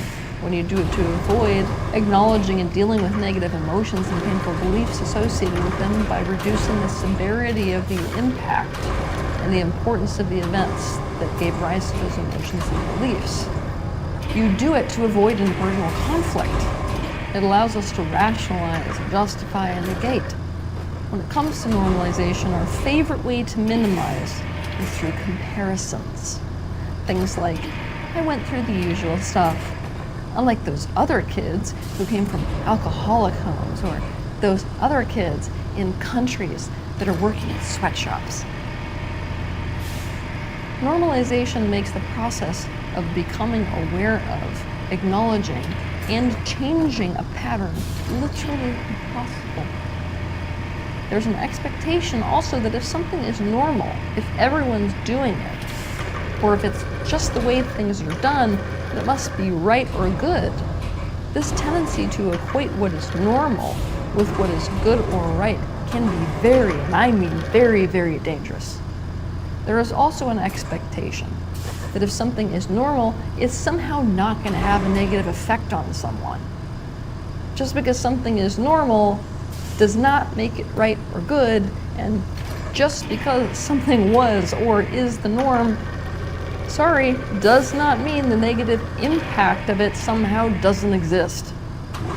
The things you experienced absolutely affected the trajectory of your life, regardless of whether they were common practice or normal or not.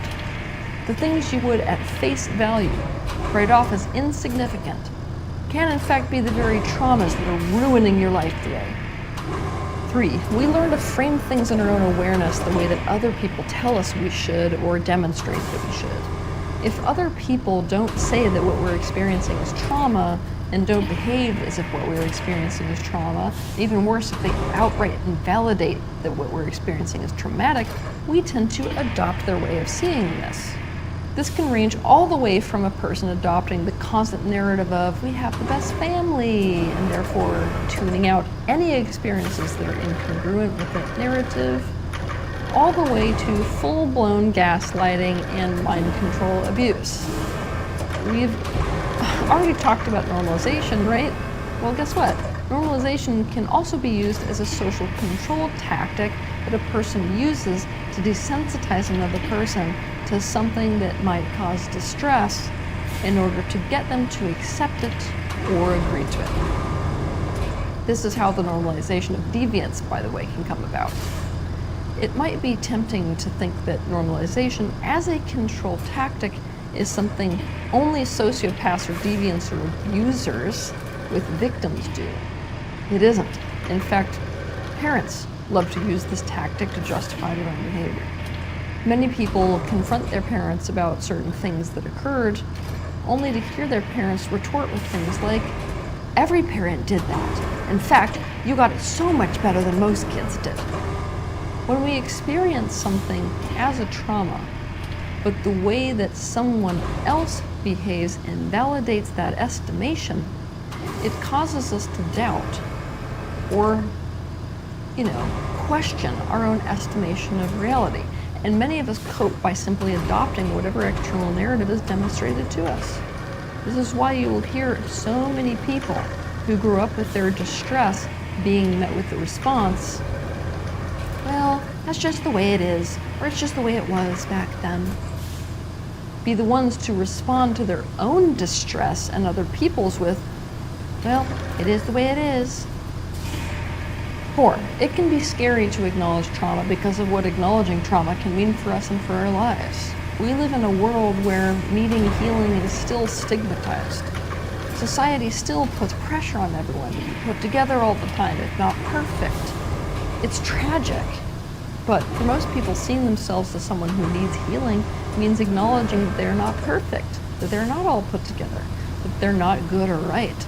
This makes people feel bad about themselves. It makes them fear other people's judgment and feel like they are exposing themselves as weak and inferior. People also absolutely hate feeling powerless, and to admit that we need to heal means admitting that we were affected by something, that we can be hurt by something or someone else, and that we were. On top of this, most of us build a kind of stability of our lives on the narrative and on the beliefs about ourselves, other people, and the world. Guess what? Acknowledging trauma can completely destroy that narrative, as well as those beliefs. What this does is it throws us into the feeling of unsafety and instability. Of course, it can easily be argued that if a person's narrative were built on something real, right, then they wouldn't be in this situation. Therefore, the stability they perceived was actually false. We may have to accept things that are so painful and scary that we doubt our ability, quite frankly, to do so. Denying trauma can be a powerful way to put distance between yourself and an overwhelming experience. Thus, an attempt to avoid a reality collapse or a system overload. Acknowledging trauma can also disrupt our relationships. For example, if we acknowledge trauma that occurred within our family of origin, we may find ourselves running right into the experience that family systems are very resistant to change. We may end up being ostracized by our own family, having a really hard time having a normal Christmas dinner with everyone. We can face a whole host of social consequences as a result of acknowledging trauma.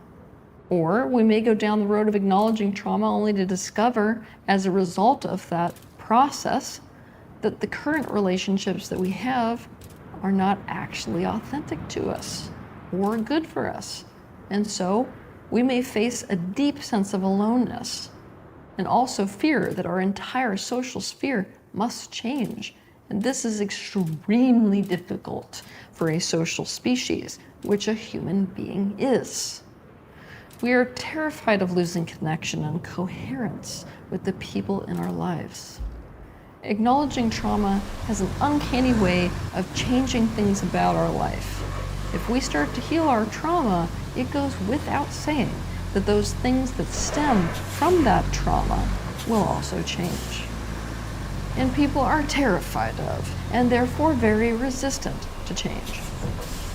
5, memory of traumatic experiences are often suppressed. The subconscious mind takes over control of anything that interferes with the conscious mind, but there are times when the subconscious mind takes over things for the sake of survival, and this mechanism that benefits us in the short term can in fact harm us deeply and immensely in the long term. Okay, so I'll give you an example. If your parents got a divorce when you were young, you may have suppressed that memory of hiding underneath the porch, listening to them scream at each other and throw things at each other. And then, even the part of that memory where one of your parents was gone in the morning. You may have suppressed that, as well as the memory of having decided at that minute that it's dangerous to love anyone because you're going to lose them. If the pain you felt about this matter interfered with your life enough, the subconscious mind might own that memory and own that belief. You would then have no conscious awareness of your original experience and the belief associated with it. You would simply observe that the minute that you get too close or too intimate with someone, you pull away and end the relationship. As a grown person, you're only aware of the symptom. The root cause of that symptom, which is that memory, that traumatic experience, remains deeply buried in your subconscious mind. In this way, your subconscious mind takes over your thoughts and emotions. And when situations are extreme, it can take over entire memories that are a threat to your conscious mind. This is especially true when children grow up with attachment figures who are harmful to them in some way. The cognitive dissonance associated with living with the monster is so great that you actually could not go on living in the atmosphere of that much terror. So, by suppressing the memory of that interaction that you had with them, of the abuse, you maintain your attachment to the adult who is harming you and thus ensure your own survival. So, all this being said, the mechanism of suppression when it comes to memories is a big reason why many people don't see or recognize their traumas.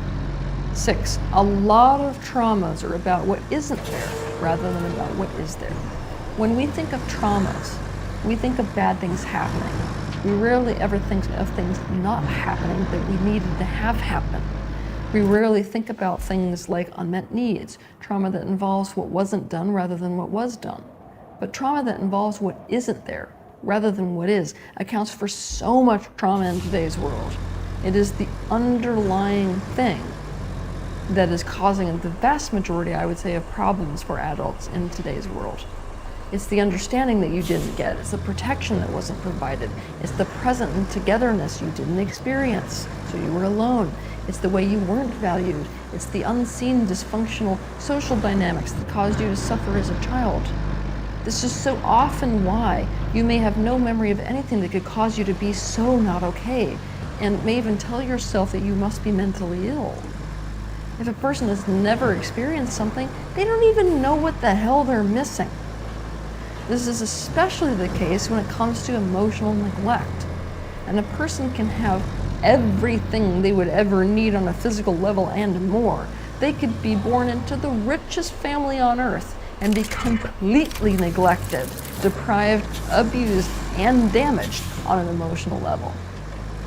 People have a hard time imagining that what isn't there could be a huge source of trauma. But it works the same way with emotions that it does with the physical.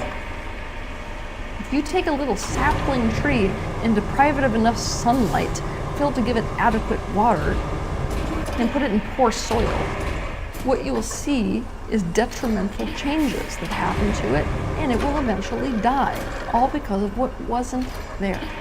The same is true for people, but there are a great many factors that determine whether a physical human will thrive or not, than just food and water and shelter and all the good physical things they could need. And without these things, a person will be traumatized and will fail to thrive, but they won't see it. 7, people's coping mechanisms mask the need for healing.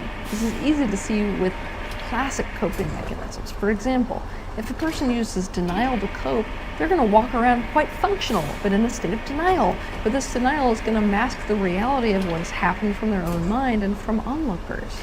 Or for example, say that a person uses workaholism to cope. If this person lives in a society that values career success, this person can simply absorb themselves in work, which is going to feel better than confronting the feelings that they're trying to escape through work, and no one is going to notice this dysfunction. Rather, they're going to commend this person for how hard of a worker they are. Coping mechanism and adaptations, right, mask the need for healing even better when it's related to the personality. People create adaptations to their personality to cope with trauma. These adaptations are designed to make a person safer. As a result, they will give people the impression of improvement. People mistake this for healing when it's not healing. I should say, they mistake it for I don't need to heal anything because I'm okay with something, when they're not. For example, let's imagine that a trauma a little girl experienced was the trauma of her femininity being rejected because her parents wanted a boy. She may cope with this by becoming a tomboy, dressing in boy clothes, playing with boys' toys, and playing a lot of sports, acting strong, basically acting like what she imagines a boy is like. We can't say that this is healing. What would be healing is for her femininity to be embraced. Instead, her tomboy behavior is a coping mechanism she adopted to deal with the distress of her femininity being rejected. But coping in this way will give her the sensation of improvement and decreased pain. Why? Because she's likely to get a better reaction from her parents by trying to become more like what they wished they would have had. This little girl is also going to identify as a tomboy when she does this. We confuse ourselves with our coping mechanisms and adaptive behavior. This girl is likely to grow up seeing herself as more masculine. She won't see a need to heal from it though, because she will think that how she is just a reflection of who she really is, when who she really is far, far different. In this same vein, people really think their coping mechanisms and adaptations work for them, even when they don't. We see no need to change or heal what we think is working for us. Think of the boy who grew up in a society that values independence and shames people for dependencies. In order to avoid the social consequences, he is likely to become super hyper independent. He will think this independence is a good thing and go on to profess the importance of independence and go on possibly to shame other people for dependency. He sees no need to heal from this trauma around dependency because he thinks hyper-independence is a good thing. And he lives in a society that taught him this, and therefore they completely agree. There is no need to heal what a person thinks is good and is right, and especially what is working for them, even when it isn't. 8. People as well as society at large confuse healthy with functioning. Most people don't see the need to heal if they're able to function, i.e. able to maintain a job, able to be in social environments and act normal, able to complete a task, able to maintain self-care routines, etc. The reality is there's plenty of dysfunction that is still considered functional, and there are plenty of people who are able to function who are deeply traumatized and who need healing very, very badly. We cannot and should not use functionality as the barometer for whether someone is okay or not. We should never use functionality as the barometer for whether somebody is mentally and emotionally healthy. We should never use functionality as the barometer for whether a person needs healing